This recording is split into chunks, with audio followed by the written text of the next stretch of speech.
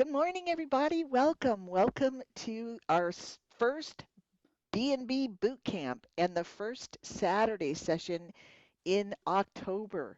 It's October. Oh my God. We are in for a treat this morning. And so I just wanted to introduce our speaker. Her name is Milani Hawk, and she teaches people how to build amazing businesses using the power of the short-term rental sites like Airbnb, even without owning any property. She's kind of a master. So she has used this business model and has traveled the world where there are 5 kids. So she is a proven commodity and she's going to teach us all how she does it. So with that, I'd like you to introduce and welcome Milani Hawk. Thank you, Hey Milani, for being guys, here. I can Thank you. hear all the cheers amongst all of your Zoom houses. Thanks guys, thanks. The few videos are on, thanks. And I love seeing where you're from. So if you haven't put in where you're from, that's super helpful for me actually, so I know how to tailor this better. Hezekiah from Washington. This is really early. Thanks for being here. That's awesome. So thank you for wherever you are tuning in from. We're just going to get started real quick just to make sure everybody's sound is working and everything. We're going to start by watching a real quick video introduction.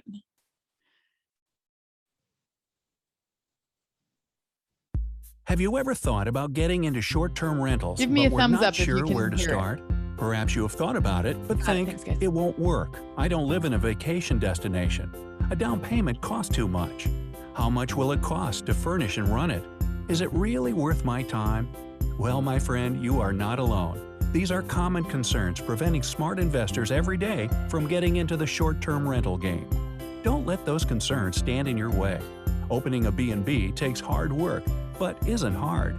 In fact, it might be the easiest job to get. You don't even have to put on your fancy interview power suit to land the job. If you're willing to provide a nice clean home, be hospitable, and aim for excellence, then you've got the job.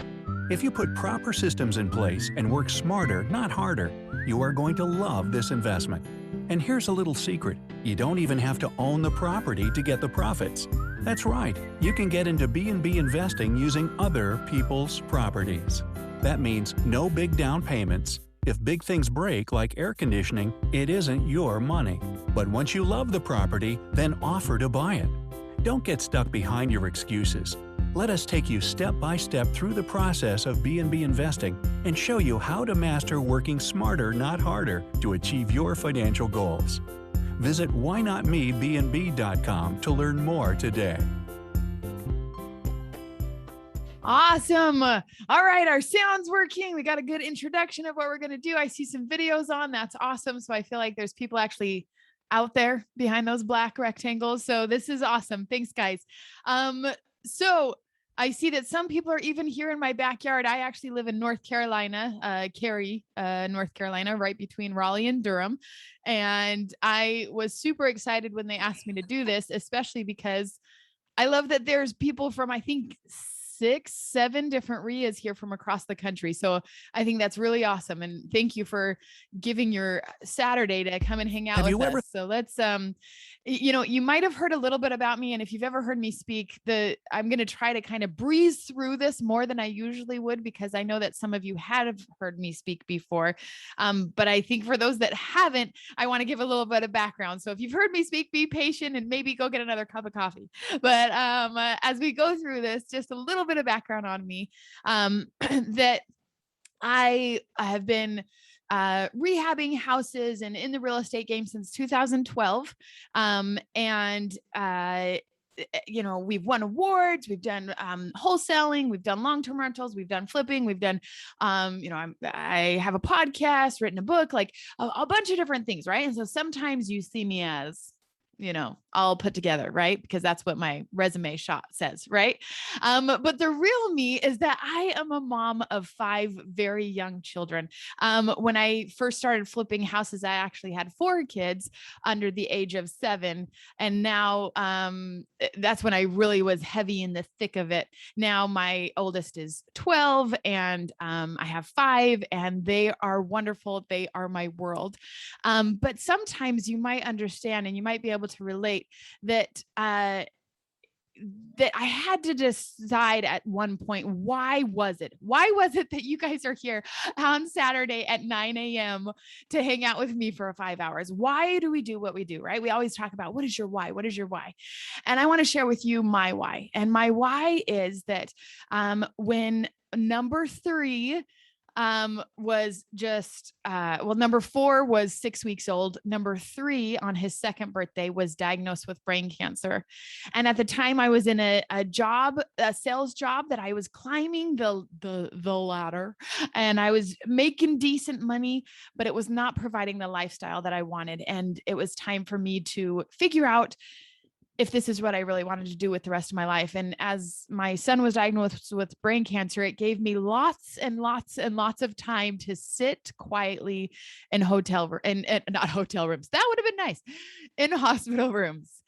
And in those dark hospital rooms where it's quiet and there are a lot of prayers going up, and it just provides a very somber atmosphere to really think about what I'm doing, what I was doing with my life at the time. And at that time, I realized that I was telling my kids, you can be anything you want to be when you grow up. But at the same time, I was miserable in a job that I did not love. And all the big dreams that I had talked about with my husband when we were dating were getting brushed to the side. But it took cancer to wake us up, to make us actually realize, what are we really doing with our lives?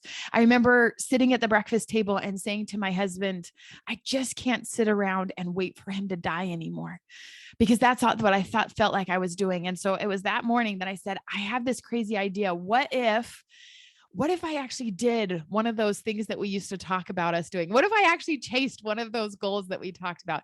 And both of us were in good jobs and we had a beautiful family, but we were talking about those big goals that we really wanted to aim big for. And so I said, I'd like to start flipping houses, because we had talked about doing that for quite some time.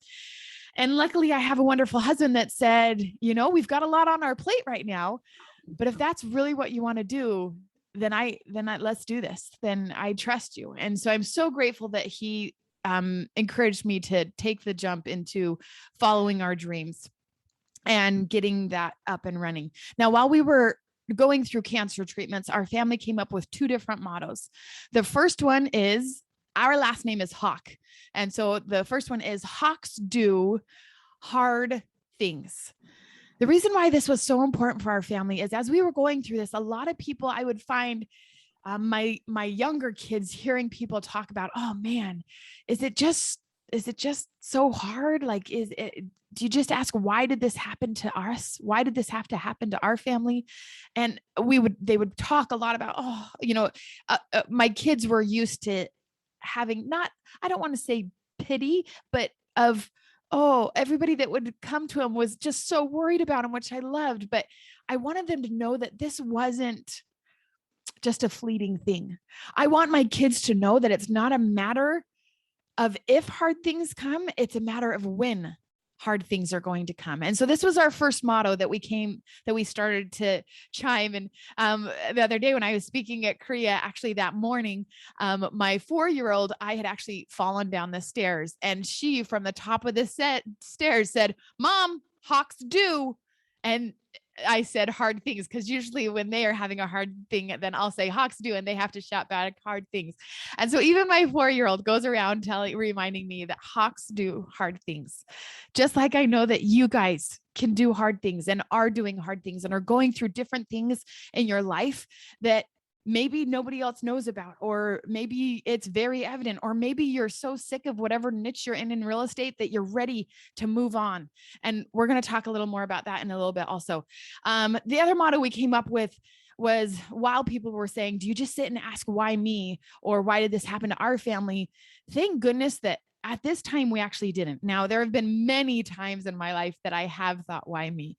But during this time we were, hey, I don't want to offend anybody's beliefs, but you'll hear me talk a lot about mine, and I don't mean to be offensive at all. But for me, I strongly believe that God knew better than I did, whatever that God looks like for you, right? But I strongly believe that this was one of the ways that God was showing me how strong that I could be and how strong our family could be. And there were so many prayers going up for our family at this time, because it was pretty serious and pretty fast. He was diagnosed, and within 12 hours, he was having emergency brain surgery.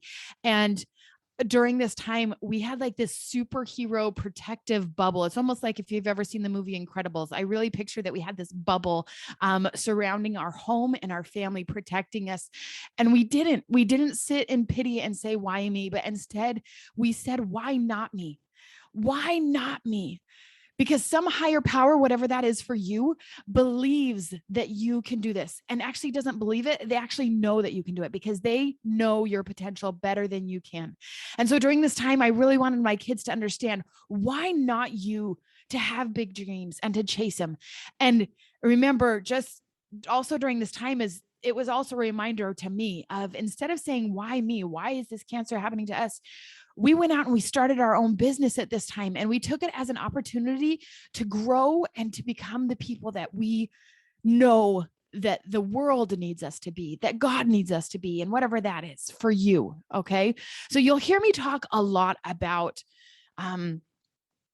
meeting your potential, but also finding your dream day.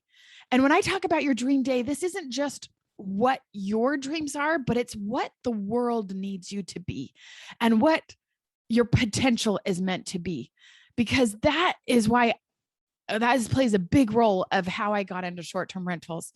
I was really worried as I started to flip houses, that I was really worried of trying to find that balance between my work and my family life. And I was really having a hard time balancing which one was taking priority, and having a hard time not letting one slip in the meantime.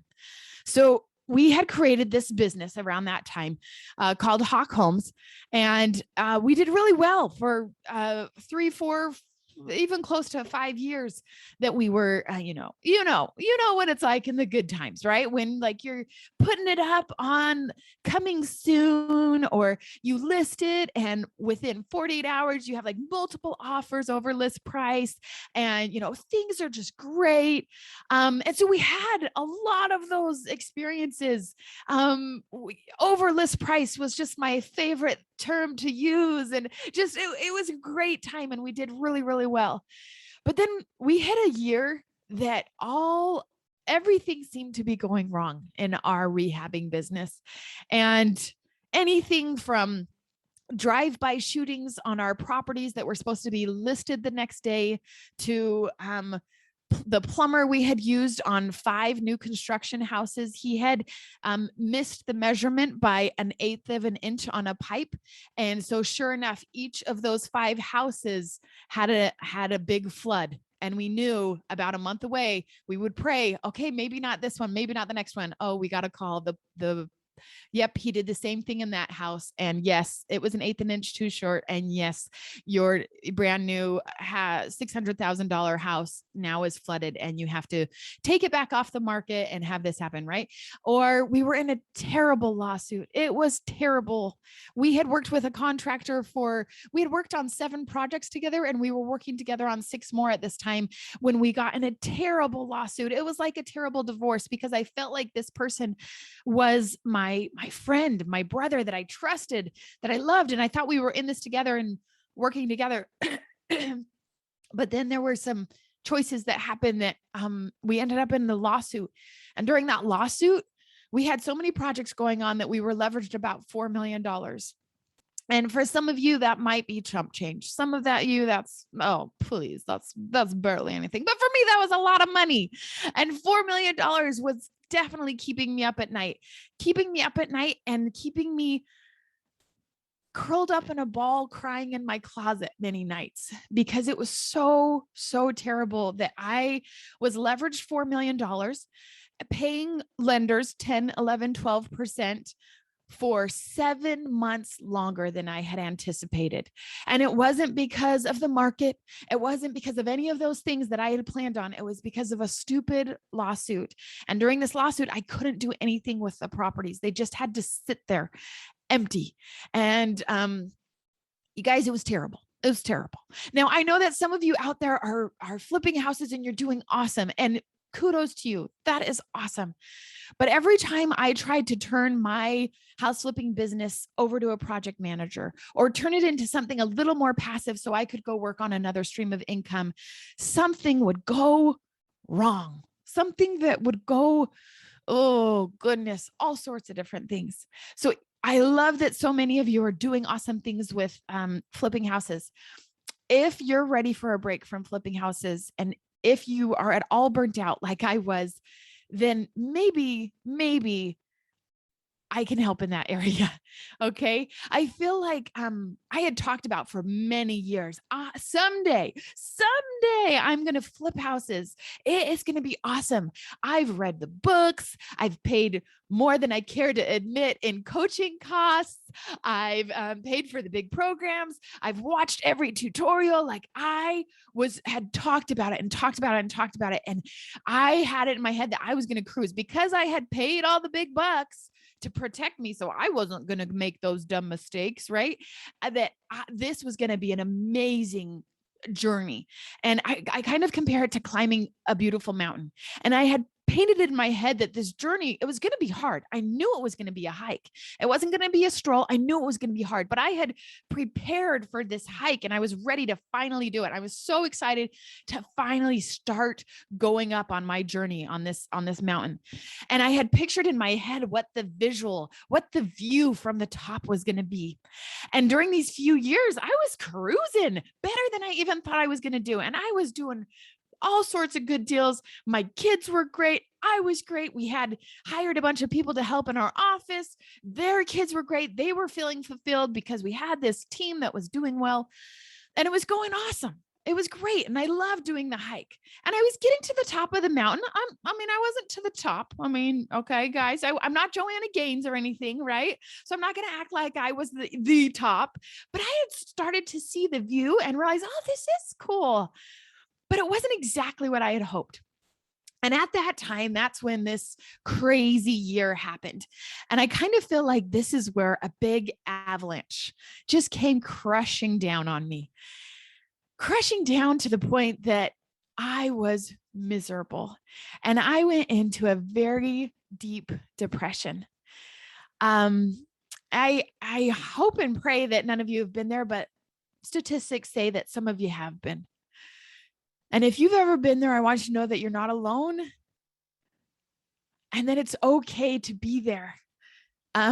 Because through much therapy and through much loved ones, I was able to dig out of that avalanche. And I know that you can, or you have, or eventually someday you might have to. And so I want you to remember that it's okay to go through the avalanches because it's where we find our next path. And for me, I had to figure out what was the next path. What is my next step? And so at that time, even though I had thought I was living my dream, I had to take a step back with my husband and say, what is our dream day? What am I really creating here? Why am I working so hard? Why am I going to conferences on Saturday mornings and leaving our 5 kids with a babysitter that I'm paying lots of money to? Why am I doing all of this? And as we talked about our dream day together, we listed a bunch of different things on there. We talked about being able to coach our kids' sporting teams instead of catch the very fourth quarter. We talked about seeing our kids for more than 3 hours a day and being able to actually spend at least those 3 hours with them instead of in meetings or getting caught up on work. We talked about taking our kids and just traveling as much as we could to help them experience the world. And some of these ideas sounded so crazy. And I confided in my husband these big dreams because I didn't even feel comfortable, even though I'm super close with my family. I didn't want to tell my family because if it didn't happen, I didn't want to be embarrassed. And I didn't want them as I was telling them, maybe they might even say something like, oh, yeah, okay, yeah, good luck with that. I didn't want to hear that, right? But with my husband, my accountability partner, we sat down and we said, what are actually our dreams for this year, for in 3 years, for in 5 years? And as we talked about that, we realized we needed a change. We needed not just that rehabbing platform, not just the flipping houses platform stream of income, but we needed to add additional streams of income because we wanted to create or build a life that we didn't need or want a vacation from. And that was our goal. I don't know if you are still in your 9-to-5 jobs or if you remember back in those days. I remember I love my family. And I remember them asking if I was going to a family reunion that was like a 7-day family reunion. I was like, yo, I love you, but we only get 10 days off a year. And like, that is a lot of my vacation time to be able to just do that, to just spend it with the family reunion. But we wanted to create a life that we didn't need a vacation from, that we had control of more than just taking off the 10 days of a year, but we could still possibly even make more than we were at our awesome sales job that we were doing awesome at, but on our terms, right? So maybe you're here and you might have similar ideas, or maybe that rings true to you. So for me, I realized, okay, I've got to get out of this avalanche. I have a few different options. Okay. So option one is to dig myself out of this avalanche, and I'm going to get back on that mountain, and I'm just going to keep on climbing to the top. And even though the view wasn't exactly what I had hoped for, maybe I can make it something that is what I wanted. And it was a great view, but it wasn't exactly what I had hoped for. And it kind of made me kind of nauseous even to think about taking out loans at that point, because what we had been through in the last year and a half. So that was option one. And I wasn't feeling super excited about that one. Option number two was to dig myself out of the avalanche and then just go back to dry, level, safe ground. Get off the mountain to get all together, right? And I was really, really close to taking that option. I was really, really close to taking that option. But the thing that kept me from doing that is I was so afraid that if I did that, if I got off the mountain and just climbed down and just went back to safe level ground, I was so worried that I wouldn't climb up any mountain ever again. Not just the real estate investing, but I was worried that I wouldn't be able to take any risk ever again. And so I'm so, so grateful that we didn't take that option, because we were very, very close. I remember when my attorney said, let's talk about your options for declaring bankruptcy. And you guys, at that moment, I was like, I'm done. I am so done with this. Why would I ever put myself in a position to ever do this again? And at that time, I had a bunch of private lenders on my houses, $4 million worth, right? Many of whom I had never met, but I sent them a Christmas card every year and we talked every once in a while. And I was having nightmares of one of these families actually that had invested their deceased husband's and father's 9/11 memorial fund with me. And I couldn't help but think of that family and how they had trusted me, even though we had never met face to face, but they trusted me. And I started having nightmares of this family and how their husband and father had so honorably passed away, and they were using these treasured sacred funds in my investments. And I remember saying to my attorney, I can't do it. Now, if you ever have to declare bankruptcy, please don't think I'm judging you. It's just for me at that moment, I knew I couldn't, and that I would take my family and live in a box if I needed to before I declared bankruptcy, so I couldn't pay these people back. And I remember thinking, I am done. Like, let me just pay these people off, even if it takes me the rest of my life. Let me just pay them off, and then I will go back to my sales job, even though I was miserable. And let me just do that. So glad I did not take that option, even though I was so close. Thanks, Nathan. But at this time, I realized there was a third option. There was a third option. So one was to go up the mountain, one was to go down, but there was a third option that as I was digging out of my avalanche and trying to put the pieces back together of how I could get my mental health back in a place that I could even do anything, let alone pick up the pieces of my business that were falling apart. And I realized that my avalanche that I thought was my destruction and doom had actually created a bridge.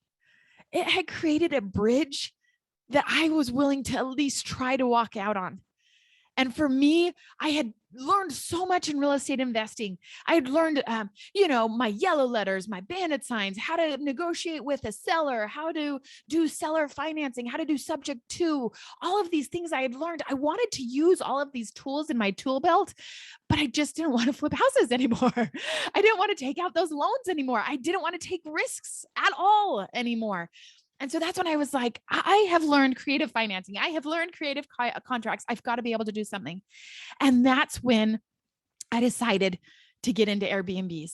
And at this time, it was kind of new. It wasn't super new, but in my area, there weren't a lot of people doing it. And especially the idea of using other people's properties. Because at this point, I didn't have enough money to go and buy a bunch of houses to run as Airbnbs. I didn't have enough money to do as a down payment, but also I didn't have necessarily the credit at that point to go and get a bunch of houses. So at this time, I had to think creatively. And that's why I got in using other people's properties that we're going to talk about a lot today. Now, on this journey, as I took my bridge, it's the only way that I would have seen all of these views that were behind that first mountain that I would have never had the courage to go to if I hadn't gone through the avalanche, if I wouldn't have walked out on my bridge. So whatever that is for you, I think sometimes we think we set these big goals and we just have to keep on going, keep on going, keep on going. And sometimes it takes courage to take the bridge to a completely different mountain, even after you've climbed the first mountain. I don't know if that makes sense. Give me a nod if that makes sense, or at least a thumbs up or something, so I know that it's making sense. But hopefully that makes sense, that you've got to sometimes, thanks guys. Sometimes you've got to have the courage to say, I don't want to do that anymore, but I think God has something else that I need to go and do. Now, the path for me and setting up these Airbnbs, I went out and I was like, let's do this thing. Like, I got to find a way to pay back a lot of people. And my houses had devalued over that 7 months due to some things, a bunch of things. We won't go into all those things, but so I was able to sell those houses and make up a big portion of the 4 million. But there was still quite a deficit that I had to make up. And I was ready to do that as soon as possible. And so I said, I'm doing this. I'm all in. I'm going to try this short-term rental thing. And so I opened my first 4 Airbnbs within 4 months and learned a lot during that 4 months. And in the years since, we've opened dozens and dozens and dozens more. I want to be very clear right now so that people understand. I am not somebody who claims to have hundreds and hundreds and hundreds of Airbnbs. Okay. If that's what you want to do, a bunch of my students do that. That is awesome. I love that. That wasn't my model. This is one stream of income. My sweet spot is I love to have between 20 to 30 properties. And we're going to talk about it a little bit later, that if each of those are netting at least $1,000 and I have 20 to 30, I'm fine with that.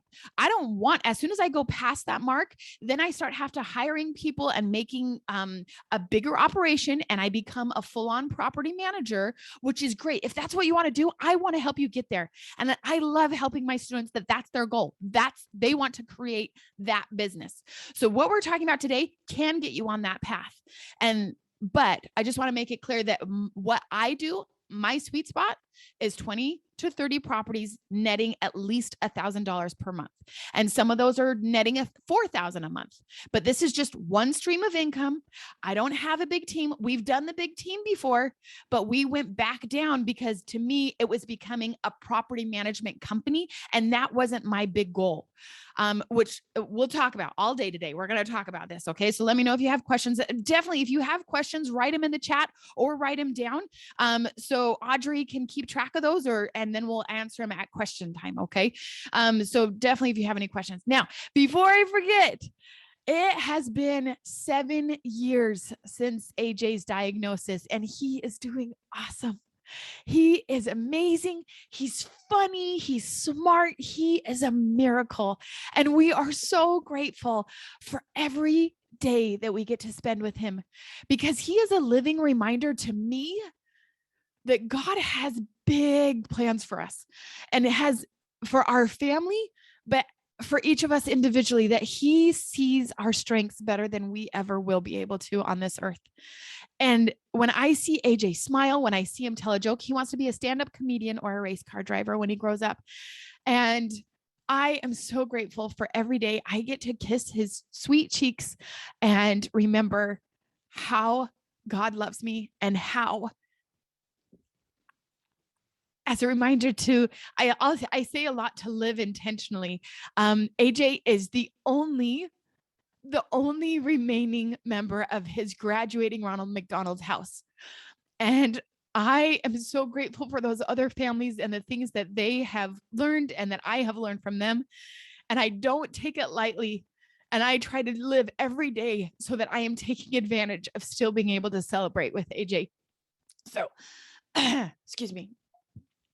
So, disclaimer, as we go through the day, just a reminder that your success is up to you. Okay. You've heard that my attorneys advised me on lots of things over the last 5 years, and your success is up to you. And so they want to make sure that I say your success is up to you. We're going to talk about how to be smart about it, how to make good decisions, how to run the numbers, what we and some of my other students are seeing in their businesses. But your success is up to you. Okay. Because my goal is to truly turn you into short-term rental superheroes so that you can live the life that you want to live, that you can have that dream life, and you can do it while having that strength with you and feeling like you're not out of control.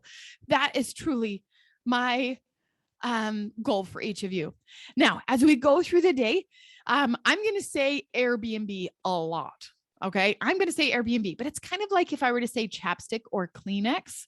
I don't just mean using the Airbnb platform. Okay. I want to make sure that I'm very clear on that. I do not want you just listed on Airbnb. Now, usually I would say 80% of our bookings do come from Airbnb. So that is awesome. That is really important. But I also want to make sure that you have other sources and that you're creating other sources, whether it's VRBO or HomeAway or bookings.com or maybe your own site, whatever that is. I want to make sure that when I say Airbnb, you're not just thinking that that's the only platform I'm using. That's just another word for short-term rental. Okay. Now,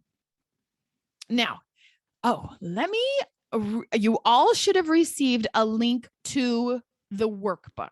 Have you all received the workbook? Let me go ahead and put this. Sorry, guys, I should have had this up, a PDF to this before. Give me a thumbs up or a yes if you do have your workbook. Or give me a no if not. I'm going to try to put, okay, so we've got some yes, some no's. Okay, let me go ahead and get, I don't know, Audrey, if you have that you can put in there. But give me just 1 second, guys, to make sure that you all, I can't see whose name is that. Dude, whoever you are that's showing me your workbook, you rock. I'm sorry, there's a lot of like dark colors in this one, and I'm like, oh, they're gonna hate me. Their printers are gonna hate me. But I'm glad that you printed it out and so that you have it. If you want to work off the PDF copy, let me just. I'm gonna try to put it in the chat. Oh, okay. There it is, shared in the chat. Somebody. Perfect. Oh, I love you. Yes, and just so everybody else has a reminder, it came in your pre-registration email. So check your email on the day that you registered. It would have been an automatic, and all the goodies are in there too. So just when you get done today, don't forget to go look for it. You'll find it there. Perfect. And we're actually going to take a break in a little bit, and I'd like you to pull it up because we really work really heavily off of that. And you'll see when you're taking notes, if you're taking notes on the slides, a lot of it's going to be straight from the workbook. So it's going to be super helpful. So definitely if you haven't received it, then look in the chat, and awesome Audrey has put a link up in there for us. Okay. So you'll see at the beginning of the workbook, it talks about who this day is for, but if you're here, let me just tell you, you are in the right place. Okay. It also tells you about the things that we're going to talk about today, but I'm not going to waste time going through that now because you're going to see. All right. These are the modules that we're going to go through. I just wanted to give you a overview. So, I don't know if you're like me, but you need to plan your potty breaks after 5 kids. That's just, you need to know, right? So we will have a morning break, but both of the works, there's a morning break and an afternoon break. They will be working breaks. So you will have assignments that I need you to work on, and they're just quick 10-minute breaks. But we will also have a working lunch break. And during that time, you will have a spreadsheet that you will be working on, but at least that will give you an opportunity to go get a drink, go, microwave your lunch or whatever. Okay. So you will have a 30-minute break in the middle also. But these are the things we're going to go over today, and that all are covered in your workbook. You'll see there's also a lot of pages for you to take notes on. I want you to figure out some sort of system. I don't know if y'all, my husband calls me a conference junkie because I love a good learning conference. I love going to 3-day conferences, 1-day conferences, whatever. I love signing up for online courses. Like, I am a junkie. And if you are like me, you know that after a full day, it's going to be like, oh my gosh, I don't even know what's going on. So figure out a system, whether it's on the right side of your page or whatever, to write down your action items or your aha moments. Okay. So you're going to be scribbling lots of notes or whatever. I want to make sure that you're also writing down some sort of takeaways or aha moments, because we're going to talk about those at the end. So you actually remember and have takeaway items. Otherwise, this next 5 hours is going to just be not at all worthwhile, right? Because I want you to actually know, leaving this, your next steps. And so when you have those aha moments, when you have action items, make sure you're tracking those so they don't get messed up in all of your other notes. Okay. Now, let's jump in. Now, the first 2 modules aren't as Airbnb heavy. And the reason why, I just want to make sure that it's very clear.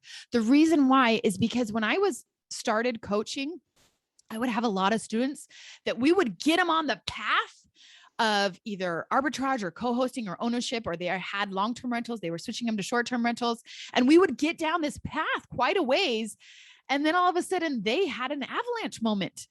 And I was so mad at myself. I'm like, what? No, like, my whole reason I coach people is so that hopefully you don't have your avalanche moments, and that we just get you right to the bridge. So my goal is to get you right to the bridge, but we have to go through these first 2 modules to help find your bridge.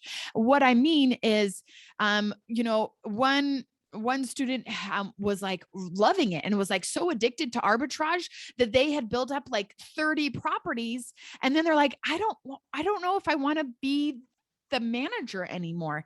And so we had to kind of flip things around, because then they wanted to go over to still arbitraging, but instead of running the company. Okay. So when I say running the company, that means you're in charge of your making sure that your front desk assistant or platform, we're going to talk about these terms in a little bit, is always running, your maintenance guy, and your cleaning team. So those are usually the 3 different people that you're going to manage. Okay. And she's like, you know what? She actually wanted to move out of the country for 6 months, and she would have the income now. And she's like, what do I do? And it's like, okay, well, we've got to figure out, either you have to hire somebody that can manage those 3 people, and then you have to pay them, or you can outsource it completely to a company, which we're going to talk about.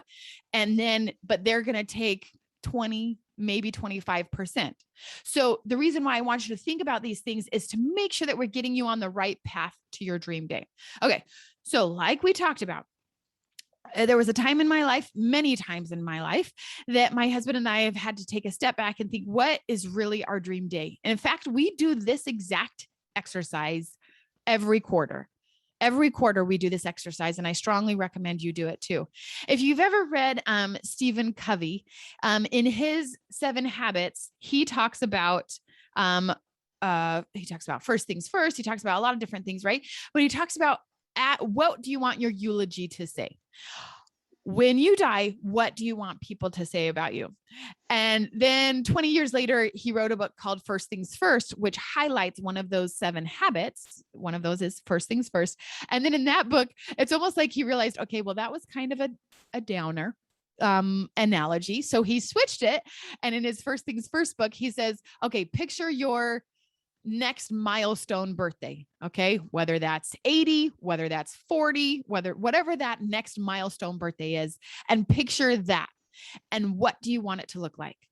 So if you are thinking about your next milestone birthday, or if you're thinking about 5 years down the road, whatever works for you, I want you to think about each of these things. Okay. And maybe if you want to, you can start jotting down now, but we'll give you 10 minutes in just a little bit, but you're going to have a lot to cram into this 10 minutes break. So we give you like 4 assignments during this 10-minute break. So it's impossible for you to do it all, but at least we'll get you going. So during this, I want you to think about, where are you in your dream day, 5 years from now, whatever that is, 3 years, whatever you want to project, right? Who are you with? What are you wearing? Okay. Now this one might seem funny, but the reason why we ask, what are you wearing? Because I want you to visualize this so clearly. I want you to visualize this so clearly because someday I want you to get to that point and I want you to think, I'm here. I know this place. I feel like I've been here, but even if you haven't, you'll recognize this is my dream day and I'm actually living it. And with your dream day, I want you to, on the next page, and we also talk about what is your daily routine. On the next page, it also talks about actually drawing it out. This is taken from Meg Johnson, who's an amazing motivational speaker. And she actually was in a hiking accident and is in a wheelchair now. But she talked about how she is a huge advocate of drawing out your dream day, and even down to what shoes you're wearing. Because are you wearing flip-flops, or are you wearing shorts, or are you wearing a power business suit and you want to have a corner office out in the background? And so as soon as you are able to clearly define what it is that you actually want, the easier it is for someone like me to come and help you get there. Okay. So as you go through this exercise, I want you to write down today's date as well as when this dream day you're hoping that this happens. Okay. So as you're really clearly defining that dream day, that will help us know which of the different types of Airbnb hosting are a best fit for you. Okay. So now let's talk about financial freedom. Let me just check our time schedule here. Okay, we're doing great. All right. If you have ever, one of my other good friends, LaDonna, she talks a lot about with her dream day and with her coaching students, she makes them picture what it smells like. And I have never done that, but I will talk about in a little bit that there was a time, there have been many times, I should say, especially in the last 2 years, that I have a moment and it feels like deja vu. And it's like, where have I feel like I've been here before. And I realize it's because I've looked at, whether you have a visualization board, whether you hang up this picture that you're drawing, whatever that is, that it's like, I realize where I am right now. I'm in my dream day that I have literally thought about every single day. When I wake up in the morning, Tony Robbins tells you to shout affirmations and to look at your visualization board so that you know every morning why you're doing what you're doing each day to get you to your dream day. Now, before I'm gonna geek out a lot in the next 5 hours, right? I fully am aware and acknowledge that. Well, as my sister once said to my husband, "Wow, it must be really hard to be married to her." For rude, who just says that, right? And this is my sister that I love. I fully acknowledge that. So I go around and I speak on different topics, right? And short-term rentals, I love speaking on short-term rentals, but I also love speaking about time management, especially for overachieving moms. And I fully am aware, when you see me open an Excel spreadsheet, I am going to geek out like nobody else. I love a good Excel spreadsheet. I also love talking about time management. But I also love talking about your dream day, because when I think back to just 7 years ago, when I was sitting in a dark hospital room, not knowing what the path held for me. Or when I think about just, guys, it was just in 2017 where I was $4 million in debt, about to lose my house. When I think of just 4 years ago, that is why I'm so passionate about this dream day exercise. So yes, you could say, oh, that's so dumb. I'm not going to waste time with visualizations and affirmations every day. That's totally fine. But 4 years ago, when I was in my darkest dark and I heard Tony Robbins say, do this, I realized, you know what could it hurt? If he's doing some cool things and he's living his dream day, what does it hurt for me to actually do the same thing? So if you don't want to listen, that's totally fine. But I'm saying that knowing your dream day is important. Knowing your affirmations are important. And if you don't know what affirmations are, because I didn't, 5 years ago, there's a great book called Miracle Morning by Hal Elrod that is a wonderful read. And he talks about visualizations and affirmations. That is an absolutely wonderful book. Miracle Morning. Read it. It's worth it. All right. So now let's talk about your steps to financial freedom. Now, this one's going to take a little bit more math for a Saturday morning. So buckle up. Here we go.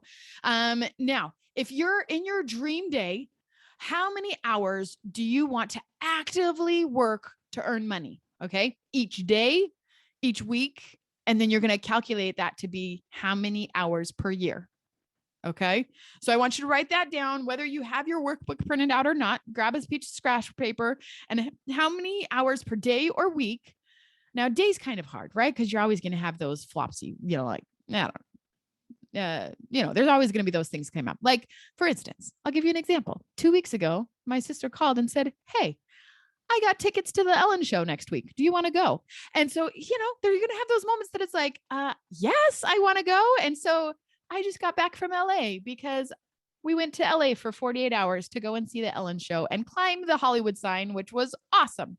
It was such a fun 48 hours. So you're going to want those moments, right? So that's why I kind of don't love the saying how many hours per day, but you're getting the idea, right? How many hours per week, and then multiply how many hours per week you want to actively work to earn money per week, and then multiply it by 52 to get our annual work hours, right? You're still with me, right? Okay, then you're going to go down and you're going to say, how much passive income do you need?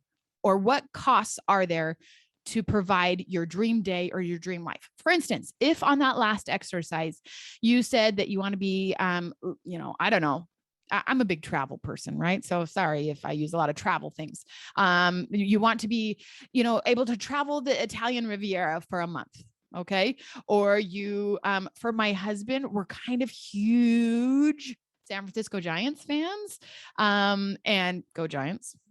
We're doing great this year, in case anybody was wondering. But he's a huge Giants fan, and his big goal is there's something called fantasy camp. Does anybody know what fantasy camp is? Put it in the chat if you've ever heard of this. This is where grown men pay $5,000 to go be a giant for 3 days, right? They get to play on the field. They get to go in the locker room. They get a Giants jersey with their name on the back. So they get to go pretend, basically, it's a grown man version of playing house, right? But you're pretending that you're a big league baseball star Giants. And that's my husband's great goal in life. And I'm so excited because I really think it's been shut down for COVID, but hopefully next year it's open. And I'm so excited that I really think that hopefully next year we get to do that for him, because it's been on his goal. In his drawing, it has him in his giant shirt at fantasy camp, right? So whatever that is for you, okay, well, that's $5,000. And we know we're not going to have to do that every month, right? But you're going to go through this and you're going to say the necessities of your dream life and the cost per month. Okay. So if you wanted to do fantasy camp and the Italian Riviera and 3 other travel excursions or whatever else, make sure that you're annualizing that. And then you're figuring out per month, what is your cost? So down here at the bottom, my goal from this worksheet is for you to have how many hours you want to work per year and how much you need to make per year, okay, to provide that dream life. Okay, super simple, right? We're just going through step by step, but usually in our life, we don't take time to sit down and do this. Okay, so that's why we need to make sure that it's really important. Make sure that you're also acknowledging things like, food and housing and your travel, miscellaneous, whatever, right? So you've got some sort of number. Okay. So for me, this was an example. So it was about 200,000 a year is how much I wanted. And I only wanted to work 720 hours a week. I'm kind of a 16-hour per week kind of girl. And so, yeah, that was kind of my dream. So hopefully you're going to have time to sit and fill that out. Now let's talk about how it's, as real estate investors, I don't want you to ever just do one thing, but I want you to always start with one thing. Meaning I don't want you to go out and sometimes when you're first getting into real estate investing and you go to these monthly amazing RIA meetings and it's like, oh, Ron LeGrand says I should be doing this. Vina says I should be doing this. And then I want to add in a couple mobile home parks and I want to do this and I want to do this. Oh my goodness, you could do everything, right? But you have to focus on one and you have to get that up and running and then you can add your next one. But you have to have in your mind that the plan is to add the next one. All right. So I want you to list at least 3 different streams of passive income or semi-passive income that you could do with your amount of hours that you talked about in the last worksheet. Okay. So maybe for me, sometimes let me go to the next one. Like the example I set up in here, my husband loves stock options. Okay. So that was one of our streams of income. And he works on that about 4 to 6 hours a week, but that brings him joy. He loves it. It's great. Okay. Also, within short-term rentals, you'll find that I call those, some people think short-term rentals, that's a niche. That's a stream of income. I break it down even further because I feel like there's a few different ball games within the league, meaning within short-term rentals, you've got luxury B&Bs, which are like beach houses, cabins. If you were to purchase it, it would be over $800,000, usually over $1.3 million. That's one stream of income. There's also mid-level B&Bs, which is my favorite right now, but it's not what I started in. I started in economy B&Bs. Okay. So there's different levels even within B&Bs that we'll talk about a little bit more. But so figuring out your 3 streams of income and figuring out how much the goal would be for each one, and then how many you would need of each of them. For instance, we're going to talk about it a little bit more, but for the economy level B&Bs, my goal for economy B&Bs is usually to net anywhere from $750 per month to $1,750 per month. So it's kind of like a right around the $1,000 range. Okay. For the economy. For the mid levels, my goals are to net $2,000 to $4,500 per month. Okay. So that's that. Now, luxury B&Bs, we're not going to talk a lot about today because it varies so widely. So today, for this reason, just write down what your streams of income are. And if you're talking about short-term rentals, how many of those you would have to do to get to that goal. Okay. Because our goal, when our students, we want our students to have at least one property Airbnb within the first 3 months. Some of our like mentorship students that we're like working weekly with, we say we want you to have 4 to 6 within the next 6 months. So we're serious about this. Like we really want you to get cracking and we want you to start getting those properties up and running and starting to see the income, right? So we just need to know how many are you really planning on doing? I'm not saying that you need to go get them all at once, but I do want to know what it would look like if this was one of your main streams of income into your bucket, right? Okay. So once you have a good idea of what makes up your dream life and you need to know what your time is worth, right? So, if you put in how much per year that you, want to, let me go over to the example page. Okay. So how much per year you wanted to make to get your dream life, how much per month, we're going to divide that upper number by 12. Okay. How much per week divided by 52 and how much per day, how much per hour. Okay. So you're going to go through and then congratulations. You've figured out that your time should be worth, it might not be right now, but it should be worth $275 an hour. So if mowing the lawn does not bring you joy, is it worth paying somebody $30 an hour or 20 or whatever the neighborhood boy charges? Is it worth it to hire that if your time should be worth $275 an hour? It might not be yet, but our goal is for you to get to that point so that you're out there doing income generating things with your time instead of things that don't bring you joy. My husband loves to weed. He won't let me outsource that. So I'm not going to touch that because that brings him joy. I don't know why, but it does. So whatever, if it brings you joy, then that's a whole different thing. But with your time, we want to make sure that you are realizing, living intentionally and knowing and being very aware of the choices that you're making. Okay. Now I'm going to give you 10 minutes you're going to go through those things that we've talked about because you need to know, have a little bit better understanding. But also during this time, if you don't already have, you need to have at least 2 addresses. 1, I guess, but I would say 2, maybe even 3 addresses that we're going to analyze during the next segment. So I need you to go out and make sure that you just go on to Zillow or to PadMapper to find a rental property or 3 rental properties in areas that you're looked at. Okay. So you have 10 minutes to, the number 1 priority is to get 3 addresses of current rental properties. Okay. So 3 of those, maybe just 1, maybe 2, but if you have 3, great. Cause we're going to analyze 3 properties, but sometimes we analyze 1 property 3 different ways.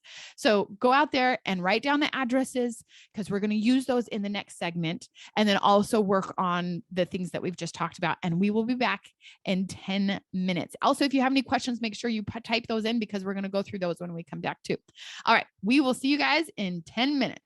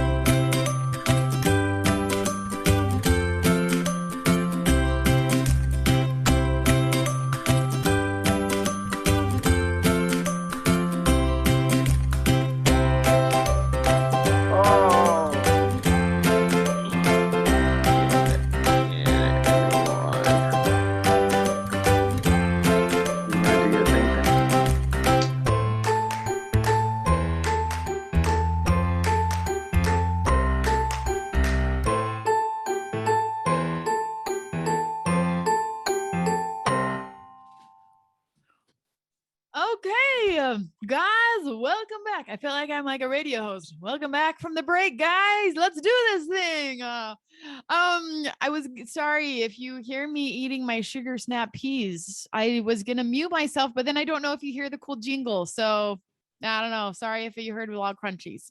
All right. So hopefully you've got that. Hopefully you've got some properties. Now, just to clarify, each of you are going to analyze your own properties. That is what is awesome about doing this together. Now there's over 100, so we're not going to have time to go through every single one. But if you have general questions, then we're going to go through those. But okay, let's do this. Oh, goodness, not again. All right. So let me just make sure that we're on pace here. We're doing great. We're doing great. So hold your addresses. We're going to use those in just a little bit. But first, we're going to talk about co-hosting versus arbitrage. and the differences between the two. Okay. Now today I'm not going to talk a lot about ownership, but there are specific times to use ownership. You talk to you listen to other podcasts, or you listen to other things that some people, for instance, the people over at Vodacy, great people. They have very similar messages of creating a lifestyle so that you can travel with your family, which is awesome. But they are all about buying nice properties and then running and managing your own SEO, which sounds like a lot of work to me, which is awesome. And I'm so glad it's working for them and their students, but that's a totally different mindset than I don't got time to worry about SEO right now. Like, that's a whole nother thing that either I have to hire out or learn. Right. So there's that mindset of ownership. I own a property. I want to go and own lots of properties. That is not the beginning step of this. Okay. Now, what I mean by that is when I use other people's property, especially using arbitrage, I let them know from the very beginning, my goal is to buy their property whenever they are ready.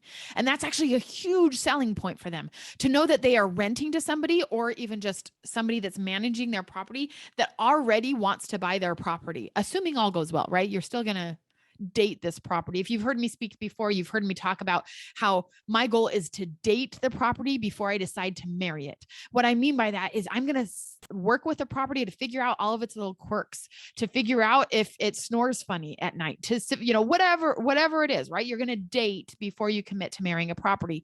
One of our properties, for instance, right now, gorgeous home, gorgeous neighborhood, wonderful. The numbers are great. It is a 3-bedroom townhome, but it produces like 2,500. It nets 2,500 per month. So it's awesome. It's lovely, except the fact that, I'm sorry, I hope this doesn't come out wrong, but 6 months ago, a neighbor moved in next door that in the last 2 weeks alone, the cops have been called on him 7 times in the last 2 weeks alone. And so even though that we've had this property for 3 years and it's been doing awesome, like we were ready to buy it, but when I prayed about it, I didn't feel right about it for some reason. And now we've offered to buy that neighbor's house as soon as that lease is up, because I'm like, you came in and you messed up a good thing I had going here. Right. And I'm ready to buy this one, and I'll buy yours too. Like, I'd be happy to, or at least I'll start renting it and then I'll buy it if you want to. And reached out to the landlord of that neighbor.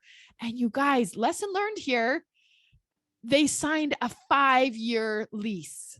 Now, as a landlord, you might think, oh, 5-year lease. Yeah, that's awesome. Well, what if the boyfriend is nonviolent? So he never stays in jail overnight, but he just keeps on getting taken to the police station, but you're locked into a lease for 5 years. Now, thank goodness I don't know if Kathy Russell is on this call or not, but she is awesome. And she is in my local RIA, my TRIA.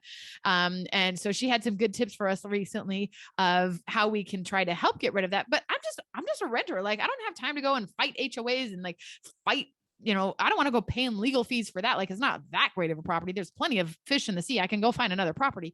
But so we've actually given our notice at this property, even though it's a great performing property, because this guy's been a problem for the last 5 months. So my point being, oh man, I am sure glad I don't own this property right now. And that I can get out of that, because nothing would have told me that was going to be a problem. The house is beautiful. The neighborhood's beautiful. The reviews are wonderful.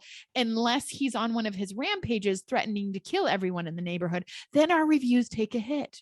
So I'm very glad I don't own this property, or else I would be stuck with that. Okay. So there are certain times that ownership is great, meaning you already have the property, or it's a room in your house, or it's a long-term rental that you'd like to test out as a short-term rental, or if it's a vacation rental that you want to get for your family to go make memories in, but you also want it to make money. Okay. So all of those, okay, yes, do ownership model. But other than that, I highly recommend using other people's property. Now, obviously, you heard in the first part that I have some risk aversion issues, that I am not looking to risk anything. And that is why I am huge on using other people's properties. Wouldn't that be cool if you could do that with your own property? If you were about to buy your primary resident, wouldn't that be awesome if you could test it? Say, hey, I just want to test it for 6 months, and then I'll really put the down payment down.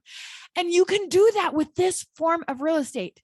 Most people hear about real estate investing, they're like, I want to get into real estate, but it's just so risky. It's just so risky, right? We get that all the time. Well, it is risky, but this is so great at taking out so much of the risk.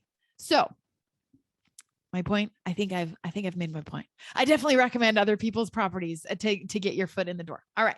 Now let's talk about the difference between the two main types of using other people's property are arbitrage versus co-hosting. All right. Now arbitrage, and this is in your workbook as well. Okay. So some of the reasons why you would want to use other people's property are, first, you don't have to pay those big down payments, and you can open up 4-6 properties within the next 6 months. Very easy. As long as I shouldn't say easy. My attorneys would not let me use that term. It is very doable if you're willing to put in the work. Okay. So, no big down payment. Oh, like I mentioned, you get a chance to actually test this property before you commit to it. Along with that, let me just kind of insert here. People are going to ask how long of a contract I sign when I'm using other people's property. And my answer is, it totally depends. Sometimes I sign 6 months. Sometimes I sign 2 years, as long as you have a good addendum in place. So luckily, with this example of crazy neighbor right now going on, luckily I have a good addendum that, yeah, technically our lease goes until next June, but because of crazy neighbor, we put in our 30-day notice, our early out. So if you have a good addendum that covers you, then sure, sign a 2-year lease if that's what makes the landlord sleep better at night. But I usually like to do a 6 month or 9 months. And at this time of year, it's perfect because there's so many landlords that want to get on the good cycle. Like, they don't like being on the November cycle, right? They'd rather be having their property open in April, May, June, July, right? And so it's a lot easier to get to negotiate a 6 month contract or a 9 month contract right now. So I usually try to do that so that I can date this property and date the landlord. One of our properties in the early years, it was a great property, but the landlord had told us that they had gotten approval from the HOA and hadn't. I don't make all of my landlords get approval from the HOA, but if the HOA is kind of gray area, then I do, because it's not worth it. If, I want to make sure that it's not, you're going to check the covenants. And if it's gray area, we're not going to have time to go into that very much today, but just trust me. You want to make sure that it's good in the covenants. But in this case, it was enough gray area that I asked him to get approval from the HOA, which he said he did. Apparently he didn't, because the HOA's attorneys reached out to me and said they were going to sue me if I didn't take down my listing that night. And then also, he just was not very responsive. We had a dishwasher that broke, and it took him 3 weeks to get somebody out there to even look at it, not to fix it, to even look at it.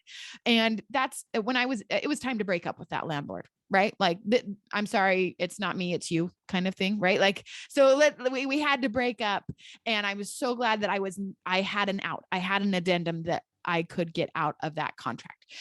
So every so often you're wanting to date before you marry, to commit to maybe even a 5-year lease. I mean, I don't recommend 5-year leases because of the crazy neighbor. I learned that lesson. But yeah, so my goal is to be in a long-term relationship with this person until they're ready to leave, until they're ready to sell their property to me.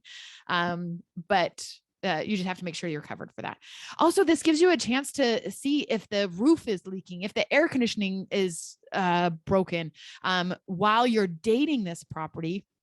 That's when you can test out those things, especially if your lease is coming up and you are thinking about offering to buy it. Make sure that all those things are working well. And if you have any questions about it, let the landlord know and say, hey, I think we might need a checkup on the air conditioning. It hasn't been performing as well as we had hoped. And then they get it all checked for you. Okay. So definitely a huge plus of being able to test all these things first. Now, in either of these situations, in using other people's property, I just realized my husband, before I go out to speak at speaking engagements, he always says, remember to talk slow. Not everybody listens in fast forward just because you talk in fast forward. So now I'm going to tell you to take a deep breath and not speak as fast, but I give it 5 minutes and then I'll be back. But I will try my best. All right. So with both of these, it starts out the same, right? You've got a house, you've got Mr. Landlord that has put a for rent sign out, or has put it on Zillow or PadMapper, or has even put a for rent a sign out on his own. Oh, I love those. I love those. Right.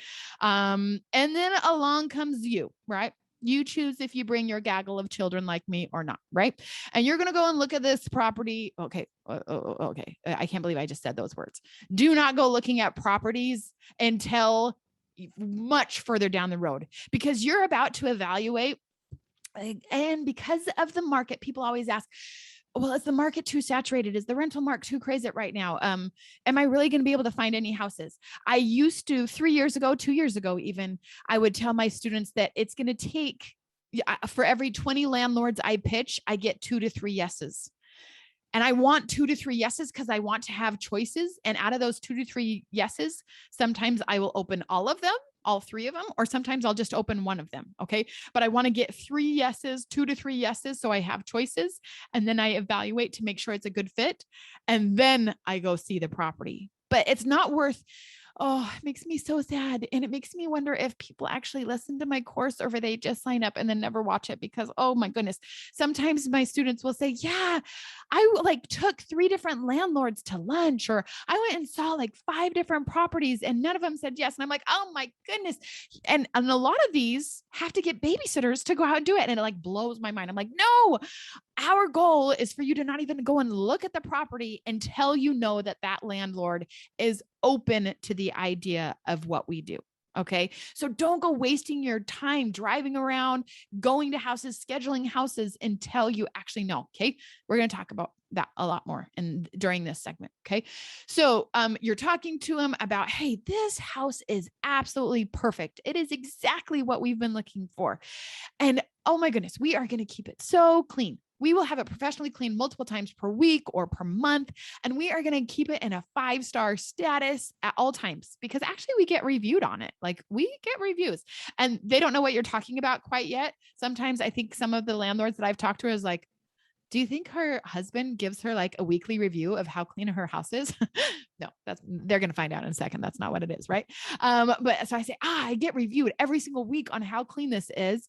And we're going to use your contract. I just have to make sure that I attach an addendum so that we make sure we're on the same page, because we're actually kind of unique renters. Now, during this time, you're also asking, now, is it true that there are 4 bedrooms and it's 1,300 square feet, to get him or her to say yes? Okay. So you already know the answer to the first few questions that you're going to ask, because you want them to start to say yes. And they want that you want them to realize that you're interested in this property. You've done your research. You're not just cold calling anybody who's listed, right? And so you're getting them to say yes. You're saying, oh, and remind me, is there a washer and dryer in this property? And, just you're asking those questions to get them to a point. In my first year, I would just go in and do my pitch, and then I would get okay conversions, but not great. Once I started asking those questions at the beginning, then, because I realized that earlier they used to have a thing, they used to be like, yeah, we think we found another renter. Oh, we think we have another applicant. That an easy way to get out. But once you've gotten them to say yes, and you've gotten them to recognize, okay, this is really somebody that's really interested in renting the property. And okay, and when is the availability date? And if they answer, oh, it's available October 1st. Okay, great. Oh my goodness, I'm so excited. That's then when you lead into we're going to keep it so clean. We're going to keep it 5-star status. Our contract just with an addendum, because we're kind of unique renters.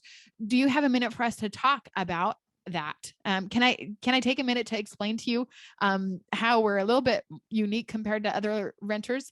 And then you go and tell them about your plans for the property, but you have to get them engaged and have them hooked so that they know that you're serious. And sometimes even I might be willing, I'd love to pay 3 months up front because I know that this is kind of unique, but I want you to be able to trust me. So once you're in a financial position to do that, you can offer that, right? Some of the, we'll talk about that in a second. I'm getting ahead. That's the next section. I forgot. That's not this section. Okay. So, in using other people's property, well, we're not going to go to that one. All right. So arbitrage is the simultaneous renting, buying, and selling of a property to take advantage of differing prices for the same asset. Okay. So that's like Webster's definition, right? Basically what arbitrage is subletting, but we don't use that term because it has a really bad connotation, right? So we don't ever say that to the landlord, but basically arbitrage is subletting, meaning you sign a lease for 6 months, 12 months, whatever it is, and then you set up monthly bill pay, you pay the rent just like normal. For the landlord, it's going to feel exactly like a regular renter, okay? And you want them to feel that way. Now, if you have a landlord that's a little more investor friendly or a little more creative in thought, they might want a piece of the action. They might want to feel like they're also invested in short-term rentals, or, oh, I've always thought about doing that with my property, but I didn't know how to get started. Okay. Then you're going to use a co-hosting model usually. Now, co-hosting is basically property management, but we're not going to use that term either because in some states and in some areas, if you consider yourself a property manager, then you have to get a certain license. And so I wouldn't call yourself a property manager. You can call yourself a short-term management company sometimes, depending on your area, but you're not going to call it property management to the landlord. I don't recommend that. Okay. So for co-hosting, you are going to get a percentage of the gross revenue. Okay. And I've seen it as low as 10%. I don't recommend 10%. I've seen it as high as 50%. That is if the person if there's a hurricane coming, you're in charge of boarding up the windows. If this person never has even seen the property and never will, maybe that's a 50% fee. The sweet spot for co-hosting is 20 to 25%. That's a good that's where I see the most co-hosting rates is 20 to 25%. Okay. So like I kind of mentioned before, if you are getting bigger, let's say you have 50, 100 properties that you are co-hosting, then I definitely want you to make sure that you're checking your local regulations and your realtors association. Especially if you are a realtor, you live at a higher standard, and sometimes it's even harder for you to be a co-hoster, or especially if you're going to use the term property manager, because then you need a different distinguishing certification depending on the state. So just make sure. Also, if you're collecting a security deposit, you have to make sure that you're doing that the right way. Meaning if you have somebody that wants to come and stay in your property for 90 days, usually you're like, oh yeah, I should probably collect a security deposit. If you're using Airbnb has a great system that they keep the credit card on file for a security deposit. So on all of my properties, I put a security deposit of at least $750. And people will say, well, doesn't that scare people away from booking? And the answer is no, not on Airbnb, because Airbnb doesn't actually collect the security deposit, but they keep access to the credit card, because for 14 days after the stay, I can go and file a claim for up to that amount. And then they automatically charge it to that person's credit card. Okay. So, but if you're not on Airbnb and you have somebody that wants to come and stay for 90 days or 120 days, it's like, oh, I guess I should collect a security deposit. But if you are not set up with the proper, escrow accounts or holding accounts, then I do not recommend that, because there's some regulation depending on where you live around how to handle a security deposit and that sort of thing. So we're not going to get a ton into that, but just know that co-hosting is kind of like property management, but we don't call it that either. Okay. Because it is going to be a percentage of the rent of the nightly, how much you're making. Okay. So now with other people's properties, here's a side-by-side comparison. So with arbitrage, this is how much you're going to have to be spending to set up these different properties in either of these different segments. Arbitrage for you're going to have to pay a security deposit and you're going to have to pay the first and last month's rent. Whereas with co-hosting, you can have almost zero startup costs. With either of these, you can be creative, but when you have a creative mindset landlord, it seems, and an investor mindset landlord, that's my co-hosting landlords usually, because they're more willing. They will pay for all of the furniture. And let me just pause because we're not going to go super deep into this. When I say that they will be in charge of all the furniture, if it's me, I'm helping them every step of the way to furnish the location. The reason why I say that is I learned that lesson in year 2 when I was early with co-hosting, and this fabulous woman who I love, and she is a part-time professor at Duke, and then she goes and lives in Spain for 8 months out of the year. But then all of a sudden Duke all of her classes are online. So she hasn't come back for 2 years now. But usually just when she's in the country, she uses it. And when she's out of the country, we run it as a short-term rental for her. And she's so great. I just love her and all of her flavor and her energy and her tastes. And so I said, I think that this carpet is kind of old. Is there any way that you've ever considered changing it? And she said, yes, Melanie, I agree. I will change it. I will put in all new wood floor. I was like, oh, well, that's so sweet. But maybe just like LVT, like we don't need to go crazy, just something nice. Maybe it will just really update the place if you're up for that. Okay. So first off, how awesome is that with co-hosting? It's still their house. They're going to be paying the utilities. Arbitrage, you have to pay the utilities, right? But they're paying the utilities. They're paying for the furnishings. It's still their house and they want to live in it sometimes. So it's easier for them to do updates. Oh, Melanie, I will take care of it. I was like, okay, great. And she's like, I can get it done this week. Great. I'll be back in 2 weeks and then we'll open this place up. Y'all, I came back 2 weeks later and this is a ranch. So it's a single story, 3 bedrooms, plus a living room, plus a family room, plus a dining room, right? She had used five different types of wood floor. In this one house, it's like a 1,500 square foot house. And she had used 5 different kinds of flooring and they were going all different directions. And one was gray, one was brown, one was light brown. And I was like, oh my goodness, this looks so great. So when you are using co-hosting and you're leaving, it's their money. They pay for the furnishings. The next day I went to my furniture person. I was like, I need you to create a menu. And now when I'm working with co-hosting people, I present the menu and I say, these are what we recommend as beds. This is what I recommend as LVT. This is what I recommend for all those different things, right? So then I'm guiding them along the path instead of, you go with whatever works for you, because what works for them is probably not what's going to work for most of your travelers, right? So you just want to be really aware and cautious of that.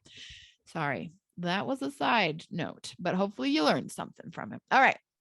So with arbitrage, you're going to be paying for the furniture. Okay. Because for your arbitrage landlords, you want it to be as regular as possible because they are the people that have been programmed, must work hard at my job and open long-term rentals and get tenant. And then when the tenant leaves, I paint and I get new tenant. Like they don't want creativity. They don't want creative negotiation, right?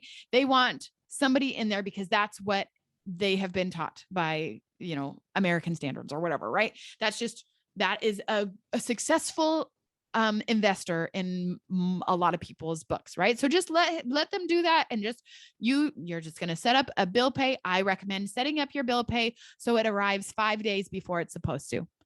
It will do wonders for your relationship with that landlord. Okay. If you're paying early, I also recommend that you send something to them at Christmas. I send a box of chocolates and they love it. It's like we're best friends, even though we've only met once at the very beginning and we haven't talked in 4 years, so you're making sure that you keep contact. And the other reason why I send the chocolates, why I pay 5 days early is so that at any time, I usually ask about 2 times a year, hey, do you have any other properties that you might be interested? We just love working with you. Do you have any other properties that you might be interested in renting to us?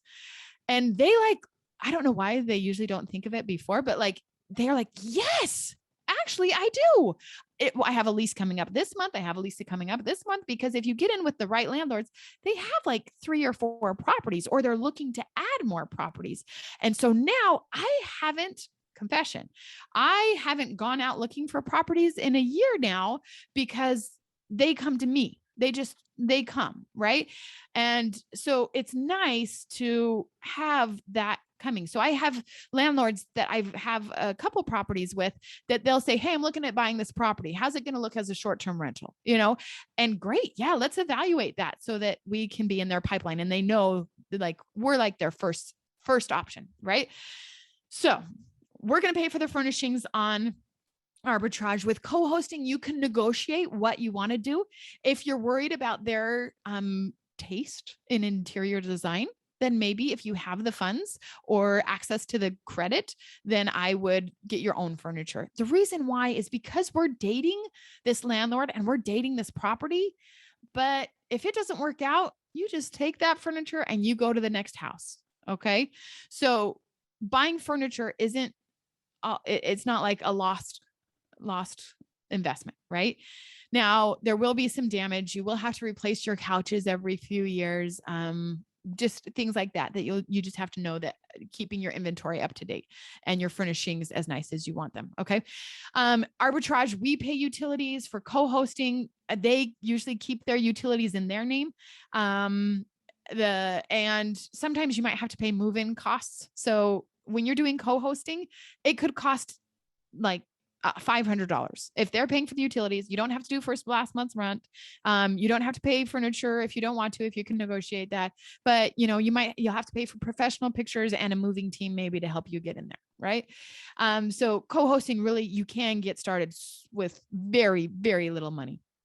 We talked about keeping the furniture versus if it's theirs. Also, if you're using their stuff, for instance, if it is somebody that lives there part of the year, then leaves, you have to make sure that you very clearly detail out what is theirs, what is yours.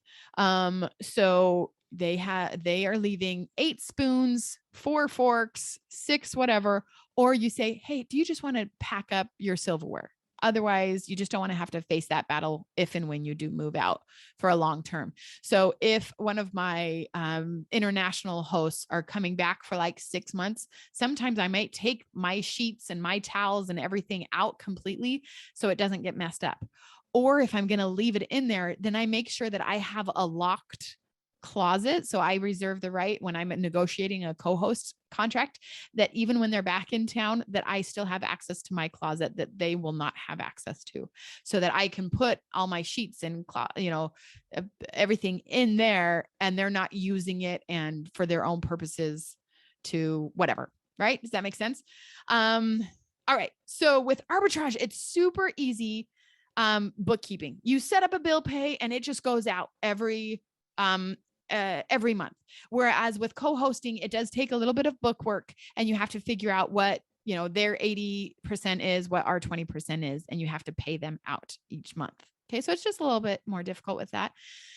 With both, you really want to make sure, number one rule is to make sure that you're looking at the HOA and the city regulations to make sure that this is legal. If you have to get a permit, if you have to get a permit, please don't be afraid of getting a permit. Sometimes they're like $200 a year. You can make that back in 1 or 2 nights. Like, don't be afraid if there's a permit, but just make sure that you are going according to regulations. It's as simple as a Google search, and then maybe a phone call is what I recommend. All right. Now, the last thing with comparing Arbitrage to co-hosting is, with Arbitrage, you have so much control with your landlords. Like, they'll just renew the lease and everything will be great. You'll never hear from them as long as you pay on time. Right. And if you have issues, then you might have to, if plumbing, if a toilet breaks, you might have to deal with that. Right. But with co-hosting, you have a lot more owner opinions, because if they get 80%, they want to know how you're performing. And so sometimes my really involved co-hosting landlords, they'll like call on the 20th and be like, hey, I saw that the last week isn't booking. What are we doing about that? It's like, what are we doing? Are you doing a lot about that? Like, what are we doing about that? So it's like, oh, well, you know what? We've got some, just late last minute discounts in place, and don't worry, it's going to get booked. But you know what? We actually raised our rates. So even though it looks like we're not making as much, we are, because we raised our rates. So even though we're only 70% occupied this month, it's because we raised our rates. And so there's less usage of everything, but we're still going to make about the same amount of money or whatever it is. Right. So they want to be more involved in the game of it. Right. And they want to see how their money's performing. And if you don't have a system in place, then they're going to be calling you to find out about that. So just to be aware of with co-hosting, your owner's opinions are a little bit more in line. That wonderful woman who I talked about before, who I really do love, very, very different tastes. And she really wanted the sunroom to be a yoga room. And we were having to replace yoga mats like every single month because they were just getting yucky and didn't look well. But she really wanted it to stay a yoga room. And so after a year, we're like, okay, just a heads up. If you want it to stay a yoga room, then we're going to be taking the cost of the yoga mats out of your thing, because we've had to replace it 10 times this year. And she's like, oh, okay, let's not do the yoga room. And it's like, we tried to explain that it was like, we didn't need a yoga room, right? But they had enough opinions that you kind of have to court them a little bit more. So enough said. I think I've said my piece on that, but you can tell my feelings, right? And people say, well, which one should I use? And it totally depends. It depends on if you have enough money to go and buy all the furniture, or if you are comfortable getting a 0% credit card to go and buy the furniture. Or the easiest, it's easier, in my opinion, to find arbitrage landlords than it is to find co-hosting, unless you're tapped into your local RIA or to some sort of international community. Meaning, I love to court, I don't know if this is politically correct of me to say, and I know this is being recorded, so don't judge me. But there are property management companies that are they don't advertise this is a blank in ethnicity service, but you can tell that it's that ethnicity service. You know what I mean? And so I'm just going to throw out a blanket. I love my Asian property management companies. They are amazing. Like, they send me leads all the time, and they have a lot of people that come for a few months, but then they just leave their house for 9 months. And so they send me properties all the time. And so if you get in with some different types of international property management companies, that they have a lot of people that have houses here, but they don't really see them or use them, or maybe they do come like once every 5 years, then those are awesome, because they want to be able to access their home every once in a while, but not have to worry about it and be making, 3 to 5 times more as a short-term rental. Okay. All right. We're rocking and rolling. Let's see.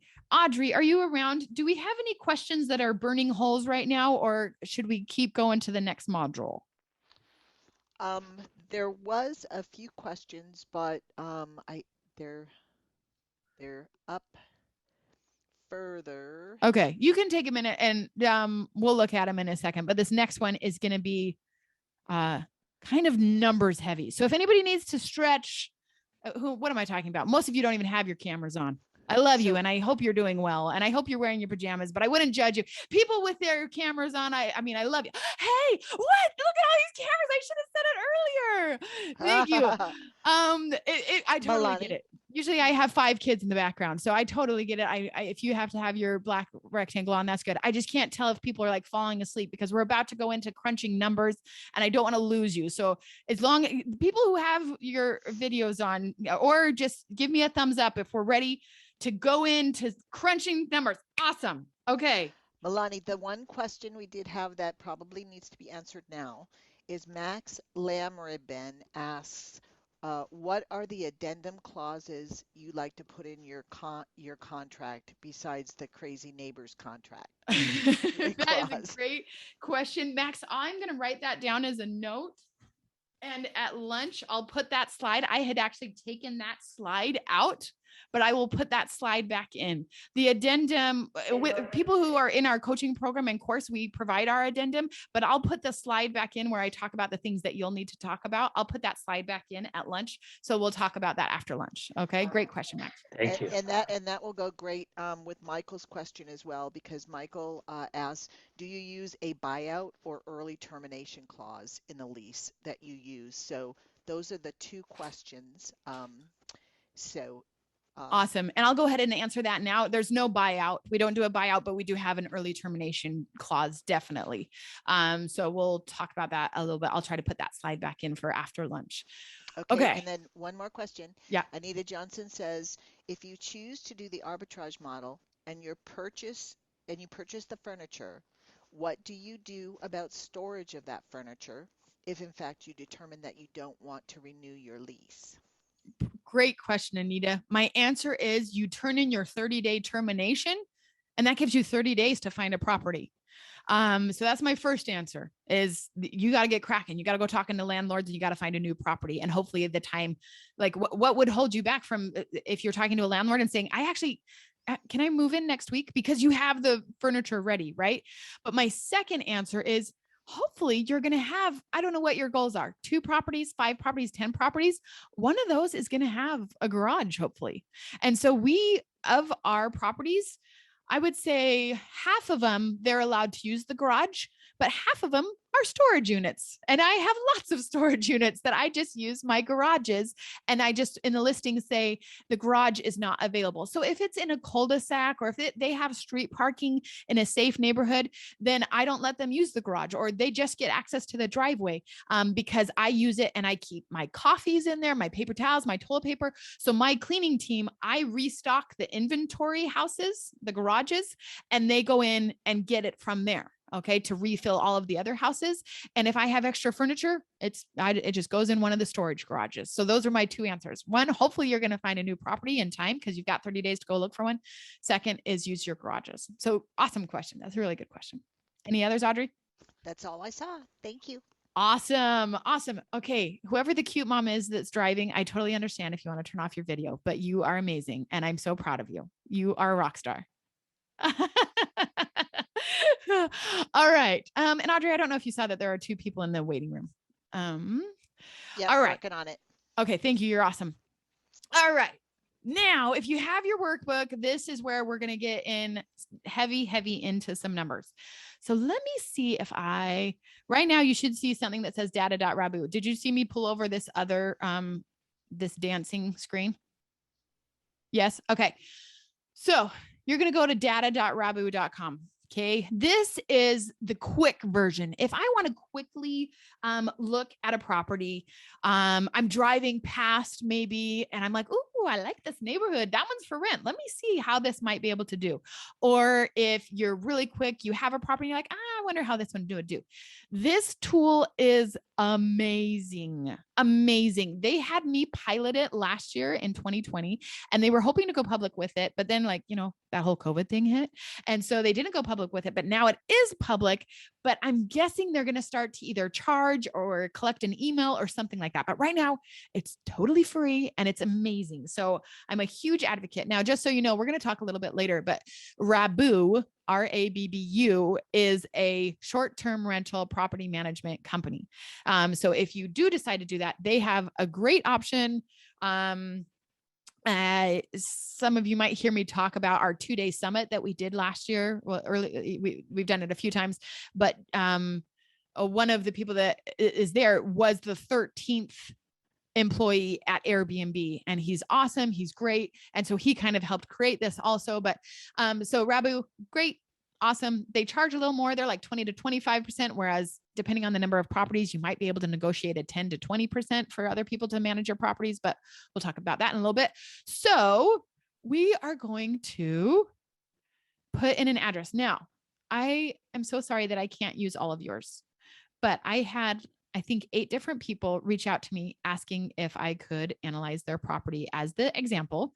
And so I'm sorry, I'm just going to use one of them right now that I think was one of the first. Okay. So if it wasn't yours, I'm really sorry. Okay. So here is, I'm typing in this address, 5901 Loyal Ave in Durham. Okay. And it has 3 bedrooms, I think. Let me check. Sorry. Let me just check the email real quick. Yeah, 3 bedrooms. Okay. So I'm going to put this in and look at the magic of this amazing tool. Automatically, it's going to pull up. Okay, I have found 11 comparable short-term rentals within 2.5 miles. Like, this is Amazing. Now, what we're going to show you for the next hour, I would not base any of my purchases or my lease agreements on this tool, but it is great to narrow down what you might be interested in. Okay. So we're going to do, this is the quick version, and then we're going to go in the detailed, deep version. Okay. So I found right here, it actually pulls the listing from different short-term rental sites, and it tells you how far away it is from your house. It tells you the average daily rate of the property. Okay. It's going to tell you the occupancy rate, which is awesome. Now, let me just pause real quick. I know that somebody out there is going to ask, well, what about AirDNA? Do you like AirDNA? And my answer is, I do like AirDNA. I don't love AirDNA. And airdna.co, not .com, airdna.co is a great tool. And they used to give it all away for free. When it was free, I loved it. And it was great. But now they make you pay about $20, not a ton, to get access to the reports. And the reports are very general. They are based on a zip code, not on neighborhoods. We are looking at things that are 0.5 miles away right now. We are looking at things that are 1 mile away right now. So airdna.co is great, especially if I'm looking at a completely new market that I don't know anything about. Then yes, it's worth the $20 to get a report from airdna.co. But if you're in your area that you live in, then I recommend doing the two exercises that we're going to do today, this one and the other one. Okay. So yeah, hopefully I've done my AirDNA spiel. Okay. So if you look at this, this is if you are an average property, maybe, you have a super nice house, but maybe you haven't updated the kitchen, or maybe most of your furniture is new, but not all of it, or whatever. And so we'll consider this average. If it's an old house, you've used all old furniture, you haven't updated the bathrooms or the kitchens or anything, then you might want to look at the 25th percentile. If it's a totally renovated house, you've got top of the line furniture, not top of the line. When I say that, like, we're not doing like restoration hardware, like Pier 1, like I'm still kind of I'm like an Ashley furniture kind of girl. I don't know if you have that in your area, but like good furniture, it's not the top of the line, but it's also definitely not the bottom fall apart. Okay. So, Renisha, I see this. Can you use this for if you fix and flip? This is just for short-term rental. So this is just giving you your projected monthly revenue on for short-term rentals. So if you have updated it and everything, then you're going to look at the 75th percentile. And this is your gross income. Okay. So this is based on the nightly rates of how much you can make. So if I was doing this just as a quick exercise, I just want to get an idea of it, then I would think, okay, $3,600 per month. Okay. Well, then if I pay, I can pay maybe a $1,500 mortgage. And if it's a 3-bedroom, then maybe I'm looking at $300 to $400 in utilities. Then maybe depending on where you live, you might have to have a pest control service and a lawn maintenance. Okay. So let's say $2,000. So, okay, my costs are going to be in my head. I'm thinking about $2,000, but this is saying, I'm going to go back to the average. On average, I could make $3,700. So, okay, this one is worth looking at because I have potential to still net $1,700 on this property. Do you follow me? Okay. So, the other things you can play around with this is it has seasonalized revenue. So if you want to go here and view the seasonality, this kind of shows you where the high months are, where the low months are in that area. All right. Just based on those comparables, which is amazing, guys, because I'll give you an example. I have been looking at this one area, but I assumed it was just a leaf peeping season and ski location. But I looked at the numbers and the numbers were still awesome in the other months. And I wouldn't have known that if I wouldn't have used this tool. So that's why I highly recommend using this tool and what we're going to do in just a little bit also. So this is an awesome, awesome tool. Any questions on how to use this in particular? Meilani, yes. I had one question. Yeah. What is RevPan? Oh, good. Good question. So if you click on this, it will tell you. It's the revenue per available night. By the way, this term I had never heard of until I started using Revit, right? So it's the revenue per available night equals the average daily rate times the occupancy. Okay. So you're going to times the average daily rate times the occupancy. And then that's going to give you the potential revenue. Does that make sense? So that it's not like an annual thing because you can't guarantee that, but it does take into account the average daily rate and the occupancy rate to give you the rev pan. It is the average amount of money collected each night that the property is available to rent out. Okay. So just, that's a good point right there. It does not, if you block it off, let's say it's a property that you love for your family and you go out there every Thanksgiving and you block it out for a week to go for Thanksgiving, it's not going to take that into consideration in the numbers. So just something to consider. All right. So what tool does use other than, oh, okay. So I use airdna.co, but right now we are on data.rabu.com, which is what I highly recommend. And then we're going to go into a deep dive in just a second. Okay. So that is a huge tool to use to bookmark, use it on your phone, use it everywhere you can. It's awesome to get a general idea. Now we're going to jump over and we need to pull up you'll see that I put it's in your spreadsheet, in your workbook. If you have the PDF version or the downloadable version, you can click on it. And it's the spreadsheet that we're going to use to actually analyze things. So it's an Excel spreadsheet that we need you to open up. I'll see. Audrey, do you know if you have that link? I can try to do it. If not. I did put it in the chat, but I'll repost it. Oh, you're awesome. Yep. And if some people are having trouble, one of the attendees had success by uploading it to Google Drive. So if you can use Google Drive, but I'll good. Upload what we have. And then there's one more question, Milani, that's kind of along these lines before we get started. If you want to read that, it's about how do you analyze the Airstream? Oh, good question. Okay, let's see. Let's go up to this. Perfect. Hopefully you're all opening the document.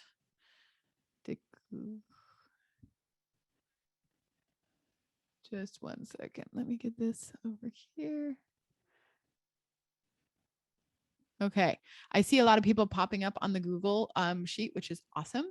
Oh, it won't let me do that.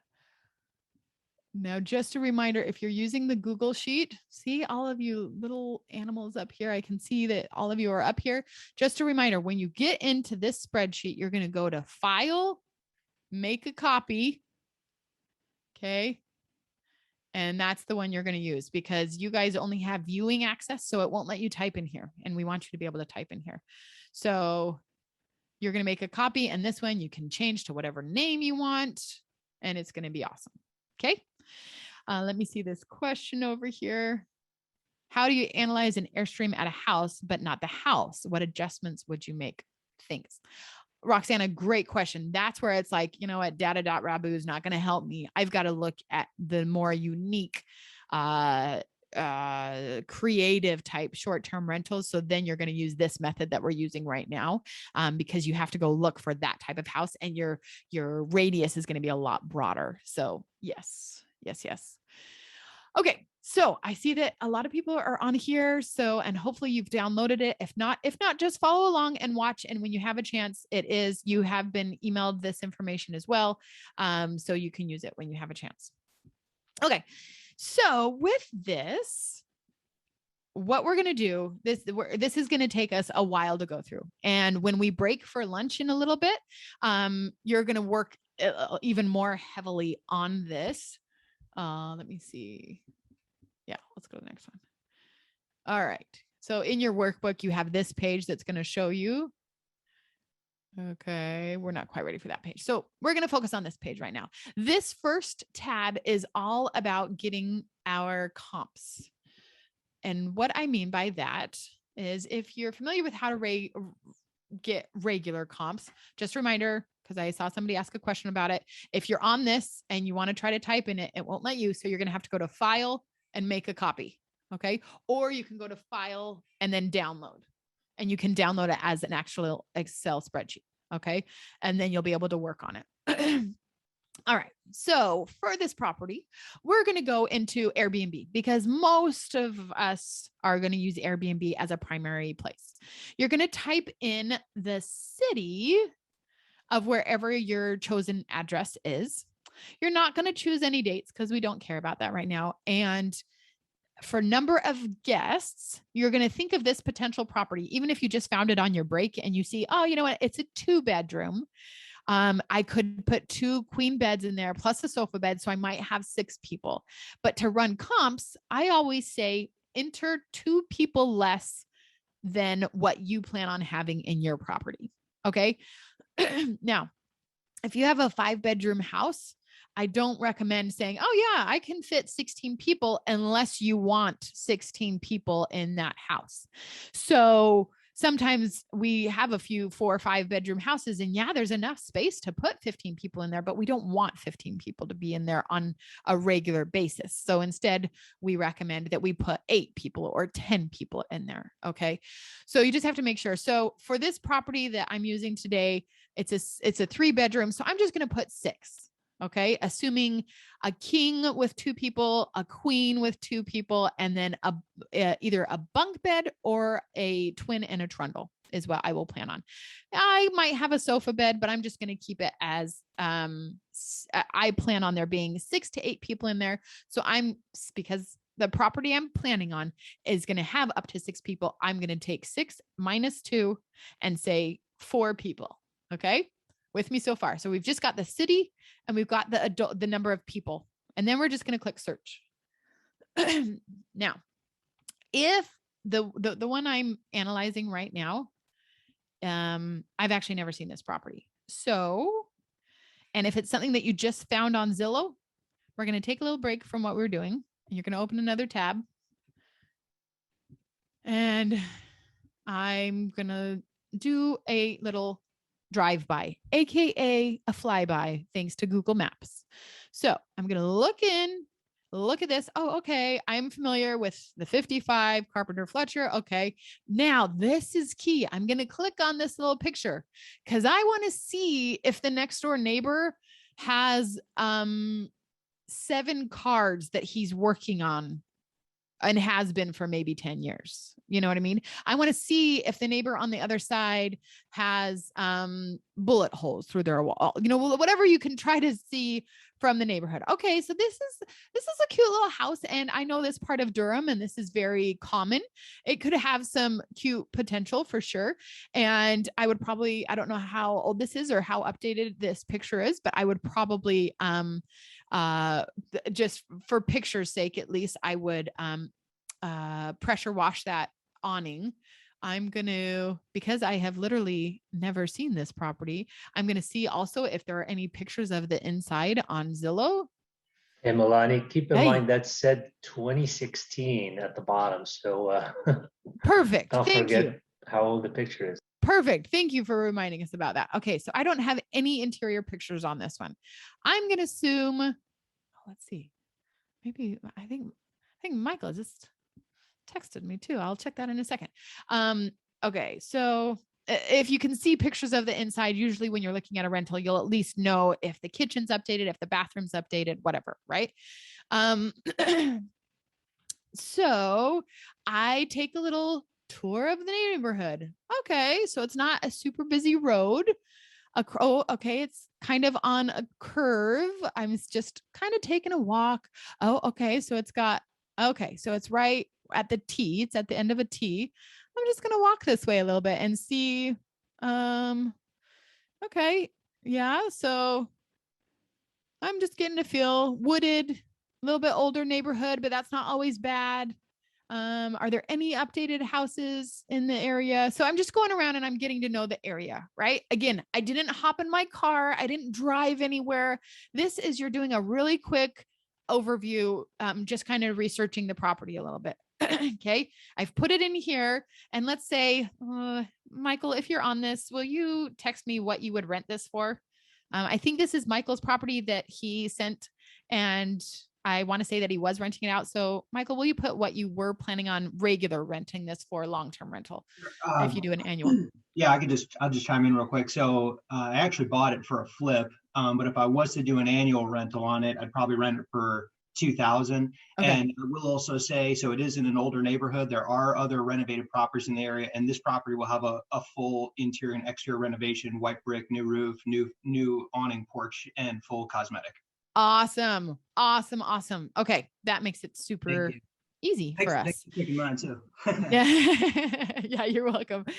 Okay. So 2000. So if we go back over here, knowing that it's 2000 and we'll say 400 in utilities ish.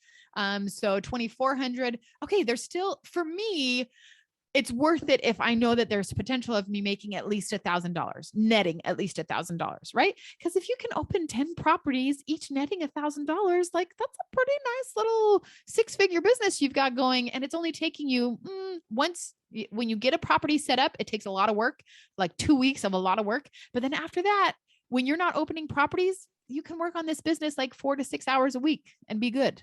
Okay. So knowing that, okay. Yeah, I'm still definitely looking at this property. Okay. So I'm going over here. No, I'm not going over here. I'm going over here. And based on the map, I'm going to go back this one and I've got to kind of figure out where exactly this is, because then I've got to find my Airbnb comps based on that. Okay. Now, for those of you that aren't from the Durham area, I can already see. So I've got my address here. Now I'm going to type in some things. Now, if you've heard me speak before, you know that I look for certain things in the area. I look for universities, I look for hospitals, and I look for hotels, and I look for airports. Okay. So universities, hospitals, hotels, and airports. And I know this area well enough. This is our big mall. This is Research Triangle, which is awesome. Look at how close it is to Research Triangle. Michael, I'm eating this property up. If you want me to, I'll run it for you. No, I'm just kidding. I'm just kidding. You're good. You do this. You got this, boo.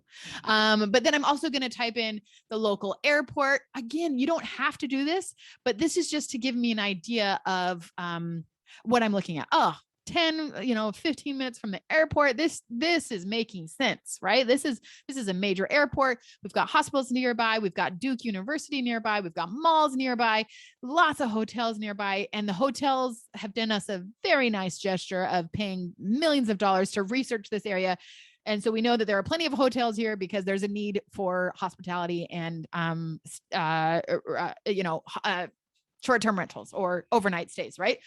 So having said all that, people who are doing an Airstream in the country, or right now we're working on a tiny homes community that is 45 minutes from any university, any airport. It's out in the middle of nowhere, but that's the point of it. It's actually a yoga retreat center. I keep on using yoga as a reference point. Guys, I'm not that into yoga, but I do enjoy it. But it's a yoga retreat center and it's beautiful and it's out in the middle of nowhere and it's very nature. So even though excuse me, when I first started, I was, again, remember, so risk averse that I was like, I just want to do as basic as possible. And I want to piggyback on everybody else's research that they've done. So I wasn't ready to go buy 8 tiny homes in the middle of nowhere. That was too risky for me. I was not into that. Now that I've proven concept in this area, now it's like, okay, what other bridges can I go out to other mountains to see tiny homes or to do other things? But for me, my bread and butter, where I started, where I feel the most confident, I know that they're going to need places. It's not as risky as if there's universities, hospitals, hotels, and airports. Okay. So those are 4 things that it's like, okay, that's the least, that brings down your risk factor. Okay. So I see that this property is 10 minutes from the airport. It's close to everything else. Okay. Yes, I've got a bearing of where it is. So now knowing that on the map, then I'm going to go over to here. Okay. So this is Durham. So this is Research Triangle down here. So I'm just getting my map to where my property is. And when I say my property, Mike's property. So trying to get a little bit better understanding. So we're right off the 40. Over here. So yeah, we're right in this area. Okay. Now right there, I can tell, okay, other people are doing this in the neighborhood. Don't always trust that though. You're still going to check the city. You're still going to check the HOA. Okay. Don't be like, oh yeah, I saw on Airbnb, there's like 8 people doing this. Great. If everybody else went and jumped off a cliff, would you do it too? Okay. You can tell I'm a mom, right? But you don't just do it because you see other people on Airbnb. You still have to do your own research and you still have to be smart about it, because what if they got grandfathered in or something and you don't know that? Okay. So you're still going to look into that. All right. So the closer you go, more will kind of pop up usually. Am I right off of Barbie? Okay. So here's Barbie. Okay. So it's over in this area, right? So based on location, I've got 3 comps right here. Now we're going to click into each. Now, when we look over here at our property, there's some things that we're looking at. Sorry. Hold on. Melanie, while you're doing that, do you want to take just a few questions, or you want to hold? Yeah, let's take questions. Okay, there's 3 questions, and I'll ask them, or they can unmute and ask themselves. But one from Rashana: is a restaurant good to have nearby the property? Okay, let's answer that one. Restaurants are super good to have nearby, but they don't have to be walkable. Some people will talk about, you got to check the walkability score. I don't care about the walkability score. In our area, it doesn't matter. Everybody's going to have a rental car. I don't live in an Uber neighborhood. I don't have any palm trees out front. This isn't a vacation. I do not do my bread and butter is not vacation rentals. That's another stream of income that I've added on that's doing really well. But for the most part today, like, I shouldn't even say that, because you can use the same principles we're talking about today for tiny homes, for Airstreams, for vacation rentals. You can totally use it for all of that. But restaurants, I don't claim, like, some people on their listing will be like walkability score of 95. And I was like, oh, should I be doing that? And I went and I looked up the walkability score on a lot of my properties and they were all under 10. Like, I have terrible walkability because all of the restaurants are like, at least, you got to go through a bunch of neighborhoods. I love doing properties in neighborhoods that you'd be like, oh, my neighbor's a short-term rental. I had no idea. I love doing those kind of houses. Most of my guests are here for wedding, graduations. Their house is being remodeled, so they need a place for a month. They're moving to the area and building a house, so they need a place for 2 months or 3 months. I have a lot of those kind of guests in the triangle. Okay. So that's where most of our properties are. Right. And so that's very different than maybe if you live out in the country, if you live by a vacation destination, if you're very urban and downtown, then that's a whole different thing. Then yes, if you are an urban, if you're pushing yourself as a downtown thing, then yeah, you got to make sure you don't live in the shady part of town and that you also do have those walkability scores. But the people, so it totally depends on what kind of property you're doing. If the walkability score matters, if the restaurants nearby matter. My people don't care about restaurants. They care about grocery stores, because a lot of them are coming to make this their home for at least a week. So yeah, hopefully that helps. What's next, Audrey? Okay, then Randy asks, what makes a location or property that you would say, no, I don't want that location for a vacation rental? And then to tag on, another question is 15 to 30 minutes, the ideal travel time from major attractions like airports, hotels, universities, hospitals. Perfect. Okay. Yeah. Max, definitely. I would say if you're looking for this, I call it a transient location, not necessarily a luxury or a vacation rental. But if you're looking for a transient rental, then yes, I would say less than 30 minutes from an airport is a good sign. For hospitals, the first one we did actually, when we got into this, was one of the reasons that got me into real estate that we didn't go into a ton, is when AJ was sick, try traveling with a family of 6. We were a family of 6 at the time. And it was, we couldn't, like, we were paying for hotels, and Ronald McDonald House was great, but I could only bring in one other child. And as we were traveling to treatments, we were looking for places to call home. We wanted it to feel like a home where my kids could play and stuff. So when we started, we were very university and medical focused, hospital focused. And so if that's your target audience, then you want to be within 10 minutes of a hospital. Because if they are having we have a lot of brain surgery. We have a lot of foot surgery. If we have that, you don't want to be more than 10 minutes from the hospital. So if you're trying to build on the hospital, then you want to be within 10 minutes. If it's for travel, for a good business area, coming to visit different headquarters or whatever, then 30 minutes to an airport is great. And you don't even need to worry about the hospitals, right? So it kind of depends on which one, but definitely that 15 to 30 minutes. Once you get past that 30 minutes, then it's more of a, it's not as transient. And so right now I'm talking about transient, but you can apply this to whatever. And then let's see, the other question was, what makes you say no to a location or property? If the neighborhood looks dangerous to anybody.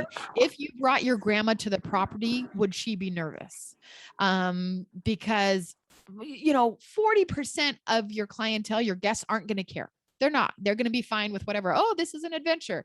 But if your neighbors look scary, and then you've got to figure out what kind of house works. If it's just a 1-bedroom studio, then okay. If you're in a downtown area and it's a studio, oh, great. There's a homeless guy peeing in the dumpster. Okay, that's part of the experience, right? But if you're looking for a transient, this is where we want a family of 6 to be able to stay while their house is being built, or while somebody's in the hospital, or while they're visiting somebody for a wedding, then you're going to want a safe feeling and looking environment. So first, safe looking neighborhood.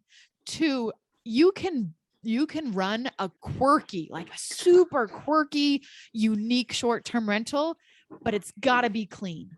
It's got to be clean. So quirky, fine, clean, a must, right? But if the baseboards are 60, 70 years old and you just can't get the stains to come up, you've got to know, okay, if I get this house, I'm going to have to paint all of the baseboards. I'm going to have to do this. So if the kitchen is one of those super dated, like brown cabinets that, like, I'm thinking of one of our properties in particular that does great. It does great, but we pitch it as welcome to Old Town Cary, welcome to old, like they've got to know coming into it that this is an old house. Otherwise they're going to get there and they're going to give you bad reviews and be like, this house is old. But when you market it as old, they know what they're getting into. And so they aren't, whiplashed when they get there. So you just have to make sure that you're marketing whatever it is. And if this is dirty, if the neighborhood is dirty, you're going to get complaints about that. The other thing that we really have a problem with in North Carolina is bugs. And so at first I was like, let's get everything that has a beautiful forest behind it. But then we were dealing with mice and bugs and cockroaches all the time.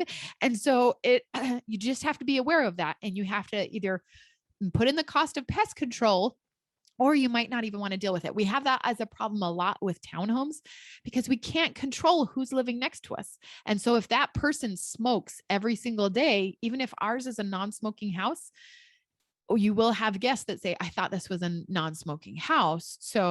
But it smells like smoke. Well, our neighbor smokes a lot and he leaves his window open. So you just have to really think through all of these things. Analyze, but don't paralyzed by analyze, right? You're not going to get analysis paralysis, right? You've got to think through these things and then you've got to evaluate, is this a good keeper or not? All right, Audrey, did I get them all or is there any more?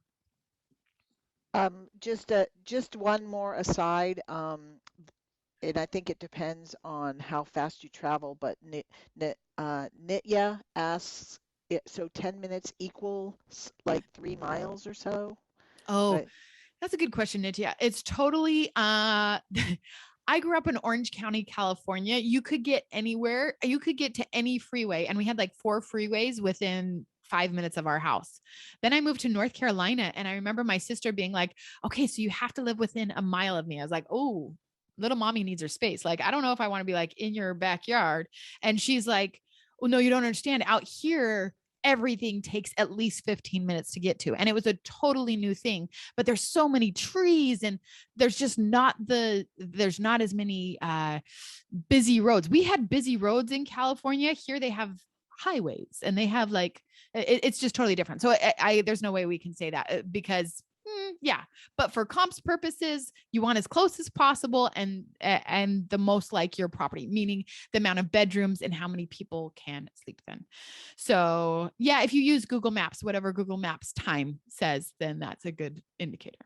All right. All righty. So now we're coming back over to Airbnb and we see on here, we've got our property, whatever that is for you. Okay. Oh, so on here, you're going to see that we are going to analyze 3 properties. Now you can analyze 3 different properties. If you're trying to decide which landlord to move ahead with or to even approach, I recommend doing this before you approach landlords so you have a rough idea of how much you're willing to pay for a 3-bedroom, a 2-bedroom, whatever.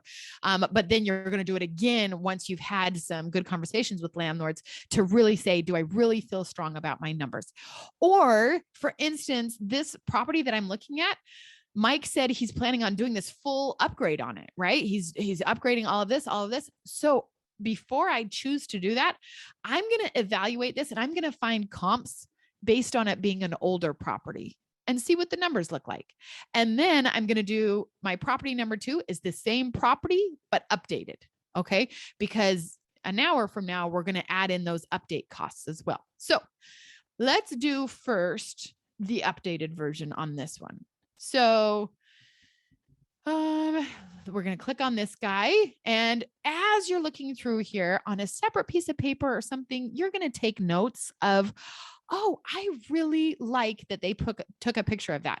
Or you're going to put notes, and maybe this doesn't need to be written down, but I still don't understand why people do dumb pictures and why some pictures have their deodorant and their toothpaste sitting out on the counter. Like what were they thinking? Right. So hopefully that's not something you even need to write down. And hopefully you just know that. But in case you see that and you're like, oh, you know what? They have a clean counter. I should make sure that I do that. Right. So you can, as I'm looking through these, I can tell immediately that oh, I hope that this isn't somebody's house that's on here. It's all of these are fabulous, but I'm just going to give some feedback just in case. I can tell immediately that this is showing off a wonderful master bedroom, which is great, but it's dark. They didn't do professional pictures. Guys, it is worth the $100 or $150 to get a professional photographer in there and get some good pictures. Okay, so one of my students, clients, whatever, is my wonderful parents who I love, and they're in their 70s. And they have been doing missionary work for 6 of the last 8 years in Africa. And they came home 2 years ago and they said, okay, what are we going to do with our lives? Like we think like we've done a lot of missionary work. We think we're good. We're ready to spend time with the grandkids. They used to flip houses in Newport Beach, California. They didn't want to do that anymore. They didn't have the stomach for that because they did it in 2008, 2009. So they made millions, lost millions, but anyways, they're fine. They're doing fine. Yeah. But they didn't want to stomach that anymore. Like they're mid 70s, but then they saw me doing this Airbnb thing and they're like, hey, that looks fun. Like maybe we should do that. So now they have 4 Airbnbs. Now, the first time my mom got pictures back from my favorite photographer that I've used for 7 years. And she said, they sent me the wrong pictures. This isn't my house. And I said, yes, it is, Mom. And she's like, yeah, it's so bright. This isn't my house. And I was like, yeah, no, they use these special lights and whatever. They're like, she's like, yeah, but it looks so big. I was like, yeah, photographers use a trick. They always take pictures from lower down, just, because it looks bigger if you take pictures from lower down. And so, yeah, you look at it from 5'9", but they take the picture usually from like 3'5" to make it look big and grandiose. Yeah, but it makes it look like a new house and it's like 50 years old. Okay. On and on and on. Right. She's like, I just feel like it's false advertising. And I'm like, Mom, it really is the picture of your house. It's just using nice lighting and taken at a different angle. So this is the way that any 5-year-old is going to see your house as they walk in. Right. But we manage my parents' properties, right? Some of them right now, because they're going on another mission. They got bored. And so she said, I don't want to use any of those nice pictures. So if you don't want to use the nice pictures, that is totally fine. My mom felt like it was not using her integrity because she felt like it was false advertising. So if you feel like that, then okay, that's great. You do you. But I highly recommend. It does increase bookings, but her theory, and maybe she's got a point, is when people book my old photos, they're always pleasantly surprised when they get there. Whereas she doesn't want it to be the other way around. Okay. So I'm just giving you the two schools of thought, right? Of professional photo. I am 100% in the school of thought of use the professional photos. If you want to throw in some of the other older ones, then okay, sure. But that's my opinion. So if you ask my mama, she has a different opinion. Okay. So here we go. I can tell that they didn't use professional photos, but they did nice. They like cleaned the house.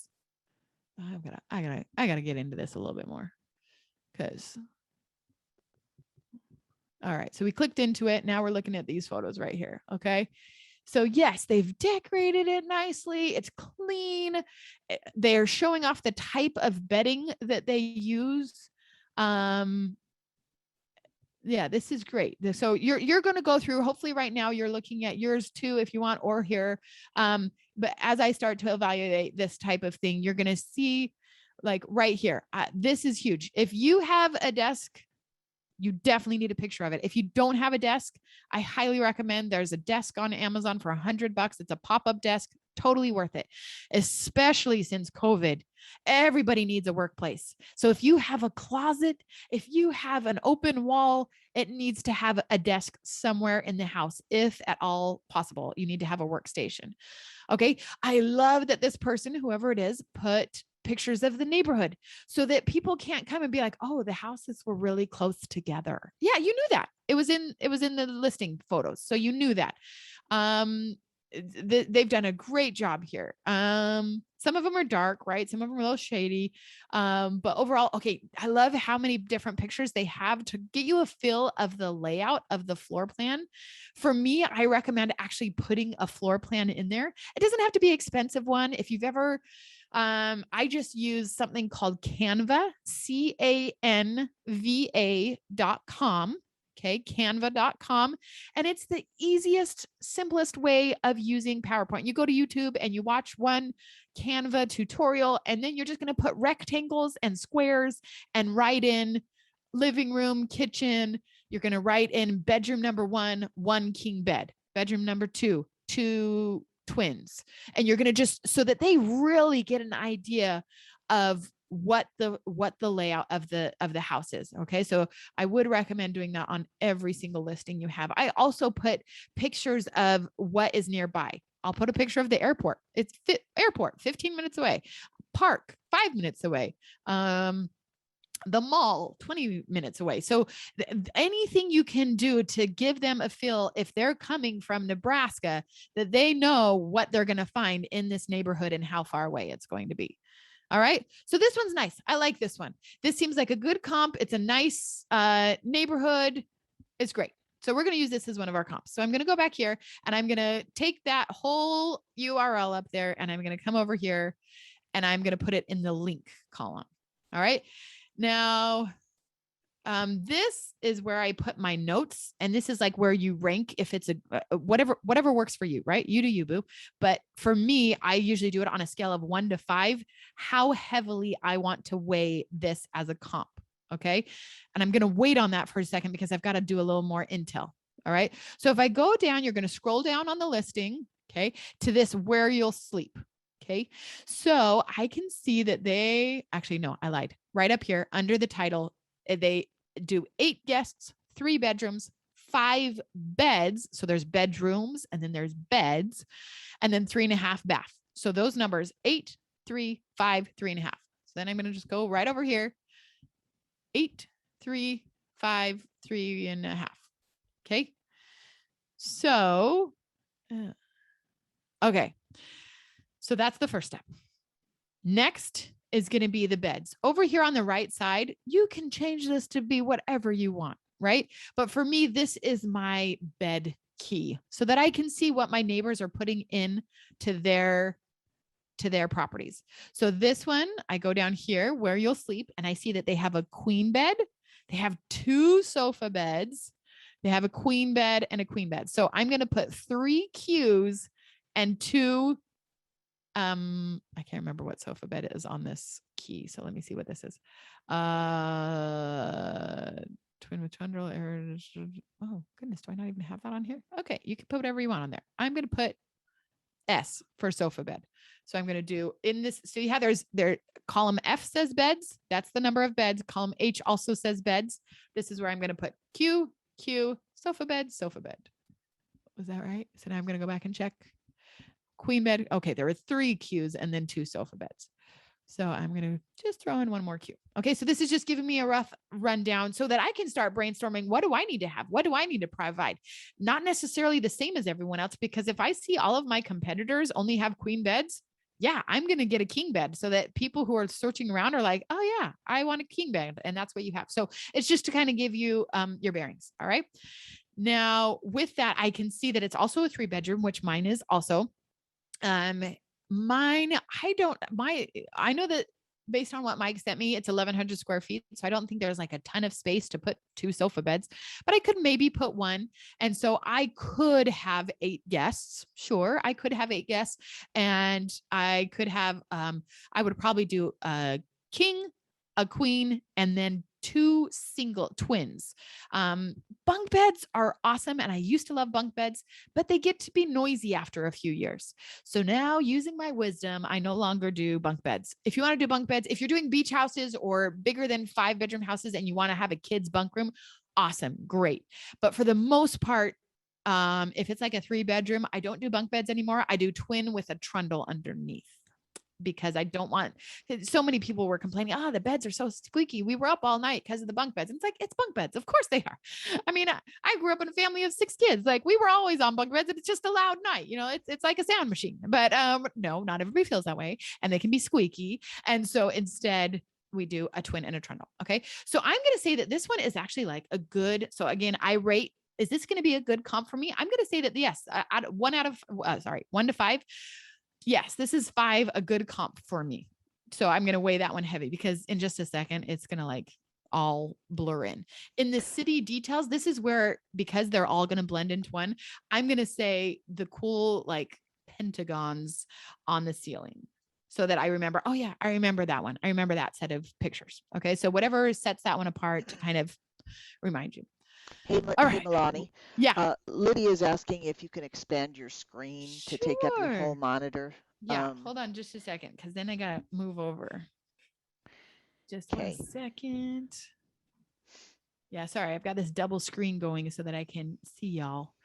Hopefully, is that better? Well, let me, She's saying there's I'm just a just going lot to of enlarge red it. around. Yeah, Okay, let's just there enlarge it. there So you then go if you don't see for just everything, right there now. we go. How's that? Perfect. Lydia. All right. I got to thank you from Lydia. It's worth it. All right. So we've done this.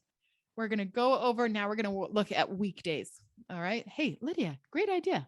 I'm sure this is much easier to read for everybody. All right. So we're going over here now.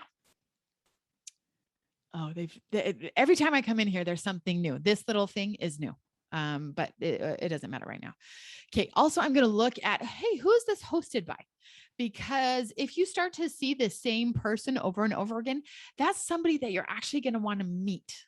Okay. I would set up a lunch with them, and I would say, hey, what's working for you? What's not? Because you build this network and you learn what's going well. You don't think of it as competitors, think of it as colleagues, because you're all working together. Because there's going to be times that Samuel, maybe he has a really picky guest, and they're like, you know what?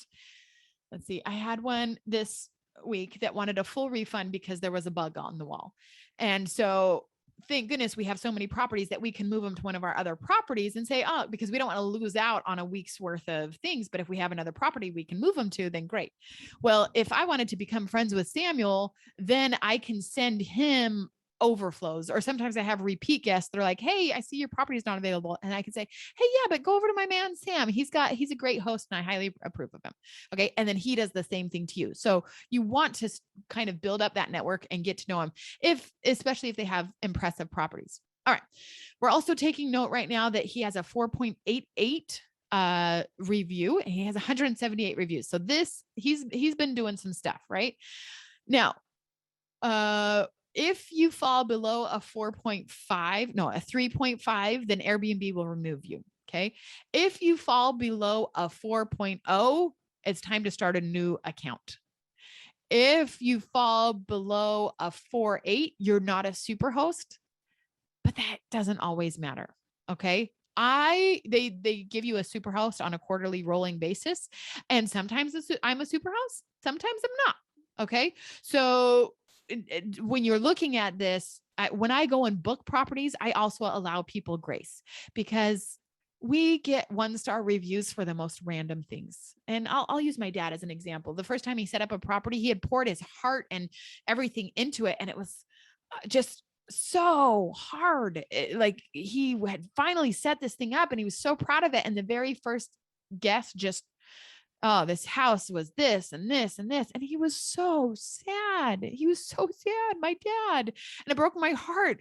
But you've got to realize you're not going to be able to please everyone. You're not. You're going to do your hardest and you're going to make so many people happy. But there's also going to be people that complain no matter what. So just know that. And so if you don't have a 5-star status, if you're not even a super host, don't get down on the dumps. If you're falling below 4.5, then we need to evaluate things. If you're falling below a 4.7, we need to look at some things and we need to start fixing whatever it is. So yes, take that as it will. Okay, let's see. Check in. So we are looking for what the going weekday rate is, what the weekend night is, and if they enforce a minimum night stay. So right here, we can see, okay, he has a 2-night minimum, which is what I recommend. I recommend a 2-night minimum all the time. It will cut down the number of parties that people have at your property. And the way that I actually do it is a little bit more advanced. And in our course and in our coaching, we actually do a complete training on this, that we only usually leave our calendars open for 3 to 6 months in advance. When I'm just starting with a property, I keep it open for 3 months in advance because I'm dating this guy. I might leave him at any moment, right? This guy, this house, this girl, whatever for you. All right. So I don't want to be in a long-term commitment. I don't want to have somebody booked in 8 months, but then I decide to break up with the person, with the house. So I only leave it open at the beginning for 3 months. Once I've established, I love this place. Like I want to commit a little bit more. Then I open my calendar up maybe 4, 5, 6 months in advance. Anything that's longer than 3 months in advance, and sometimes even 2 months in advance, I put a longer minimum night stay, meaning I really love, my sweet spot is when somebody is in my property for 3 to 6 weeks. If they're in my property for longer than 3 months, they start to treat it like it's their own. And so if I have somebody in there for longer than 6 weeks, I send a complimentary cleaning in, and I have my cleaning team go in every month to keep eyes on the property, make sure that nothing's crazy, make sure they're not smoking in the properties, all those things. So I want somebody from my team to have eyes on the property every single month. And so at the beginning, when I first started, I was like, yes, you can stay for 8 months. But then we had somebody stay for 8 months. And we had to do drywall patches. We had to repaint. Like they acted like it was their own instead of just a hotel room that you take good care of. So do I do 3-month stays, 4-month stays? Yes. But I have our cleaning team go in every month to make sure they're taking care of it. All right. Now, when it's 3 months in advance, a lot of my properties, I do a 21-day minimum. Okay. And then when it gets closer, when it's like 2 months in advance, then I lower that to 10 days. And then when it's like 6 weeks out, I lower that to 7 days. And then when it's a month out, I fill in all the gaps and I lower it to 2 or 3 day minimum. Okay. That helps for so many reasons. One, you're getting people who are, I'm going to use the word quality, but that's not the right term. So just allow me a little bit of grace. But I'm going to say quality people because they're there for a purpose. They're there for long enough that they're going to take care of it, but not too long that they're going to treat it like their own house and just let their kids color on the walls. So I love having a little bit longer stay, but not too long. And so that's why we do it that way.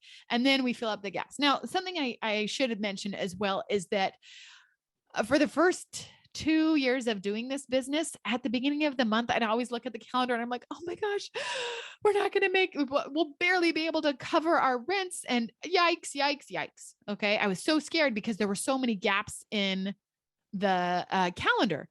But then every month, by the end of the month, I'd go and run reports and it's like, oh, dang, we did great. Right. But I see it even more with COVID. People are not committing to traveling until a week or two before. So don't get stressed if your calendar looks empty. Okay. If you've done the right things, if you've put last minute discounts in place, if you've set up a nice property, if all of these things are done right. And I know, I'm sorry, we don't have time to go into everything. I wish I could just spend the whole week with you, but I don't have time. We got lives. We can't do that today. Maybe next time. Come, that's a different place. That's why you should do the course if you want to. So I don't have time to go into all of that, but long story short, there are strategic ways to make sure it's going to happen. Don't get stressed when you see your calendar. I'm doing it. I'm speaking in fast forward. When I get excited, I'm going to take a breath again. So there are techniques to make sure that you're getting the quality stays in and that you will get booked. You will get booked. Okay. Now, side note also, if you can make $150 per night, and be 70% booked, or make $100 per night, we'll go lower, $100 per night, but be 85% booked, which one is better for you? And that's something I want you to think about while we're doing this exercise, because it might be a wash. One might be more than the other. So you've got to play around with numbers in just a minute to see, okay, even if I'm 60% booked, but I get to charge $200 a night. Okay, great. My house won't be used as much, and I'm making the same amount of money if I would be the other way around. Okay. So hopefully that makes sense. I'll stop in just a second for questions, but we're going to finish this one part real quick. Okay. So when I'm looking at the calendar, I'm looking about a month in advance. Okay. Because I don't want any, as an Airbnb host, you can put in early bird discounts and you can put in last minute discounts. And I don't want any of those in place. So about a month out from now, and I'm noticing it, how busy is their calendar? This is great for me. It's October 2nd, and I can see that October is almost booked. So this is a good property. This is a good performing property. So, which means it's a good comp. Next month, this is actually pretty standard for being almost 2 months out, right? Because we have all of October and all of this. And I can see that there's, 8 or so nights booked. But now I'm also going to look at December. Okay. December's already got a week booked. January. Okay. So this is totally normal. See how they're not even booked for January and February? Totally normal. Don't stress if you have no bookings for 4 months in advance. I don't even open my calendar for some of my properties for 4 months in advance. Little travel tip also, like if you're looking for Airbnbs, usually a lot of people don't open their calendar until later. So on VRBO they do. And so you can book further out then, but with Airbnb, keep checking back because there will be people that open up their calendar as we get closer. So just a little travel tip for you. All right. So we're looking through here and we're looking for 1 month away, and I'm looking for the weekday price right now. So I'm going to click on the 16th. It's a 2-day minimum. So I'm going to click on the 18th. Okay. For guests. So I'm going to click on this to get the breakdown of the prices. $333 per night. That's awesome. Michael, you should totally do this as a short-term rental, by the way. I can tell already. They've added this upfront fees thing, which is nice, but I actually want to see the breakdown. Service taxes will be out. Oh, they've changed this in the last month, you guys. This is okay, but that's fine. All right. So $330 per night. You'll notice if I clear this,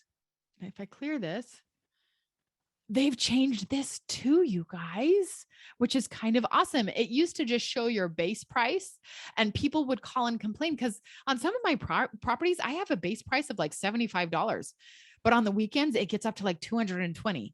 And so you'll get people calling and saying, it said $75, but then I went to check out and it's $220. And it's like, well, yeah, because we use what's called dynamic pricing, which means it's accounting for how many people are booking and at what price in your area.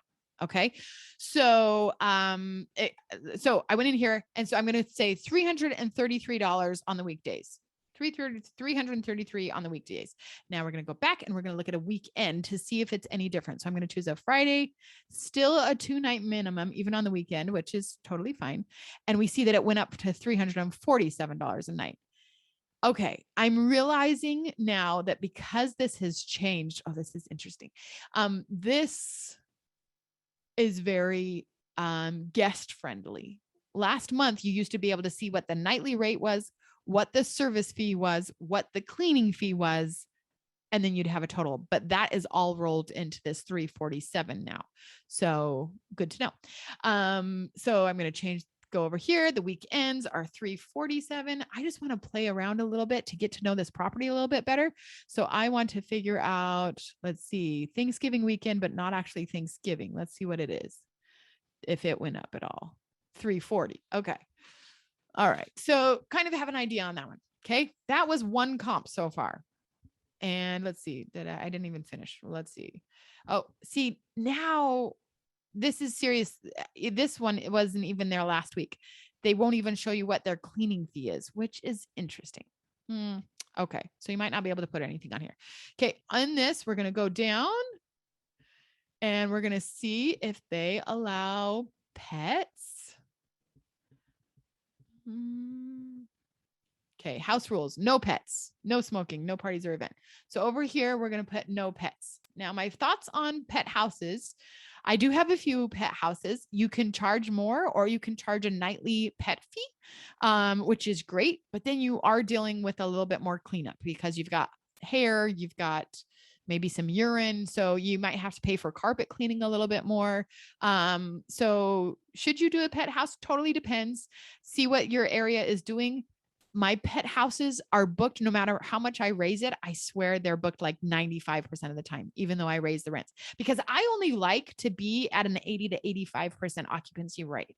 Because if I'm at a 90, 95% occupancy rate, I'm not charging enough money. Okay. I'm leaving money on the table if that's the case. So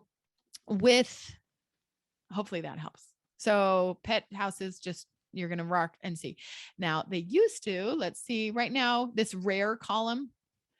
Let me see if I even click reserve. If it's over here. No, it's not. Okay. I'm going to see if they'll let me. Oh, okay. So when I clicked on reserve, it still kind of gave me the breakdown of this is for the actual, includes the cleaning fee. Oh, and it includes a $95 cleaning fee. Okay. So we do know that there is a $95 cleaning fee. Okay. This is good because it gives you an idea of how much you can pay your cleaning team once you get to the point that you're going to negotiate with cleaning teams.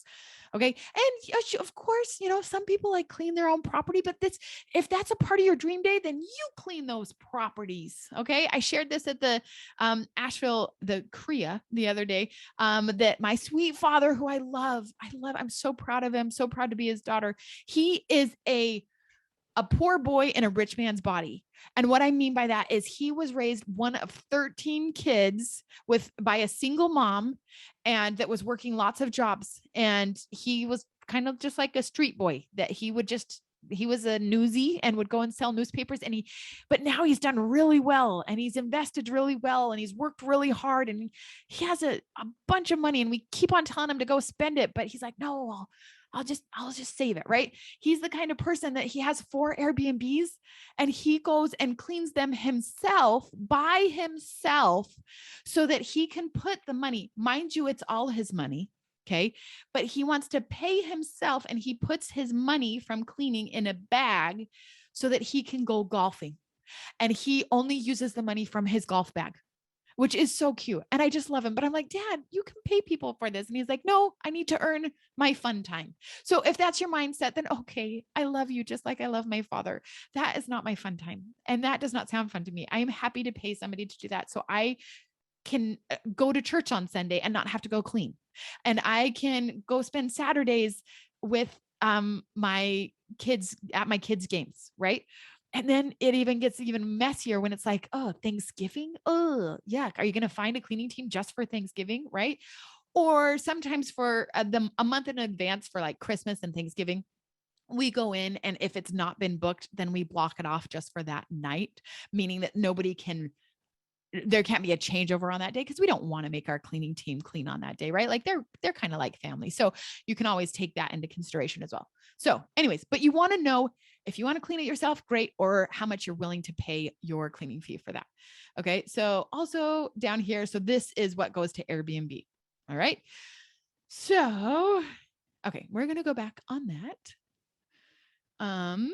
And see, it didn't make me pay or anything, right? So you can click on that reserve to figure that out.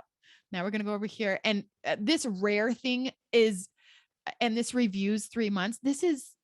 You are getting in the mind of Maylani. Okay. This is just, you can change these to be whatever you want them to be. But for me, sometimes on an Airbnb listing right here, they'll give it either like a diamond or a little medal or different things like that, which means this gets booked a lot, but it's kind of hit or miss if they actually use that. So that's what the rare means, because they get a rare trophy or something like that. But I can tell. So on this one for him, I would put that he has almost 200 reviews. So that's just a good reminder to me of, okay, this guy knows what he's doing. Like he's been doing it, right? Reviews. Now I'm going to go back over here and I'm going to go down here to the reviews, and I see that he has 178 reviews, and I'm going to look and see when they were. Okay. September 20. Okay. So he had 2 groups in September, just last month, August. So 2 in August. I don't know who was in July. Maybe they used it in July. So you're just kind of giving an idea of how many people are passing by. I can tell because he has 178 reviews and at least 2 different people per month. Now, some people come in and they book for 3 months, so that throws this off, right? But you're trying to get an idea of how many people are actually staying in this property, and you can tell that it's great. Just a heads up right here, you can see that he has 178 reviews on this property, but he has a total of 230 reviews, 33, which tells me he has another property somewhere, right? So maybe a good guy to get to know this Samuel. Fine fellow. Okay. So the reviews, I'm just going to say good, because this tells me this is a performing property. It's getting some action. This location is good. Okay.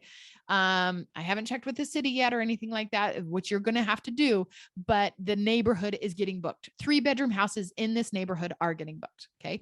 Now for this stands for professional. This just tells me is this host handling this as a business? Some ways that I can tell that are if they have a different rate for the weekday to the weekend. Okay. That's one way that I can tell, okay, this guy is putting some time and effort into running this business and he's doing well. So this is somebody's comps that I trust. Sometimes if it was like this same property and it says $145 every single night, and the pictures weren't very professional, or there's stuff all over the counters, they're not treating it like a business. It's kind of like, I don't trust this person's numbers. You know what I mean? So this professional, I'm going to say yes, because the pictures were nice, even though they weren't professional pictures. The pictures were nice. He has a different rate for weekday and weekend. So he's treating this like a business. He has a 2-day minimum, which takes a little effort on the Airbnb platform. You have to go click a button. So, but people who just come in and slop their property on and they're taking guesses at how much they should rent it for, I don't want to take their advice. So is this guy professional enough that I should trust him? Then yes. And how many night minimums did he have? He had a 2-night minimum. Okay. 1 comp done. All right. Now you're going to go through, and I recommend, this is your lunch break activity. We're not going to lunch quite yet though. Okay. But this is what you're going to do is you're going to put in I recommend doing analyzing at least 2 properties or 1 property 2 ways. Okay. Like we kind of talked about with Mike, this one was a good one, but what if he decides not to update it? What if he decides, let's see if I can see anybody. What if he decides not to update and keep it older? So let's see if this one, okay. I don't recommend taking seasonal photos. Don't put a picture of your awesome Christmas stockings on here unless you plan on decorating the house for Christmas, which sometimes you do. Oh, this person only has 1 review. So I can tell that this person is not a professional. Okay. Well, they don't treat this as a professional business. Okay. Dark pictures, at least it's kind of clean, a little bit dated, not terrible. Okay. That picture doesn't show me anything. Okay. Pointless pictures on there. Okay. So that person isn't really professional, won't really take a lot, won't put a lot of emphasis on their numbers and their rates. Okay. This one, I can tell automatically that this one is good. They've got their workstation that they're featuring. So you're just going to go through and find which ones you can trust. But sorry, Mike, there's not a ton, it looks like, that can give you an example of your dated one. But this kind of goes back to the Airstream question of, if I'm looking for to compare an Airstream, that's going to be a lot harder, because you can go through and filter it. Okay. And you can, I think it's they have a different, they've put it in a separate area now, but you'll have to go through and filter it differently. Type of place. No, we want entire place. So let me zoom out a little bit, because if you zoom out, then sometimes it gives you more options in the filters. Whoa. Okay. I'm serious. If you're doing an Airstream, you might have to be this wide of a range. Okay. And so let's see. So now all of a sudden it gives me it, before it didn't, but now I can do like check a chalet or a loft or a guest house or a villa or a bed and breakfast or a bungalow, so maybe for the Airstream, you're looking more to compare bungalows or something like that. So you've just got to be a little more creative. Camper, RV, unique stays. So now that I've broadened my, I've gone back in my search, then these things are appearing, whereas they weren't when I was focused in. So is it a barn? Is it a camper? So that's what you're going to look for. Whoever asked me about the Airstream, that's something you're going to check, even though it might be an Airstream 30 minutes away. You're just trying to get a rough idea, but then you're also going to look at what the actual houses are going for. So this is a time that we're going to kind of just play around with that. So let me go back over here real quick. What time is it? It's 11:54. Okay. All right. I think I went through all that. All right. That's good for now. We're going to do that when we come back from lunch. Yeah, we'll do all of that when we come back from lunch. So, sorry, let me just think 1 second. Nope, we're not. Sorry. Stick with me. I want to take you one step further, because then I think your lunch will be more productive. Okay. After you've gone through here, do not miss out on this step. You need to do at least 2 properties or 1 property at the high level if you fix everything, and compare lower, older levels in case you want to keep it that way. Then you're going to go over to tab 2. Okay. And you're going to only touch the yellow fields. Okay. You're only going to touch the yellow fields. You're going to type in the address, let's say 123 Main Street, whatever your date is that you're evaluating it, so that you can remember and keep it straight. Okay.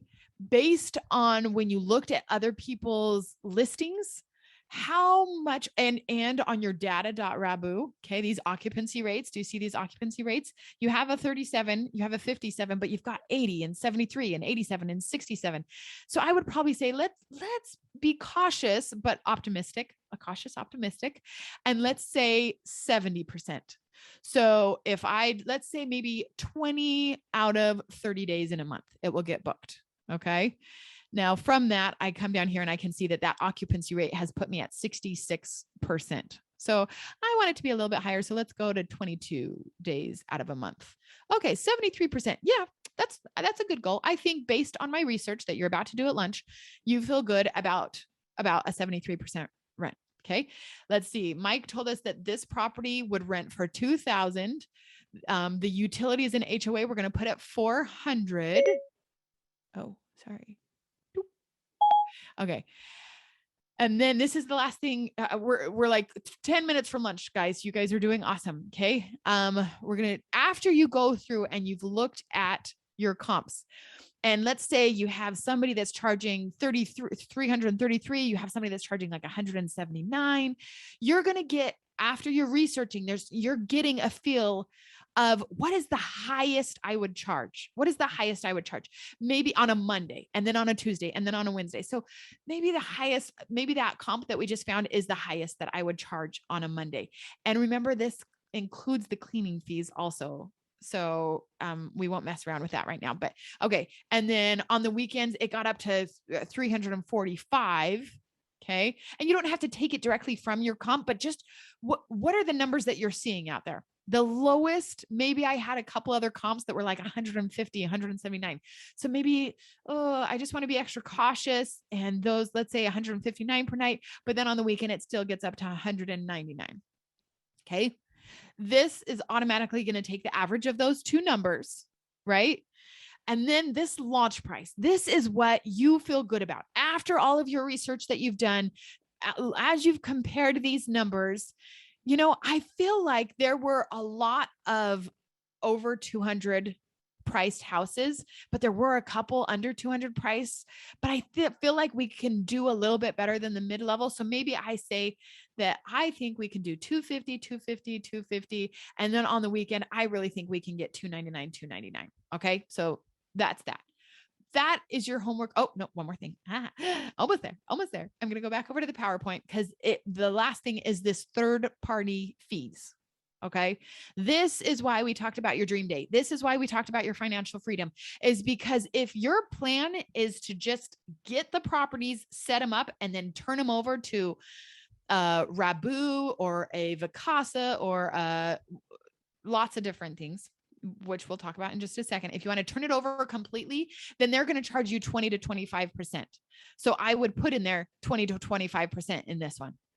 But if you're planning on doing it and you're running it on your own, then there's a few.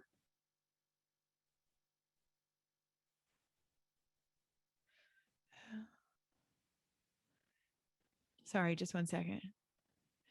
Okay, here we go. There we go. Okay. So just a little note about fees. Okay. So Airbnb is going to charge you a fee of 3%. It's going to also charge your guests a fee of 5 to 15%. Okay. Now the service fee will not be processed until the host accepts the booking. Okay. If the guest cancels a reservation, this is a complete side note. If the guest cancels a reservation, the service fee will not be refunded.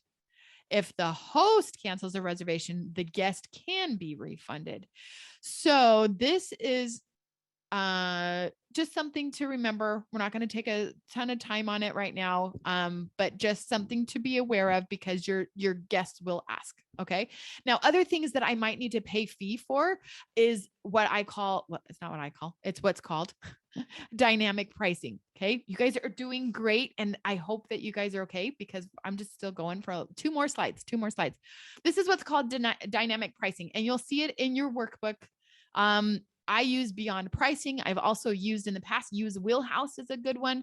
Also Price Labs. There's a bunch out there. And what these services do, okay, rewind. If you're using Airbnb Smart Pricing, stop. Okay. Airbnb Smart Pricing says we'll run the algorithms. We'll tell you how much you can be making, but their goal is to get you booked, not to earn you money. So do not use that algorithm because right now it is way below where it should be. Okay. So you've got to use a third party that's keeping Airbnb honest in a way, a third party dynamic pricing algorithm platform. Okay. What I mean by dynamic pricing is when I'm in North Carolina, right? And I'm 2 hours from the beach. If there's a hurricane announced out at the coast and it's supposed to hit 2 hours at the coast, within 2 hours, my goal is to go get bread and water and milk before the shelves are empty, right? That's where my head is. My head's not on my business right then. But if you sync up with a dynamic pricing platform, it is automatically synced with your system.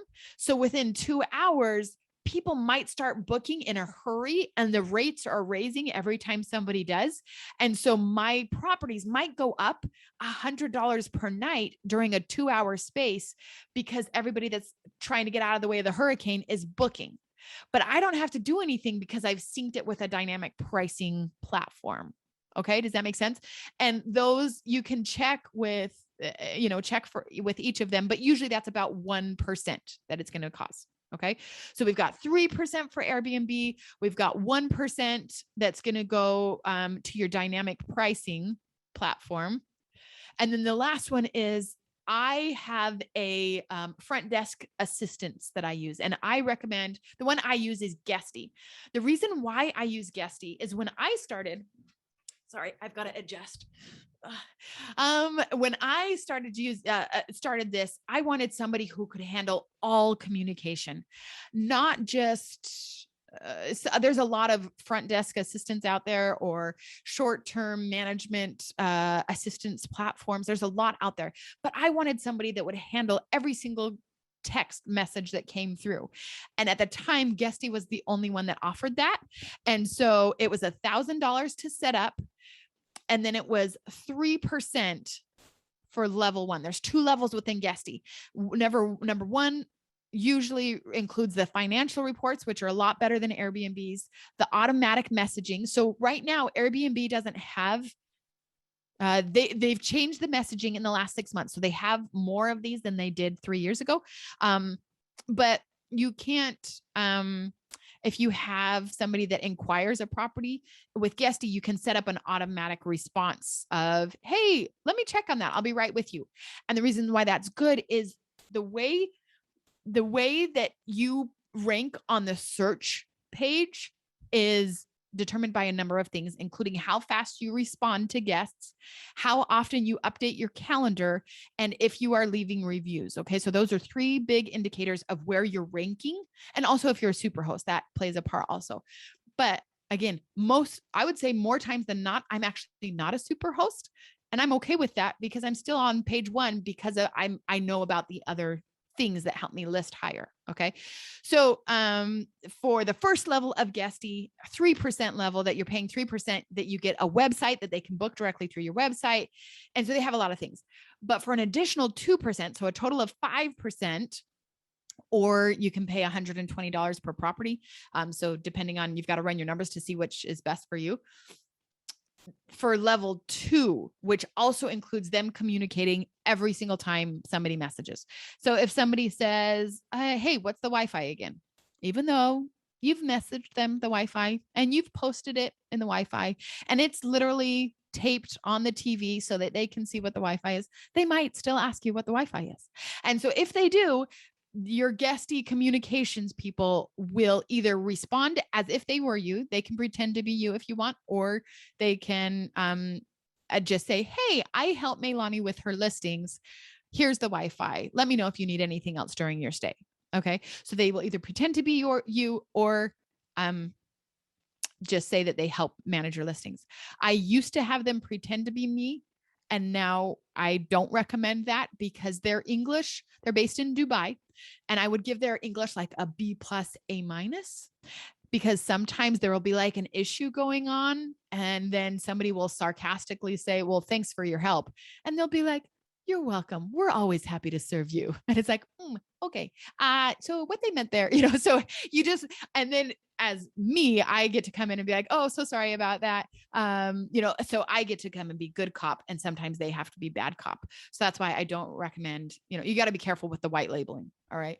So, okay. So other options for helping with that would be Lodgify, Hostaway, Hostfully, but I definitely recommend consulting with each company to see what their going rates are right now. I want to show you, because we're talking about this and I don't think we're going to come back to it. I'm inside my Beyond pricing right now, and we're just going to look at one of my properties. So this is my base price on this property is $208. You'll see that I also have $99 properties. Okay. So we've got properties of all over the place, right? But the minimum price that I have set is $149. Okay. And I see that I'm good. This is good. This is a good, healthy rate price right now. And I can see for the next 30 days, I'm 47% booked. And for the next 90 days, I'm 18% booked. And this is right on pace. And so this might drive some people crazy to know that in the next 90 days, I only have 18% booked. Like, don't get alarmed. This is totally normal. And for the next 30 days, I'm only 47% booked. Totally fine. People are booking later and later with COVID. They still book. Like especially once you've seen that this property works, you don't need to stress about that. But if I go in here to adjust the price, you can either go up or down 5%. It shows me the past changes I've made. So when I first started this property, this isn't a good example, but some of these I've gone up like $100 during COVID, because people just keep booking. Like before COVID and after COVID, our rates have gone up drastically. At the beginning of COVID, when there were 3 months of, oh, dang, is this the right business to still be in? And then after that, like all of a sudden traveling domestically is like super cool. And so we've done awesome after that. So people ask, oh, is this still a good business even with COVID? And it's like, yes. The first couple months were really hard, but we still broke even. We didn't, I didn't have to sit on $4 million and figure out how to pay that back. So I'm going to click into the calendar so you can actually see it though. So you'll see that on my calendar, almost every day is different, right? We got a couple 214s here. Oh, but that's because it was actually booked. So if it's in green, that means that it's been booked. But here we've got a 196 on a Monday, and then the next day it's 171, right? And then you go to this weekend and it's 325. Okay. So you can do this manually. You can go in and use a free demo, and you can manually go and change your calendar. And that's a great idea for the first month, maybe 2. That's great. So you can see how it's changing. But as soon as you can, to me, it is definitely worth the 1%, because what if I was just charging 195 for this weekend and this weekend? It's worth the 1% because I strongly believe they make you more money because they know how to optimize your prices. So take that for what it's worth. I highly recommend it. And I feel like it's worth the 1%. So I don't have to have that on my brain and have to worry about it. So now going back over here, we're really almost done, I think. There we go. Okay. And then as we talked about, you also have the complete handoff options, which some of the biggest ones. And when I say the biggest ones, guys, this is a new industry. Complete handoff options have only been around for 2 years. So we've got Rabu, Evolve, Vacasa, One Fine BNB. And in your workbook, it has questions to ask if you are going to look for a complete handoff option. So we've loved running our business. Like, it's great. And we have people that run it, but one of the people that helps us run it has not been doing wonderful lately. So it's like, okay, should we replace this person, or should we just like completely hand this off? If you completely hand it off, they relist all of your properties under their names, and you just hide, or like, you don't deactivate your properties because you might add them back on and you don't want to lose everything, but they'll put it under their name and everything, and they handle everything. So if you get a bad review, it doesn't matter. It's on their account. You know what I mean? But these ones cost anywhere from 10% to 25%, depending on how many properties you have, depending if they already have a team in your area. So this might be an option. Maybe you just like setting up the properties and knowing how to run the business, but somebody else actually does a lot of it for you. So that's completely an option also, right? So I just want to make sure that you knew about that. All right. So your homework during this time is to go through the comps for at least 2 properties, at least 3 comps for each, and fill out the entire line. And then tab number 1, you're going to go through and fill out this top, anything that's in yellow. You're going to do the highest, the lowest, and then the launch. Audrey, should we go through questions now or when we come back? Give me a thumbs up, or let's do it now, or let's take lunch in the chat, or thumbs up, or should we stay and do questions now, or let's go to lunch? So if I want to take lunch. I've got it. I wish I had the names. I see that whoever has the really cool outdoor background, I saw your thumbs up, but then I saw a lot of lunches. So we are going to take lunch, and then we're going to take questions as soon as we get back. You guys have 30 minutes to do your homework, grab lunch. Yeah. And then we'll see you back. Yes, I will put the other thing back up on its side. Audrey, can you still hear? Maybe it doesn't matter if you music. I can. I'm going to stop the recording for right now, but it will still show the time. Okay, here, let me try.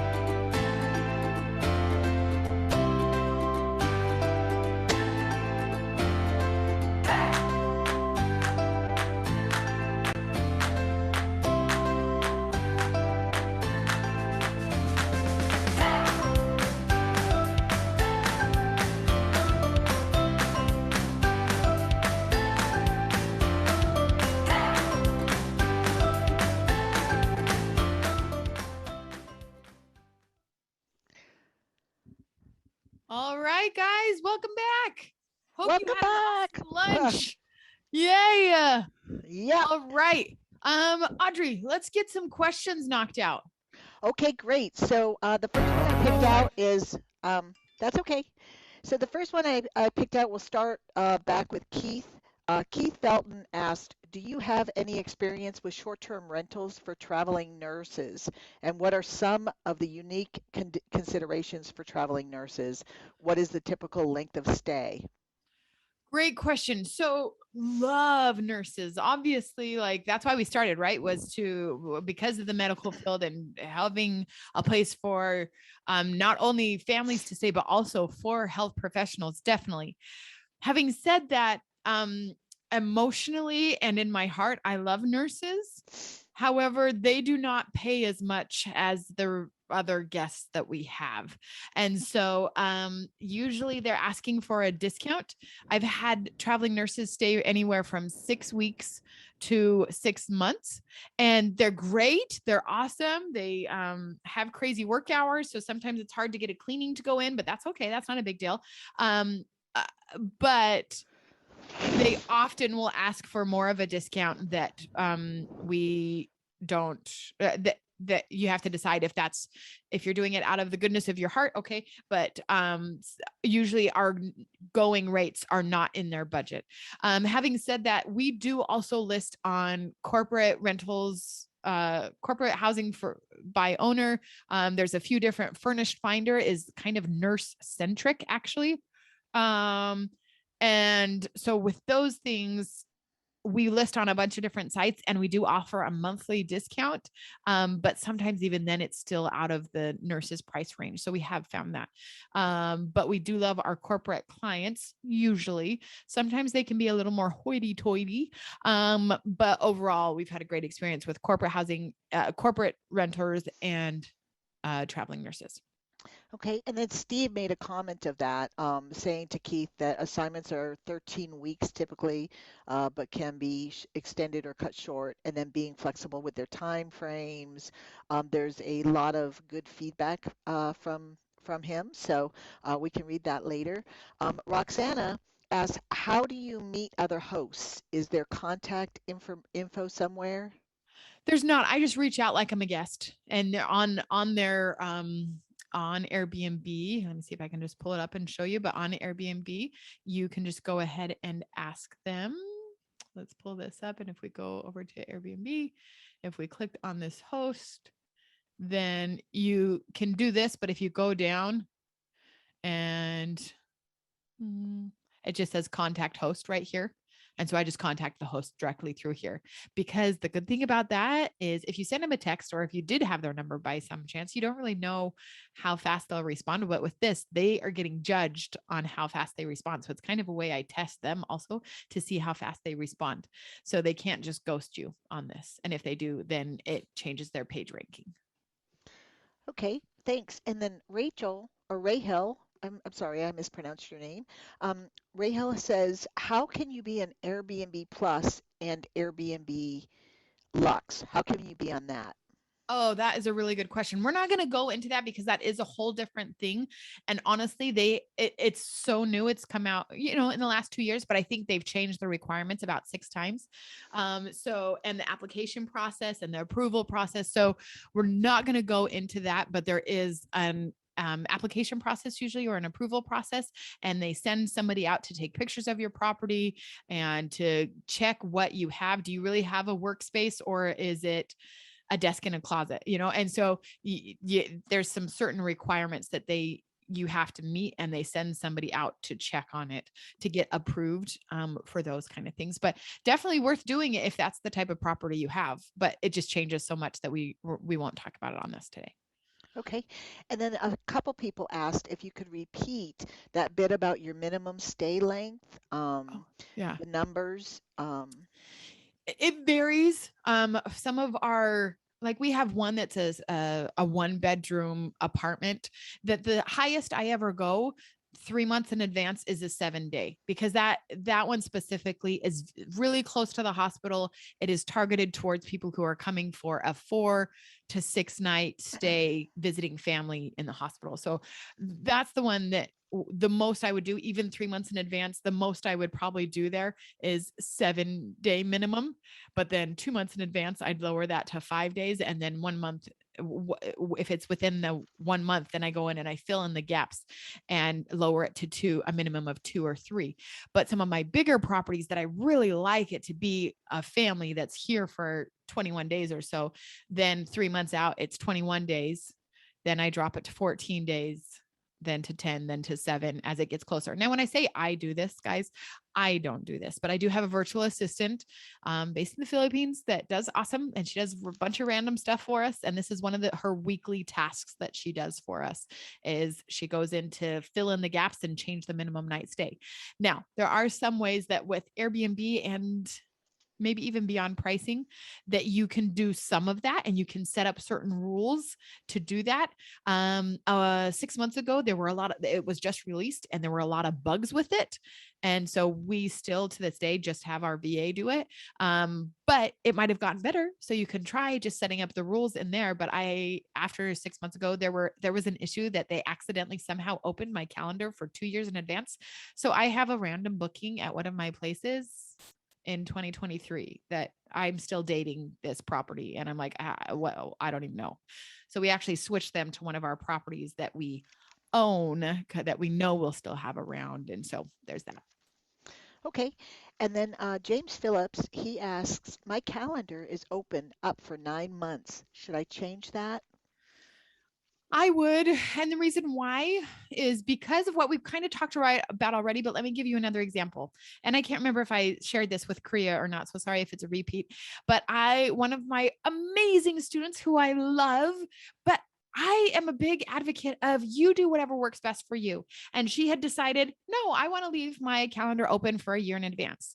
Now, remember how we just looked at how awesome dynamic pricing is, that it will know if your rate should be $175 or should be $350. Like, that's a big range for a nightly rate, right? So thanks to dynamic pricing, to know how many people are booking for Thanksgiving or for that Saturday when there's a big Clemson game or whatever it is, like making sure that it has time to track that. If you have somebody book now for 9 months in advance, if you just want people to book, then keep it open. But if your goal is to make the most amount of money that you can, then close it. And the reason why, unless it's like a beach house, if it's like a beach house or something that somebody would need to have it 7 months in advance so they can start doing promoting, if it's a corporate retreat location or if it's a family reunion location or anything like that, that's a different set of rules. But for most of them, you want it to be where the algorithm and the dynamic pricing has a chance to catch up. What I mean by that is this awesome student who had said, you're awesome, but I'm going to leave it open for a year in advance. Sure enough, like 11 months in advance, she got a booking and she was so cute and she's young and she's awesome. And she called me on one of our coaching calls and she said, I think I might've messed up because somebody booked for these 2 days and they said they're coming in for something called the Republican Convention. And they're really excited that they found our place just 1 block away from the Republican Convention. And I was like, and how much did you rent it for? And she said, for $97 a night. And it's a block away from the Republican National Convention. And I was like, oh, okay. We don't panic. Like, we've got this. And so we went through the process of getting that cleaned up, what to say with Airbnb, and got it cleaned up. She kept it closed. Come time for the Republican National Convention, she made $2,500 per night for 2 nights. So she made $5,000 for 2 days, right? Instead of the $100 a night kind of thing. So that's why I keep my calendar closed for out there, because who knows, if, I don't know, someone's coming into town, but they haven't even announced their schedule yet, that the algorithm's not going to know either. So you've got to give the algorithm a chance to see what other people are doing and be okay with having an empty calendar because you just opened it the month before, right? So you have to have that more flexible mentality, or we'll see how it goes. But Some people are like, no, I just want to make sure it's booked. My husband's more of the, let's just get it booked. I just want it booked, so he's more like that. So whatever works best for you. If you're asking my opinion, which I think you are, then yeah, I would close it. The most I would open it is 6 months in advance, unless you are a luxury property that people need to start planning more than 6 months in advance. Great, great answer. And then Beth asks, what are average nightly fees, service fees, and cleaning fees? And then a follow-up question, is the Airbnb service fee a set percentage? So for us, it's usually a set percentage. And so for the host, it's a 3% fee. For the guest, it varies between 5 and 15%. And that's based on the most random things. Like it's one person might be 12, one person might be 7. And it's just, have they booked before? How long's the stay? There's a bunch of things that go into that. So that's what that service fee is. What was the other fee that they asked about? They ask for the average nightly fees, service fees, and cleaning fees. Those are independent from Airbnb. Okay, so the service fee is the Airbnb fee. The cleaning fee is whatever you want to set it as. Okay, my cleaning fees are anywhere from $70 to $200. I stayed at an Airbnb. We went and did a beach house recently, and the cleaning fee was $1,000. Like that was more than the nightly rate. So they are really trying to weed out the people who aren't in it to win it, right? Like that aren't like there. So it had a great nightly rate. And then we went in and it's like, oh, that's $1,000 cleaning fee. But if you're staying there for 2 weeks, okay, that breaks up over time. And so that's the cleaning fee. The service fee was the Airbnb fee, and the other fee that she asked about. There was a third one. I think you already answered that. Okay, yeah, so it was just the nightly fees, service fees, cleaning fees, and then Airbnb service fee. So I think you answered that. Perfect. Yep. So then there's a lot of good tips from other members here on the chat. Look at our community. That's awesome. I know. So, but everybody can download the chat at the end of this meeting. I'm not going to go through that. But James, Steve said something about the dynamic pricing tools. So I just want to make sure that this is correct. Steve says to James and Max, with the dynamic pricing tools, you can also automatically charge a premium to book well in advance, so you don't miss out on those revenue driving events that pop up. So I just want to make sure, is that correct? That is correct. And that's a great point. Sometimes on Airbnb, again, Airbnb's goal is to get you bookings, not necessarily to get you the most money for your time. So they have early bird fees that you can discount. Early bird discounts, not fees. And I don't know why you would ever do that. Why would I ever yes, so you can have the peace of mind that it's booked, but I don't recommend ever using the early bird discounts. I don't want to give an early bird discount. Okay. It used to be that you might do that if it was for at least 21 days or something like that. But now there's other ways of doing that. So I would not do discounts, even if it is 2 years in I don't do early bird discounts. I do last minute discounts because then it fills in as we go. I saw that Beth asked what the nightly service fee is. That's just the nightly rate. It's not like an extra added fee. That's just your nightly rate. Okay. All right. And then Pat asks, what do you think about glamping, furnished tents, yurts in the backyard?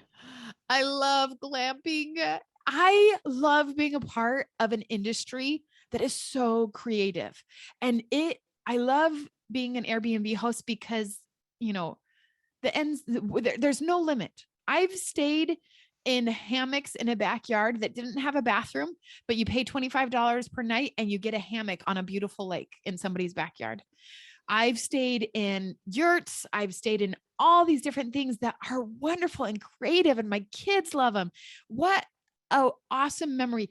One of the times that I stayed in a yurt, it was in the middle of Nebraska, in the middle of nowhere. And we were just doing our cross country trip that we'll talk about a little bit later, but that there wasn't really much exciting. I can't remember what we were even stopping there for. Maybe White Sands National Park. It's the newest national park, but it wasn't like a super amazing destination, but it is like a thoroughfare that people have to drive through, and there's not much to do there. So how fun to make our boring 2-day drive of just fields, and then you get to stay in a yurt in the middle of nowhere. And so I love it if the numbers make sense. Okay. It's also a great way. So right now we're doing tiny homes, and you can do container homes. I don't know if you've seen those. We're not going to have time to talk about that today. That's a whole different subtopic. Container homes, tree house homes, hobbit homes. Have you heard about hobbit homes? It's where the homes are underground. Hey, yes. So there's just all sorts. What we are doing right now with tiny homes are, I don't know if you've ever seen like the Amish built, sheds. Like we do a double lofted deluxe shed where it's a big shed. It's like 20 by 40. But you just outfit it and you put a little bathroom in there. You put a little kitchenette. There's a loft on each side you can fit a queen bed and a queen bed, and they just have to take the ladders up, but the downstairs is a living area. There's so much creative ways to do Airbnb. And I love that. I love that you get to use your creativity and you get to make some good money and have fun doing it. So my opinion on it is awesome if the numbers work. Great. Now with those, you need to make sure that you're looking, don't just go and look at how much it's going to cost to put in a yurt, right? Hopefully you're also looking like it could cost $40,000 for a septic tank, but the yurt you might be able to get for 5,000, so make sure you're looking at your utilities and not just getting excited by, oh, well, I could totally do, some of our tiny homes to totally pimp it out, like totally pimped out. Tiny home is like $40,000, which is awesome. But then you've got to figure out how close is my septic, or am I going to use compost toilets, which is a whole nother thing, which is awesome, but we don't have time to talk about. But long story short, it's awesome. Just make sure you run the numbers. Great. And Maddie, she has a question about, do you need to co-host multiple properties to use Guesty? Great question. I don't know what their current, so I kind of say that I don't know what their current regulations are, but let me tell you my experience. I feel like the first one, I don't want you to outsource it yet. I want you to figure out how to do it. I want you to know all the questions they're going to be asking. It's kind of like when you have kids. The first one, you're so excited, a little overwhelmed, a little tired, but you've got this, right? You've got this. And then you have the second one. It's like, I got this. But then number 3 comes along and you switch from a man-to-man to a zone defense. And it's like, what's going on right now? Once you get to 3 properties, that's when I highly recommend you getting a front desk agency. For me, when I started with Guesty, their absolute minimum was 5. I only had 3. And I said, I have 3 and I have plans of getting at least 5 more within the next 6 months. Can we do that? And they said yes. So as long as you've shown, yes, I have intentions of getting 5 within the next few months, I already have 3, then you should be good. But if you have 1, they're not going to, Guesty won't take you on. Good question. So I'm going through the questions just briefly, and I'm going to skip one and go back to it. But this one from Wendy is, I was hoping to hear more about the logistics of the agreement with the property owner. Can we dig more into that? I have 2 property owners that do not want to spend the money to restore their asset as needed. How can you work that into the agreement? I, as the host, will pay for the needed restoration of the property that we can go toward my rent. That's awesome. So the actual question is how to discuss it with the landlord. Is that correct? She wants to hear more about the logistics of the agreement with the property owners. So I don't know if that's part of this short boot camp or if there's more of an expanded version that we can talk about. Yeah, that unfortunately we don't have. We're going to talk about pitching to landlords a little bit, but we're not going to go through the exact contract and addendum. But I just added in a slide that we will talk about the addendum in particular. But that is definitely, I'm so sorry, but we're not going to go into detail on that today in the short boot camp. But that is a good question and very important to make sure that you understand the logistics. But it is mostly the addendum that we'll talk about in just a second. Actually, let's do it right now. Because that was a question from earlier. So let me just open this. The addendum. Okay, let me just make it a little bit bigger for you. Okay. The 4 more main points that you're going to have in the addendum, and this is not in your workbook, so if you need to take a picture of this, you can. Okay. But the 4 main things that your addendum needs to cover is that this overrides whatever's in the contract. Okay. That's just standard like addendum wording. Okay.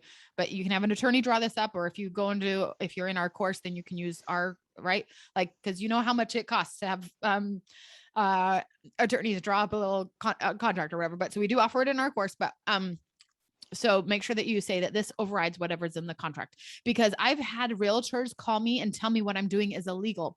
Bless your heart, realtors. I love you. It's not illegal. You just have to make sure that you have and I can say that because I'm a realtor, right? I'm not hating on realtors, but sometimes they think, no, the North Carolina state contract says this. Okay, that's great. Now I have an addendum that I put on that says anything in that is overridden by whatever I say in this. Like, you just have to make sure that you do it legally and the right way, and don't let people freak out. You're not doing anything illegal. You are actually letting this person know that there's something out there that's even better than they thought possible in just renting out their property, right? So you're not black marketing anything, guys. You're doing a great service. It's creating a win-win situation. Okay, so sorry, went off on a little soapbox there. Number 2, this addendum will acknowledges that the host has an intention to short-term rental the property, including and allowing the host, you, to make contracts with other guests, third-party guests, to the landlord gives the host permission to advertise this property online.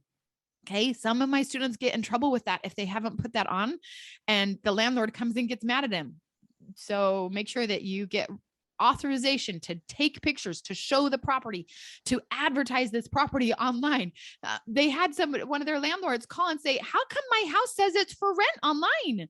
And they're like, well, remember how we talked about it? And they didn't really understand exactly what they had said, apparently. So in this contract, you need to have protection that they understand that, yes, you will be advertising this property online.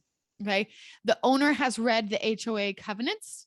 Okay. This is one that I'm a little more flexible on, because some people are like, I don't want to read that 80-page document. It's like, okay, you can change the wording to say host has encouraged owner to read the HOA covenants. Okay. But as long as you're trying to protect yourself and said, I don't know if you've actually read it and you don't want to sign that, but I've encouraged you to do this. Okay.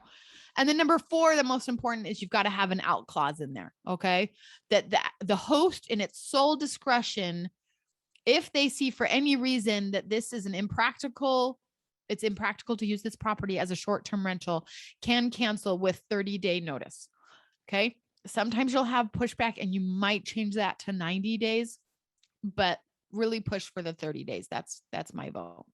So hopefully that helped, even though we can't go through but this is the main part of the addendum, because you're going to let them use whatever contract they want. You can use the NC state where it says it's illegal to sublet, right? But then you're going to have an addendum that says this one actually overrides whatever's in that one. Okay. That's how. So Raina asks, if your chair breaks and your guest breaks their tailbone, or they are cooking and cut off their finger, who's liable? You or the landlord or Airbnb or the company managing the B&B? This is such a good question. Not technically something that we were going to cover today, but let me really quickly address it. Okay. Insurance is 3 parts. Okay. The first thing you got to cover with insurance is your liability. I have an umbrella policy that I have, all of my properties, my liability is covered under this liability policy. Okay. And before I forget, you can reach out and go into our public Facebook group. And I just posted about this last week, which is the best insurance companies for short-term rental hosts in 2021, because they're going to be different for liability, for different things. Okay. So if you want to ask to join our Facebook group, then you'll have access to that article that I just posted. Okay. So liability, that's going to be for cut off fingers and broken tailbones and all that. Okay. Good examples, by the way. Those were good.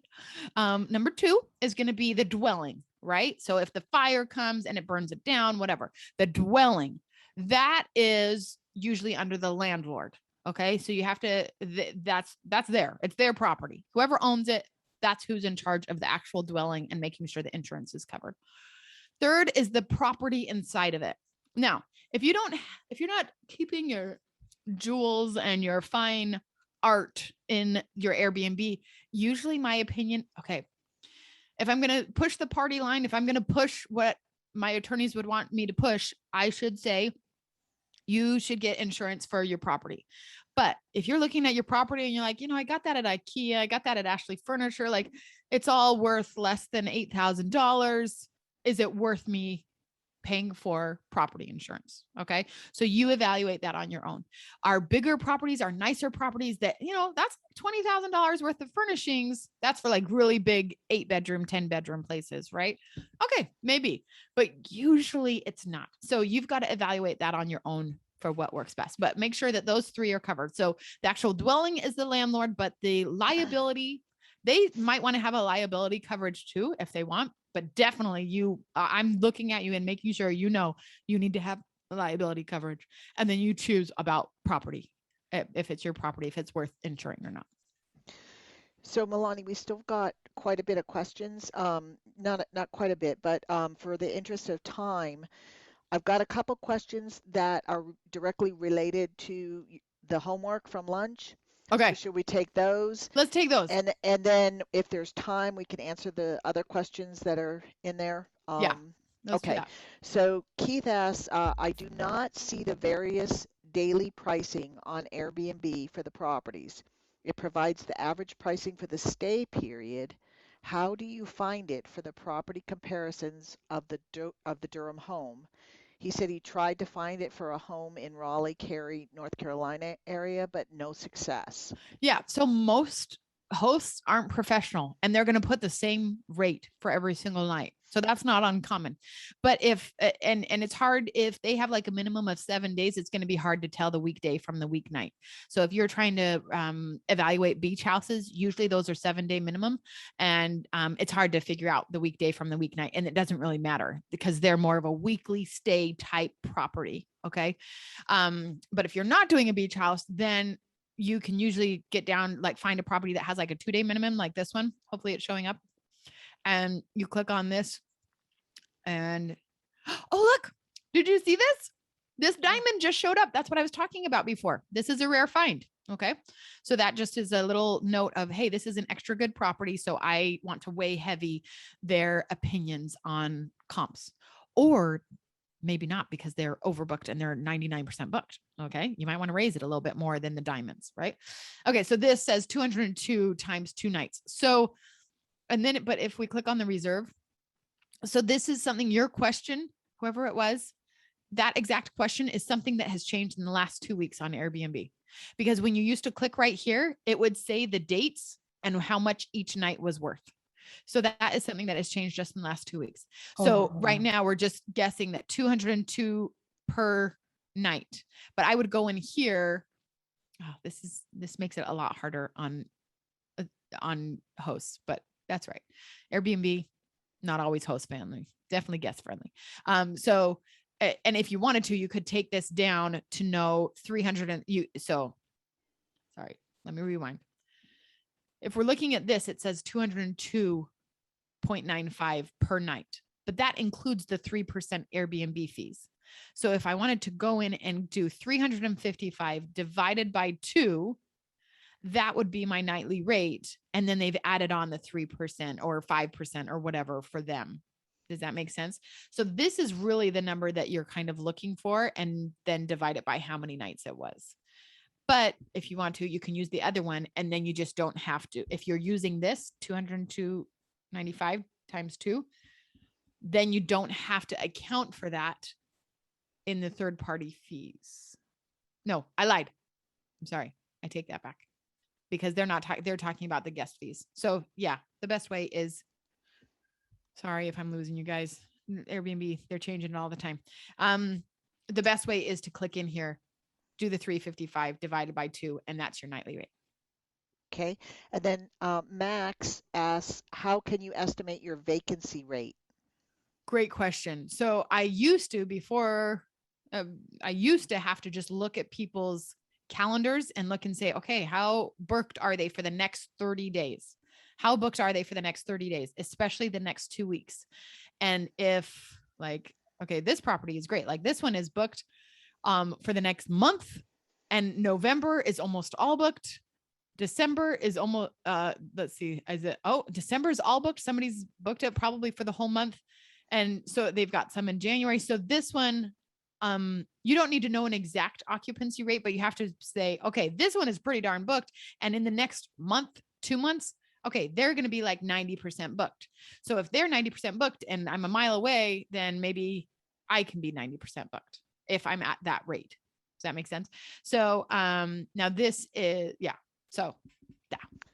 He expanded on this question and said, if it's his first property, especially if it's the first property, would you do the same? Yeah. Okay. So sorry, I should have finished. So looking at the calendars is how I used to do it, but now you go in and you look at this data.rabu and you can see, okay, this is what the other people are making at this rate. This one I have questions on. This is the outlier. Okay. You remember your stats classes. So this is the outlier. It says it's only occupied 37% of the time at $163 a night. So it's not like it's crazy high. Sometimes I'll see that for the $552 per night one, then it would have a lower rate. But this is an outlier that I'd want to go and find that one a little bit more. Oh, look, you click on the arrow and it shows you. How cool is that? Okay. So you get to go through and say, yeah, I do want this one as a comp. Or and you can go look up actually on Airbnb and you usually can find this exact property and look at it a little bit more. Look how cool. You can actually look at this property's exact calendar and what they're listed at and how much they're charging. Okay. So, but sorry, I digress again, but looking at the occupancy rates, you can get an idea of how occupied your comps are. And thus hopefully you are, even if it's your first property. Okay, so Milani, it's already 1:12, so Yeah. I'm gonna go ahead and let you do your presentation, Perfect. and Pat, we'll start with you if we have time for the questions at the Okay, end. sounds Okay? good. All right, so let's go back over here to hopefully you have done tab 1, you have your comps. Based on your research of your comps, you've figured out, okay, what's the highest I can make? What's the lowest? You've gotten a mid-level, and then you've decided, you know what? My gut tells me based on my wonderful half hour of research, this is what I might be able to launch at. I would feel good about launching at this. Okay. So if you go down, scroll down on that, you're going to see based on, and this is, you can see that when I made this was based on before we had data.rabu, because I used to calculate, okay, it seems like most people could be booked for 22 out of the next 30 days. Okay. So that's why those cells are even in there. So which would put us at a 73% occupancy rate. Okay. And the total cost would be 2,400. So if I'm at a 73% rate, then I would go down to this line 24 between the 70 and 80%. And I would be looking at these numbers, specifically the launch numbers. Okay. Specifically these launch numbers, because I look at the mid-level and the launch numbers, but like really focus on the launch numbers, because that's after all of your research, you know, the midpoint, you know, the high point, you know, the low point, but really focus on those launch numbers. If you also want to look and be like, man, if it does as good as that one comp or those two comps that were high, man, I could net $4,000 to $5,000. But is it worth it if it's as low as that lowest comp was? Would it be still worth it if I did made 1,200 to 1,700? Okay, these are kind of high. So I realized I didn't put any third-party fees. So I am going to put in a 7% third-party fee. Okay, so there we go. All right. Yeah, this is a little bit more realistic. Okay, so is it still worth it? Even if I just net $840 per property, is it still worth it? Okay. So is it still worth it? And man, it could be this. Okay. But then if you really want to look at what it is, yes, if I launch it, according to my research, then I could make this much. Okay. So hopefully if you've done that, then you should have that for property 1, 2, and 3. Everything that you've entered from, on those, you should have numbers on. Okay. Now, let's go over to tab number 5 that says breakdown. On the breakdown, this is whether you have the same property and you're trying to determine, is it worth rehabbing it or not? That's what we're going to dive into right now is at this launch point. Okay. And because most non-seasonal Non-vacation properties are going to, you want to be in that 70 to 80% zone, maybe 85%, but this is kind of we want to push our comps, especially you have multiple in that area. You want to be the comp for your other properties. So you're raising the whole market together. So you're going to compare these prices. And this just takes the mid-level that you were given and the launch pricing to kind of see. So this kind of gives you an estimate of, is this property better than this one? Maybe when you do this next time, property 1 is a 2-bedroom townhome. Property 2 is a 5-bedroom that the rent is like double what the 2-bedroom was, but does it make sense for your investment to be higher and still make more money? Let me show you an example. And Kriya, I think I showed this to you, so I apologize. Okay, here are some real numbers from one of our Airbnb accounts. One of our Airbnb accounts that I think has 14 properties in it. Okay, so 43,000 worth of bookings in August of last, just a couple months ago. All right. Now you'll see that the nights booked are 333 nights booked. There were 22 nights unbooked. And so we were at a 94% occupancy rate. I see that in my monthly report and I think, okay, let's go raise all the prices. Let's go push it a little bit because we're 94% booked, which is awesome. I owe a lot of that to our last minute discounts, because we do aggressively fill in the gaps 7 days in advance, 10 days in advance.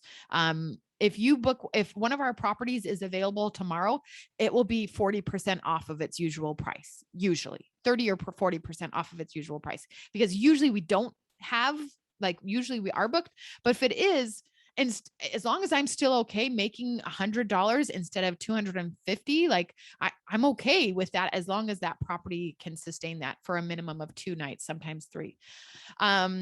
You have to take into consideration the cleaning fees. So of that $46,000, 3,300 of it went to cleaning fees. So here's an example of one of our properties. Okay, it's not super fancy. All right, it's a 2-bedroom townhome. And, but the inside we try to make as welcoming and homey as possible. And so for this property, I paid $1,200 in rent. The average cleaning fee for the last 3 months was $320. So that means how many different changeovers we had times $75 or whatever the cleaning fee is at that one. So $320. The utilities at that property for the average for the last 3 months is $220. And then other fees are $200. That's like our guesty fee and stuff. So our operating costs on this one was $1,940 per month. Okay. So the revenue we had was $3,605 minus the operating costs. So this 2-bedroom nets an average of $1,600 per month. Okay. Now remember, when I'm in my risk, I'm so scared, I don't want any risk. When I go to sign a contract, I have to know, okay, worst case scenario, nobody's going to rent this thing. Nobody's going to come in onto Airbnb and book it. But I have to know, am I willing to pay $1,200, which is the rent, times 12, in hopes that it's going to get somebody, right? Somebody. But not only did we get somebody, but monthly we're paying all of our fees and then we're making more than the landlord. Okay. The landlord is making $1,200 on this property, totally happy. If the air conditioning breaks, they have to fix it with their $1,200 that I'm paying them every month. Meanwhile, we are making $1,600 netting a month, right? Pretty darn awesome. And let me go to the next one. So this is another one. This is another property that I love. And the rent on this one is $2,500. So it's a lot more. If you're going to commit to a $2,500 rent, that's times 12. That's a big commitment, right? Our average cleaning fee is, and our utilities and our fees. So the operating cost on this one is average of $3,695 per month. But the revenue on this one is usually close to $7,000. Okay. Which means our net earnings on this property per month is $3,265. So people are going to say, well, should I do like a 2-bedroom? Should I do a 4-bedroom? And you totally have to run the numbers and you have to decide how much are you willing to risk? Are you willing to pay that $2,500 per month rent? Or you feel better to start with the $1,200 rent and then you'll work your way up to the other one. Okay. And this is, remember how we talked about earlier, that PPM. And I know some of you have reached out and maybe Audrey, am I allowed to put a link to them to apply to the PPM? Let me know. Text me if I'm allowed to do that. When I coach people, I work the best with people that have 0, 1, or 2, but they want to get 5 to 15, maybe 20. And some people go on past that and they want to get 100, and that's totally great. Same principles apply. But my bread and butter is if you have 0, 1, or 2, and we want to get you to 5, 10, maybe 15, and then you'll diversify. You'll figure out what works best for you. But then if you want to, you can also get some of the different levels. Okay. So last year, we opened 5 new properties in 10 days. And one of the things we talk about in our course is how we highly recommend it. As soon as you have the contract and you know that you're moving in within 2 weeks or whatever it is, then before you even get the keys to the house, you're putting them up on Airbnb. And before we even had the keys to that property, any of those properties, we had $15,000 in bookings. Okay. So we get the contract. We usually open 10 days from that time, maybe 14. And the day before we opened these properties, we already had $15,000 worth of bookings, which more than covered our rent for the next month. Right. And this was at a time, remember when we had talked about our dream day, that our business was running so that we could pack into our minivan, like my dream, and we could go across the country with all 5 kids, staying in hotels and Airbnbs, and go to national parks and bike the Golden Gate Bridge and see random quirky places that not everybody wants to go to, but it sounded really fun to us. And it was a dream. I had many. So of the last 10 months, we've spent 5 of them on the road. And I wouldn't be able to do that if I was flipping houses. I wouldn't. There's no way I could. And because I've able to set up a system, I still work. I still work anywhere from 5 to 10 hours on my Airbnb business on the road, me or my husband. Okay. Cause he kind of runs a lot of that now.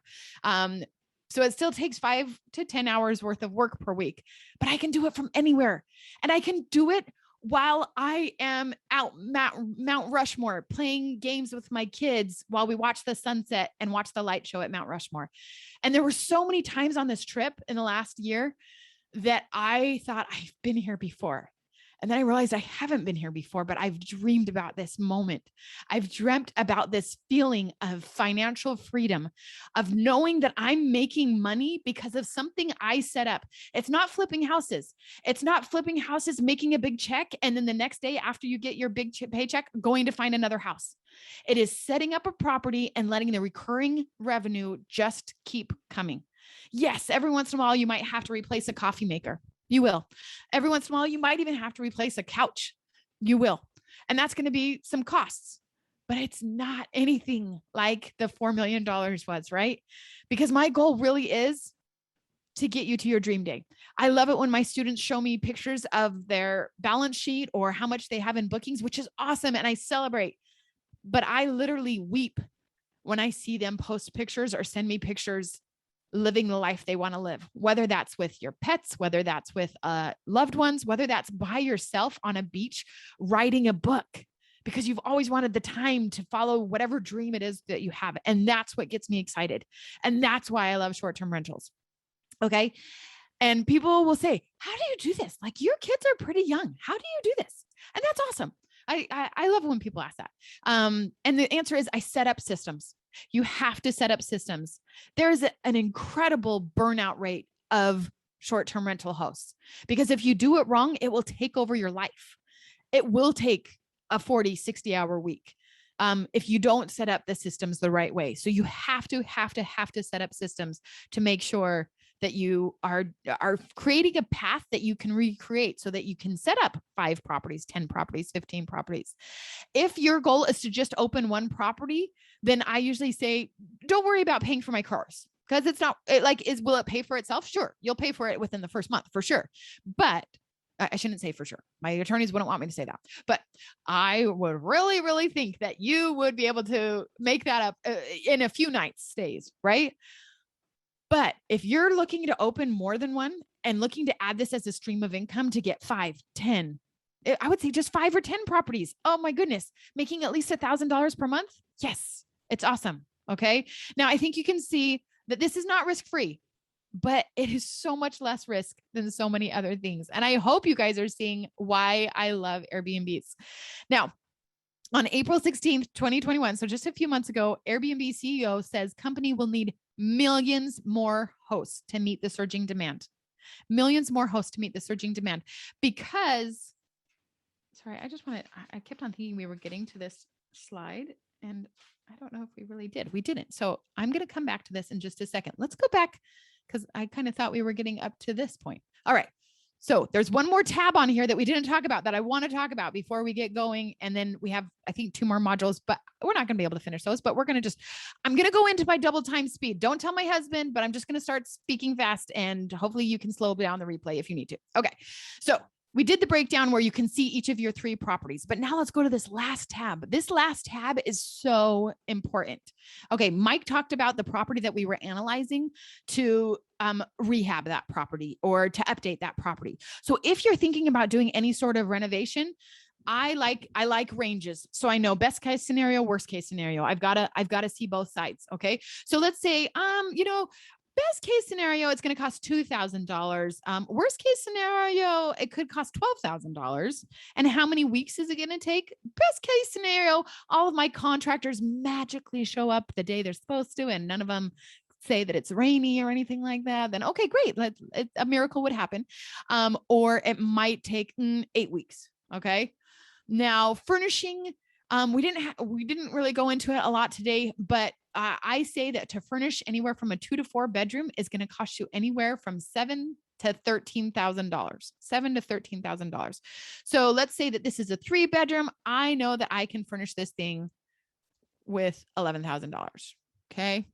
And you might even be able to do it with 8,000. Okay. It depends on if you have any relationships with furniture places, if you want to be a bargain hunter and go looking on Marketplace.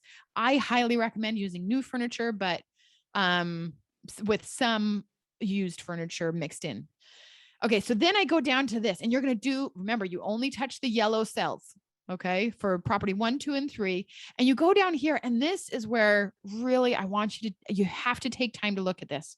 Okay. So at that 70%, because we think we're going to be 70% occupied. Okay. So at that 70% line, maybe that 80% line, I know that it's going to take 4.97. And I'm even going to highlight this because we might get up to 80%. It's going to take me anywhere from 4 months to 8.8 months. So we'll say 4 to 9 months. That is a magic range. Everybody's going to have their own magic range, but me personally, I do not want to get a property that I might be in a lease for 12 months and I won't even pay it off until month 14. Ugh, bah, yuck. Okay. But if I can maybe pay this thing off in 5 months, 6 months, 8 months, it's definitely worth it to me because I get to keep that furniture. And even if I break up with this landlord, I'm going to move that furniture to the next place. Okay. So make sure you know how long before you get to start putting that money towards your Disney World fund or towards whatever your dream day looks like. Meaning, when I set up 4 properties in 4 months, like the first time that I did it, the first 4 were in 4 months. And at that time I did use some 0% credit cards to get the furniture, but I was so determined that they had to be paid off within 6 months because I had to make sure that I wasn't just paying interest. I didn't want, I was so sick of interest at that point in my life. And I didn't want to be carrying that for so long. So when you're opening multiple properties, you've got to make sure that you know that your first 5 months are all going back to paying off what you started. So when people say, oh, I'm so excited, I really want to start making money like next week, you are going to make money, but you've got to, I don't want to give you false hopes that you get to go to Disney World next month. It will take months to pay off your startup costs. But once you've you've paid off your startup costs, then, ooh, baby, it's going to be awesome. So I hope that makes sense. Okay. Then we come down here and we've already kind of looked at that because that's the same as above. So that should hopefully explain this whole spreadsheet. So is it worth rehabbing it or not? I don't know. You have to look at the comps of the used stuff versus the new stuff and how much renovation it's going to be. Now, if this is something that you want to, like, for instance, Mike, if this is a upgrade that you're planning on making anyways, and you know that it needs to be updated, then yeah, for sure. So then it would be okay if it took 14, 18 months to break even because this is your property that you're investing in. So that's kind of different. Okay. So now let me go to this one. People always ask, well, is it getting too saturated? Is this market getting too saturated? And the answer is, it depends on your market, but 95% of the time, no. Okay. And even that last 5%, it's not saturated for every type of house. So even in, like, let's say, Boston. Okay. Boston, I feel like, was starting to get a little bit saturated for 1 and 2 bedroom condos for a little bit. But if you do something different, if you do an Airstream in Boston, oh my gosh, people eat that up. If you do you're like, oh, well, I still have a 2 bedroom condo. That's all I have. Okay, great. What's going to be the theme? What do people come to Boston for? Are you going to deck it out as a marathon place? Are you going to do it very historical because families are coming to do the Freedom Trail? So if it is saturated, it doesn't mean no, you can't do it. It means you have to do something to stand out a little bit different. Okay. So just want to make sure that we cover that.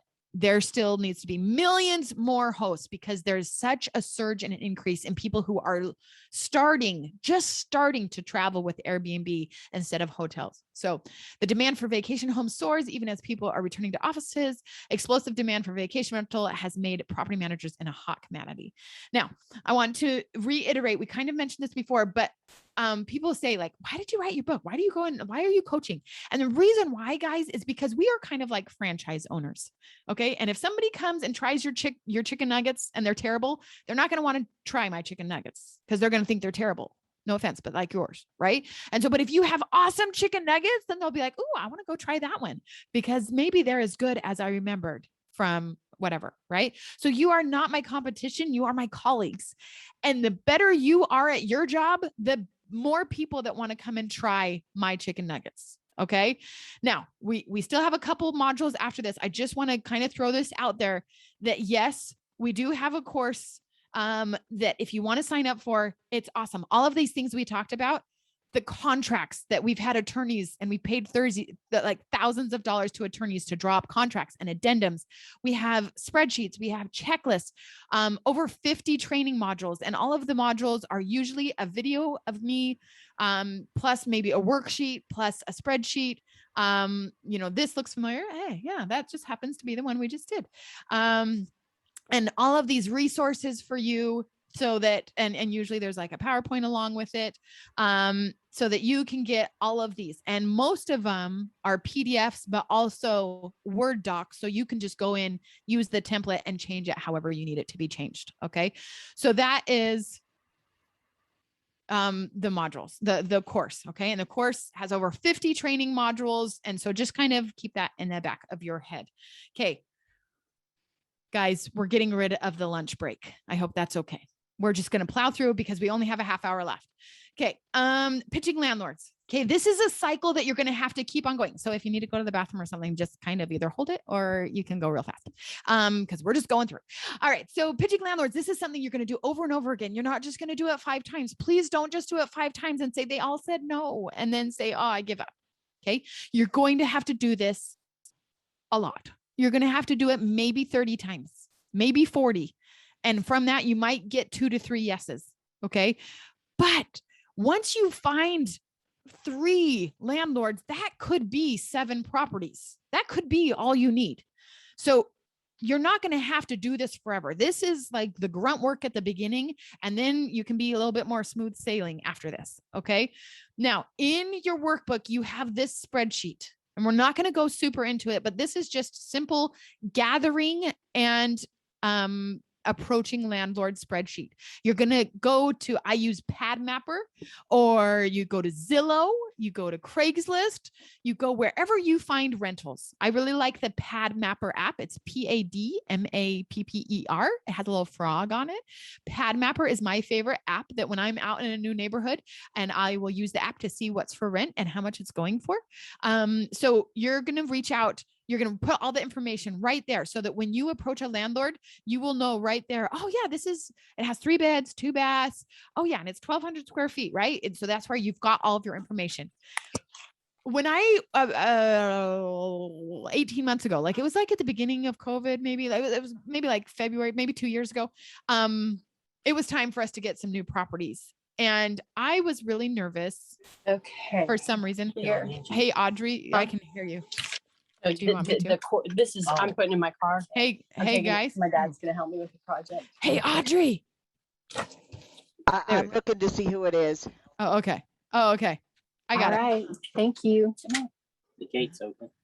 Oh gosh, buddy, Okay. come here. We're Come here. going to keep going and pretend like you don't Yeah. hear All right. whoever I'm that closing is. the door. Bye. Oh, I feel bad for them, whoever it is. Okay, so we're just gonna pretend like it's not happening.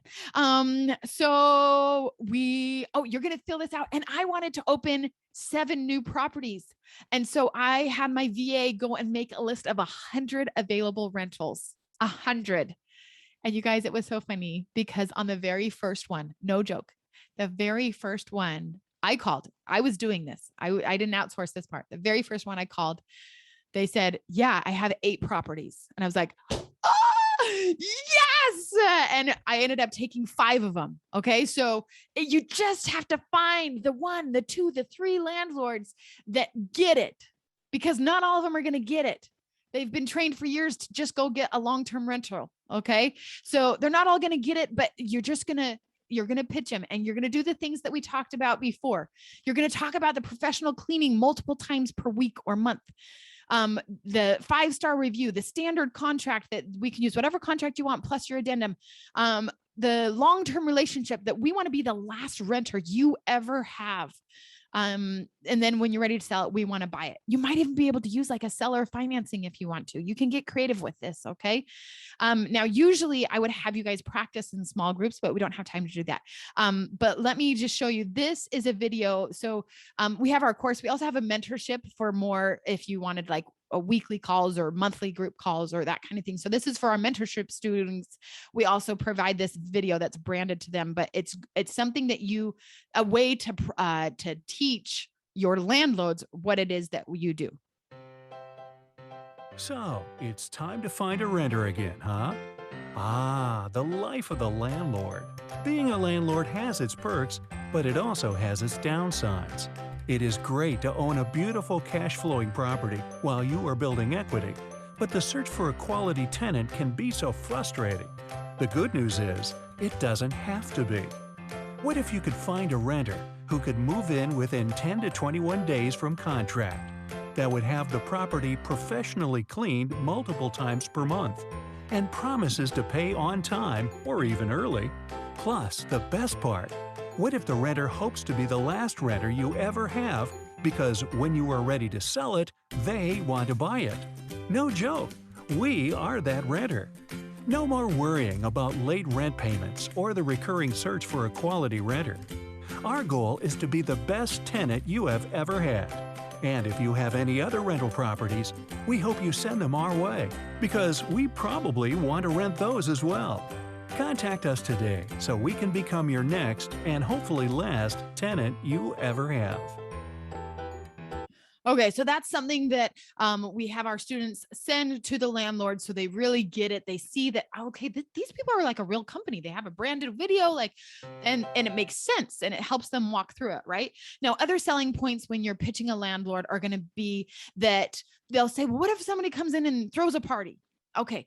We are like any other renter that you're going to have. You took a security deposit, and just like when I used to rent houses, if my kids drew all over their wall, we were either going to have to fix it or take it out of security deposit, right? So we as a tenant are agreeing to bring it back to you, except for wear and tear, the same way we found it, or you can take it out of our security deposit, right? So just let them know if something needs to be patched. Well, we hope that we have this property for 5-10 years. So yeah, we'll fix it. Like that's on us. Right. So make sure that they know this is just like a regular landlord tenant thing. Side note. Okay. Maybe this is why we're running late, is because I have too many side notes, but it always makes me laugh when they're like, yeah, what if they throw a party? And I'm like, y'all, I just threw a party last week for 15 9-year-olds. It was a hot mess. And there were like Nerf guns everywhere. Like it was crazy. But I could be just a regular tenant and still hold a party, right? Like how come a regular tenant, like no matter what, a regular tenant could hold a big rager There's nothing in your agreement with a regular tenant that says they can't hold a rager. So like, I just don't understand that. But you still have to walk your landlords through it and just let them know we will bring it back to you the same way that we found it, right? You also let them know if there's any other properties that they have, because one thing that landlords hate is having to find new tenants and screen them and do credit checks and everything. I don't know what that one is, but we can share our professional photos with them if they want. Low appliance usage. Okay. This one is like, to me, doesn't really matter, but some landlords are really worried. Well, that, there's going to be people coming in and out and using like the washer dryer and the fridge. And it's like, yeah, but if you had the same person living in there every single day, they would run the dishwasher every day. This is even less, because how many times do people actually use the kitchen? Not very often, right? They say they do. They want an Airbnb, so they say that they want to cook, but they usually don't. And they're definitely not going to be cooking like Thanksgiving dinners every single night, right? Because it still is a travel place. All right, we're not doing this. All right, we don't have time for that. Oh, moving on. Okay. All right. So hopefully you would be able to take a time to practice that. You're going to practice it. And with, if you see somebody on this call that's in your RIA, then reach out to them and have an accountability partner. Practice in the mirror, practice to your husband, practice to your dog, because I really do think that it's important to practice your pitch and get feedback on it. I'm trying to decide, is there anyone? We've got a couple minutes. So I'm trying to decide if we should do this. We're going to do this because one of the other modules is almost all written in your workbook so you can read it. Is there anybody that is feeling confident enough that would like to try to do a pitch with me? And I will be the landlord and you can be the tenant. If we don't have anybody, then we'll keep going. I'll try. All right. Hey, you've been my buddy on here. Thanks for having your video on so much. I'm trying. Yeah. Tell me your name. Nitya. Nitya. Okay. Yeah. Nitya. Hey, you've had some good questions too. So thanks so much. All right. We're going to pretend to have this call. And then afterwards, if while you're talking, I'm writing things down, it's because I'm lovingly critiquing you. Okay. And then we're going to talk about it afterwards of what things I would do different. Okay. So you call me, and remember, you're going to start by saying how perfect the property is. You're going to ask me questions to get me engaged. Is this a 2-bedroom? Am I looking at the right one? Do you have a washer dryer? To get me to engage and invest myself in this conversation that you are seriously renter. Then you're going to talk about how perfect it is, and you're going to keep it clean. You're going to those kind of things, and then you're going to ask, hey, is it okay if I tell you a little bit more about us? And then you tell us what you do of arbitraging. That you don't need to use that word, but that you will be renting it out. And then I might have some questions. Okay, are we ready? Yes. It would be cool if I had like a cool ring right now, but I don't. So ring. Hi. Hey, I'm calling about your listing your property for rent at 123 Street. Yeah, 123 Main Street. Yeah, that's right. Oh yeah. Hey, this is Nitya. I'm interested in that home. It's a 4-bedroom, correct? Yes, 4-bedroom, 2-bath. 2-bath. Okay. Does it have a half bath? Yes, you're right. It does have a half bath. Okay, on the main level, right? Yes. Okay. And the 2-car garage. Yep. Fence backyard. Mm-hmm. Yes, we just put that fence in last year. Nice. It looks like you got stainless appliances in there. Is that all correct? Everything looks pretty new. Yeah. No, we put a lot of money into it. It's my baby. Nice. And is that available now, or is that coming soon? In 2 weeks. It's available in 2 weeks. Okay.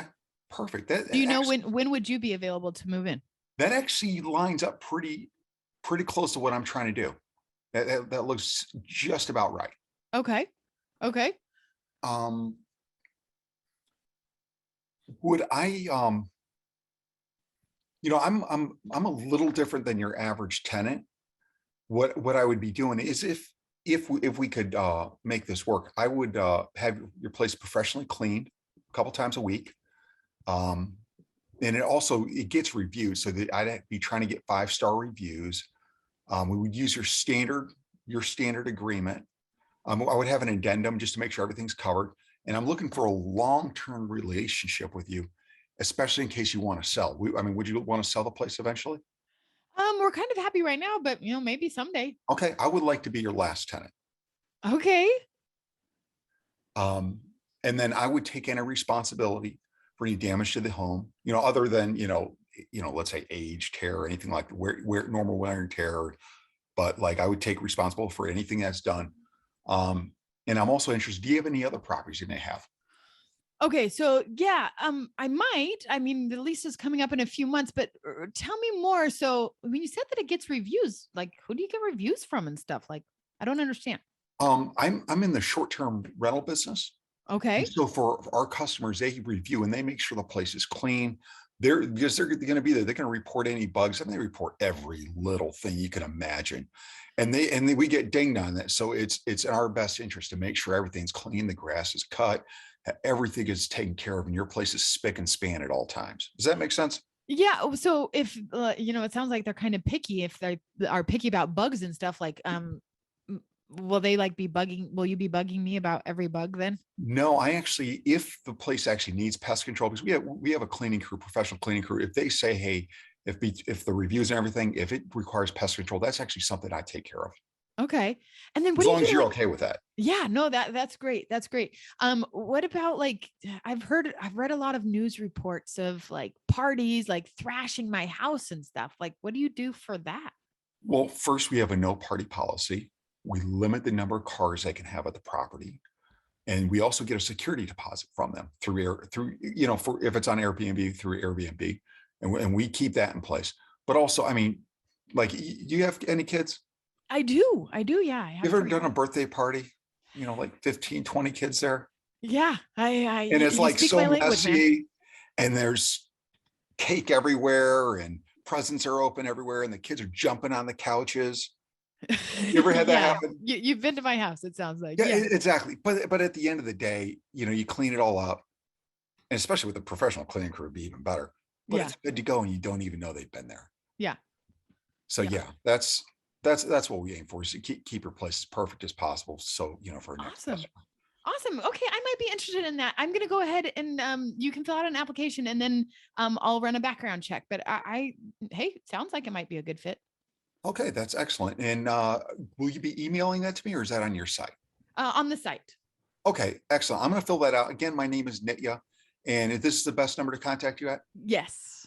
Perfect. Thank you so much. Awesome. Have a wonderful day. You too. Bye. Nitya, you rocked that. I've done so many of those, and that was definitely in my top 3. That was so good about this. Okay. So a couple of things real quick. And I want to make sure that I understand. You did a great job using the term short-term rental. Don't ever say the words Airbnb. Okay. I love short-term rental. I loved how you use that accurately. If you say Airbnb, they think of news stories they've heard. If you say short-term rental or corporate housing or different things like that, then yes, it all, means the same thing. But you did a great job to use short-term rental, which was awesome. The no party policy, you can even say we take a security deposit from every single guest for $1,000, because just in case they do break a mirror or something, and even then it's going to be my property. So you want to use an example of something that's yours, and of course I would pay for that, so. And then we would make a claim and get that money back from them, and then we would fix it. But let's say there is maybe a hole in the drywall, but we've got a team of guys that will come in and fix that. And that's what the security deposit's from. And honestly, you won't even know about it because this is the property that I'm renting from you. And I don't want to bother you with such things. Okay. So you're making it really easy on them. You might also, for some of your nicer properties, if you can tell they're kind of stuck on that, then you might say, if it's actually okay, we usually prefer to install a Ring doorbell, because that is a way that we can track who's coming in and out of the property. And so, $200, whatever, it sometimes it's worth it. Right. And so if you say, I'd like to put in a Ring doorbell, usually they're going to be like, yes, thank you. So that if they get kind of stuck on that. And then also the move-in date. that's a huge selling point. If they're like, yeah, they're moving out in 10 days and we're trying to get it painted and then maybe open it in 14 days or something like that, say, we'll be ready whenever you are. We just need at least 10 business days to get all of our furniture lined up. So, or whatever it is, you can be as flexible. If you have the furniture, then move in 7 days and just say, we want to be as flexible as we can for you to make it easier on you. And so whenever you want us to move in, we're available. So play up that as well. But otherwise, I have one more note here that I don't understand it, but that was really, really so great. So definitely awesome. Everybody show some love in the chat because he really did so great. So thank you. Thank you. Okay. Ooh, Nitya. Okay. Real quick, let's go through. So we've kind of talked about the modules a little bit. Just 1 second. Okay. So we're going to go through that. Okay. So we talked about how in the course, it also includes the contracts. This is your short-term rental contract, but it's also your arbitrage addendum and a cleaning team contract. You need a cleaning team contract in place. Otherwise, if you have your cleaning team that doesn't show up, you need to have a contract in place so that they pay for they come out and they clean it within an hour if that happens. And they give you your next cleaning for free. This is one of your employees that you are going to be sending them a lot of work. Okay. Depending on how many properties you get, they need you a lot more than you need them because there are other cleaning teams in the sea, right? Now, finding a good one is hard, but the way that you're going to find a good one is by making very clear your expectations. And so you need a cleaning team contract in place, the co-hosting contract. Okay. Other things that are included are the templates. This is the landlord email, the scripts I use on the phone, the guest messages how I communicate with all of my guests. Checklists. This includes your shopping list. Okay. Our shopping list, you don't want to set up a property and then have to go back to Walmart like 20 different times or have guests be like, yeah, there's no water pitcher in here. There's no, wine opener. There's no blow dryer, just all of those little things, right? So that you are setting this up. My goal is when I set up a property, I get it under contract. We usually open it 2 weeks later. The 3 days before we open a property, before I even get the keys, everything goes into my living room. Everything goes into my living room. Like I open the door and Amazon boxes are stacked up so that I can't even get past, right? So the 3 days before, everything gets unwrapped and put in our living room. And then on moving day, we are in and out. One time I don't mean to brag, okay, but we got the keys and had our first guest come in within 36 hours. Okay. We got in, we did not want to be paying for nights of just letting it sit there while we're taking time furnishing it. Right. We get the stuff in, we get it all set up. We go to the store to get any curtains or anything that we might have need to adjust because the colors were off. So we go and do that. The next day we have the cleaning team come in to make sure that everything is good. And then we take photos. And then that day we have somebody moving in. Now that is sometimes cray cray. And my mom says, yeah, I don't do it like you. And I'm okay with that. Okay. So if you want to take 5 days, maybe 7 days to set it up, but please, oh, please do not take longer than a week. You can get your stuff moved in and get that thing up and running. So when I got the contract 2 weeks before I even got the keys, I listed it on Airbnb and I started getting my bookings. Okay. So the move-in checklist to make sure that you're getting everything done, check, so you can get this thing up on the market and start it to make money. Okay. Your inventory check-in. Every quarter, you need your cleaning team or you to go in and do inventory of your sheets, of your towels, of the coffees, of the snacks that you provide, of the toilet papers, like all of that inventory to make it so much easier on you or your team, whoever it is. Okay. The tools and the analyzers. This is for, we just used one of these in how to run your comps. And we have one that helps you do your setup costs so that you can very clearly say, it's a list that has like sofa bed ranges from this amount to this amount, or, coffee caddy this much. And so you go through and you see, okay, how much is it really going to cost to have me set this property up? And then let's see. Access to our Facebook group. There, we have 2 different Facebook groups. We have a public one and a private one. And one of the bonuses that we have for today, which I am super excited about, is we did a summit in May, and it was so good that we redid it again. But so this is a recording of that summit that goes through all sorts of different things. If you've ever heard of Christy Duckett Harris, she talks about how to use creative financing, how to use subject to, and owner financing, a bunch of different things with creative financing.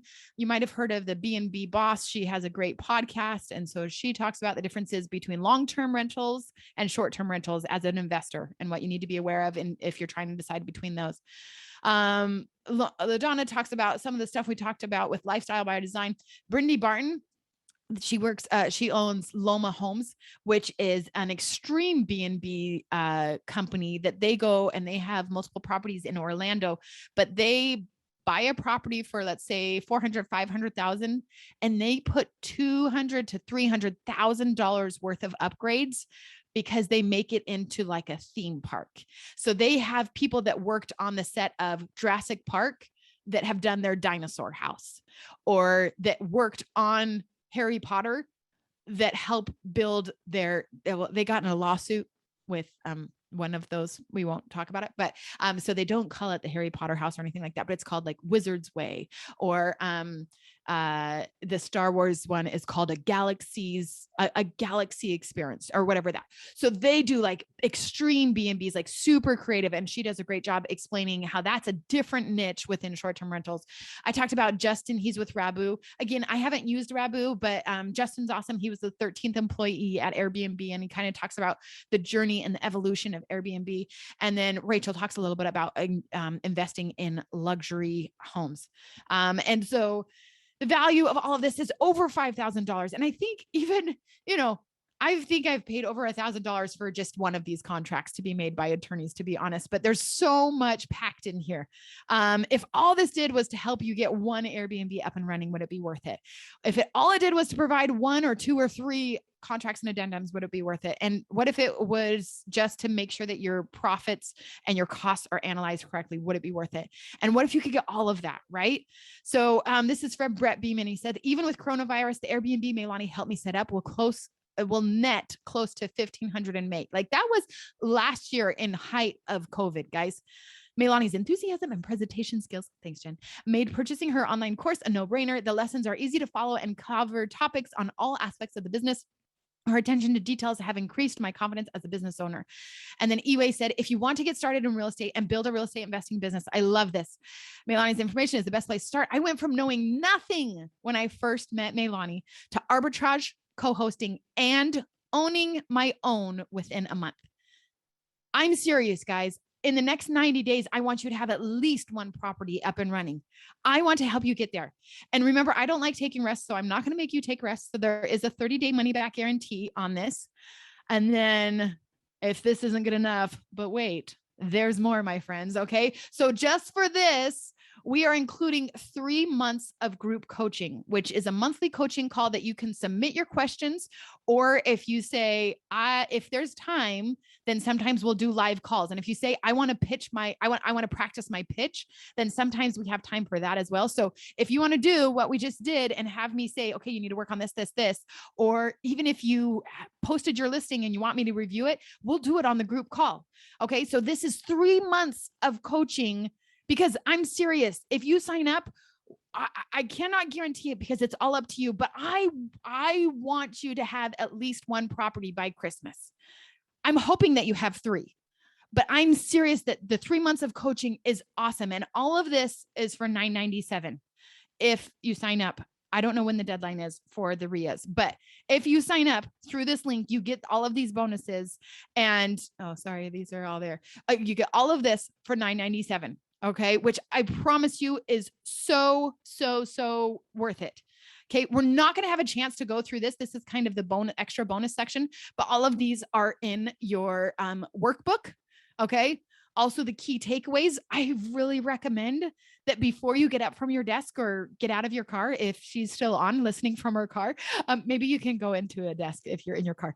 But I really recommend taking time to sit and think, what are my key takeaways? What am I going to do? I hope one of them is to sign up for the course so that I can help and I can see you in the Facebook group and I can see you on the group calls and that we can help you get your first, second, third, hopefully within the next 90 days before Christmas. Okay.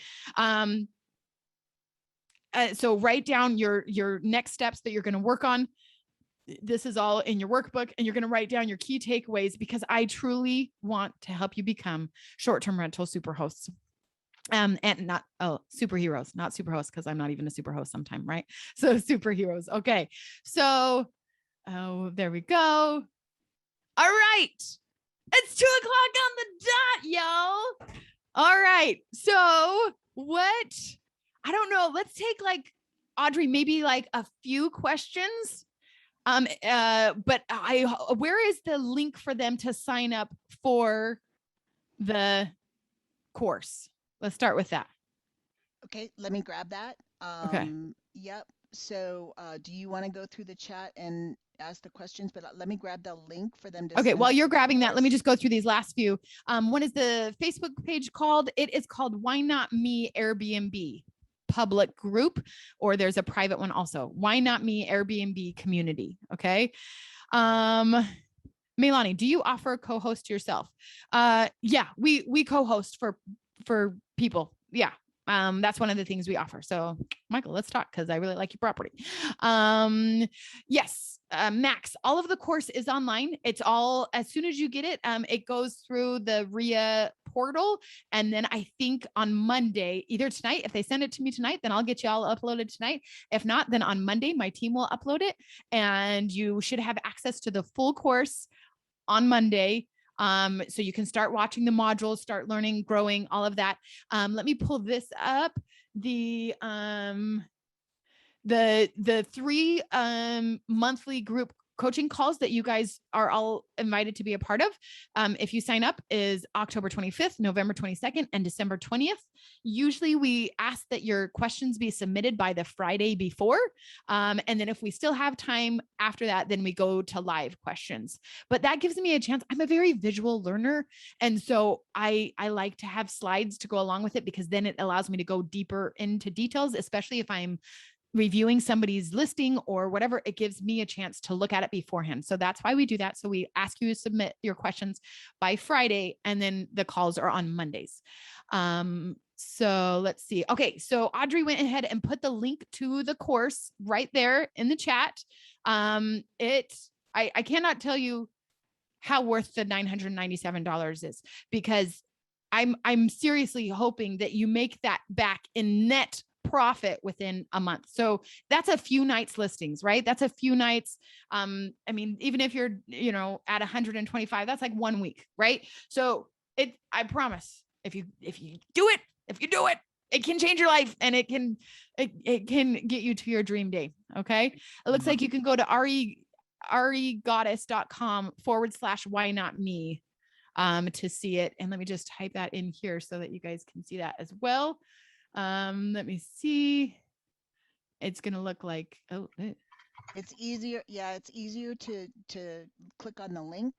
Okay.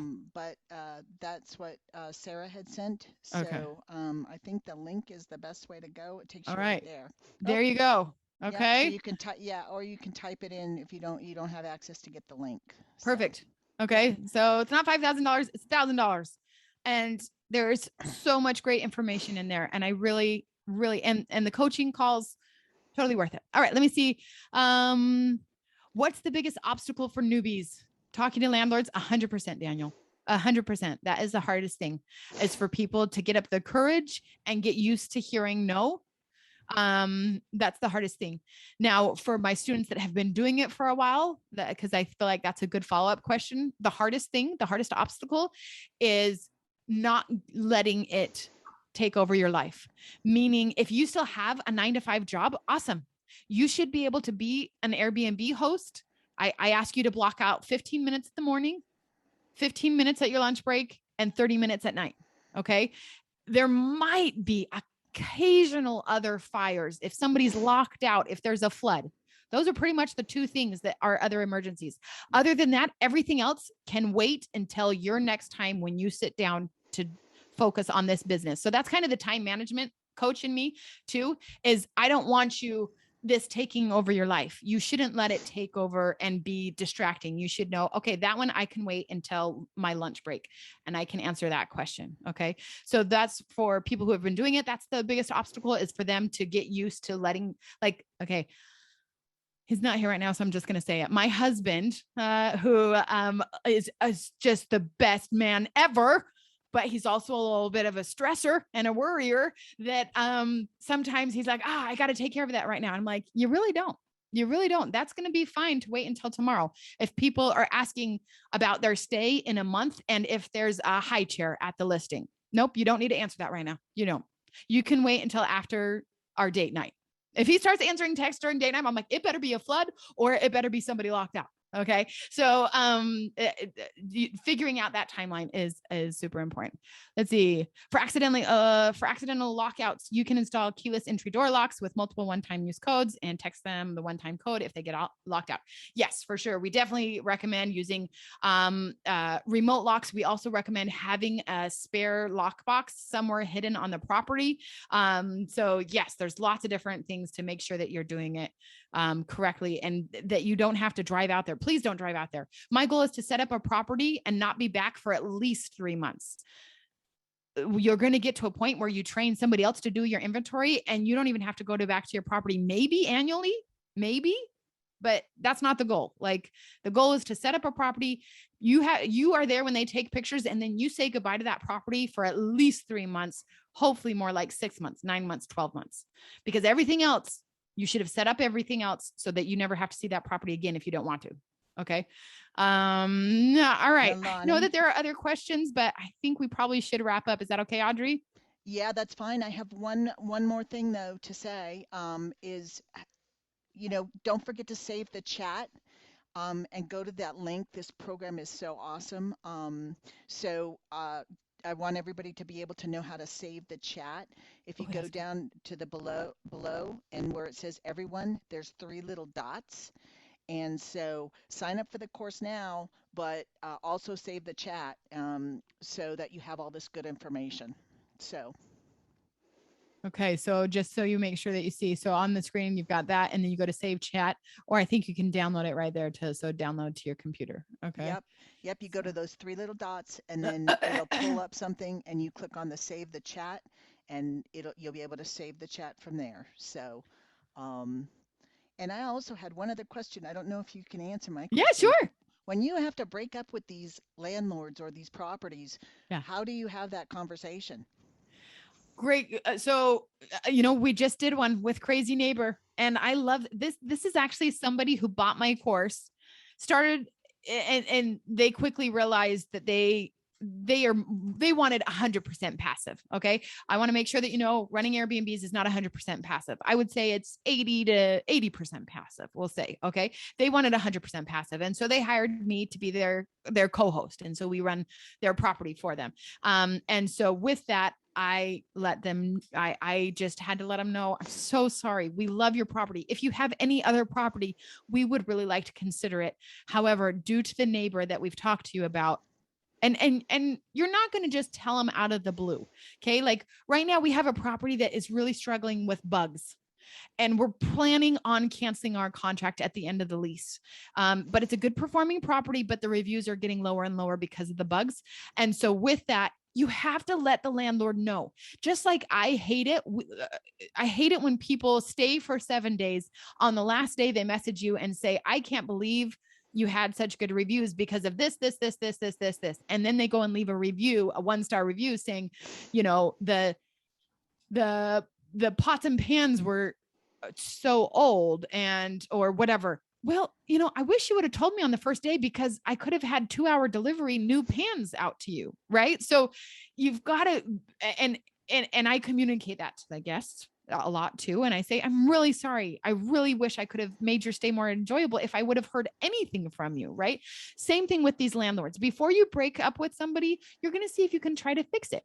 You're going to say, hey, we have been paying for a pest control company for every quarter, and we get them in sometimes monthly. It's just not cutting it. So it needs a deeper clean. We think it's because of the neighbor that we share a wall with, and just wondering, would you be willing to to help pitch in for doing a deep bomb of the pest control issue or something like that. So you're going to let them know that there's issues. And then when it's time to break up, you just have to rip off the Band-Aid and say, I am officially activating my rights in the addendum. So we will be out of the property in 30 days. Okay. And it's just as easy as that. Thank you. And then the other thing is, everybody, you're getting such good comments. People are saying thank you. I say thank you. This was a great training. I want to make sure that everybody understands in this Airbnb bundle that they're going to receive the complete course curriculum, the contracts and addendums, the templates, the landlord letter, checklists, analyzers, access to exclusive Facebook groups, plus bonuses, the 2-day seminar, and then the 3 months group coaching. Have you lost your mind? This is awesome. It's going to be awesome, you guys. I don't see you as competition. I see you as colleagues, and I want to be a part of your journey. I want to be a part of you finding the bridge before your avalanche. So if there's anything I can do to help, Alondra, hey, my new friend. That's right. Thanks so much, guys. It's great to meet you guys. I would love to talk to you more. Hopefully it's in the course. Hopefully it's on the group coaching calls. And yeah, hopefully I'll see you soon, and hopefully it's in the course, and that's it.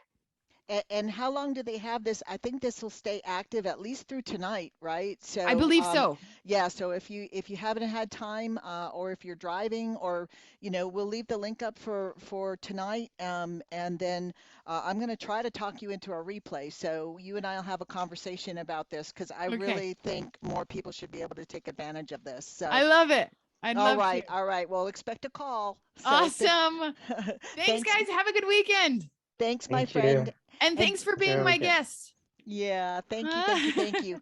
And don't forget, like I said, don't forget to save the chat. Thank you everyone for participating tonight. This was great. It's so good to see the friendly faces from around the community, right? So, totally. Yeah. So thank you so much. Thanks everybody. Thanks, guys. Thank you. I'm going to give you a few minutes to go ahead and download that chat. So, and if you have any questions, just ask. Thank you, Milani. Thanks, guys. Thank you.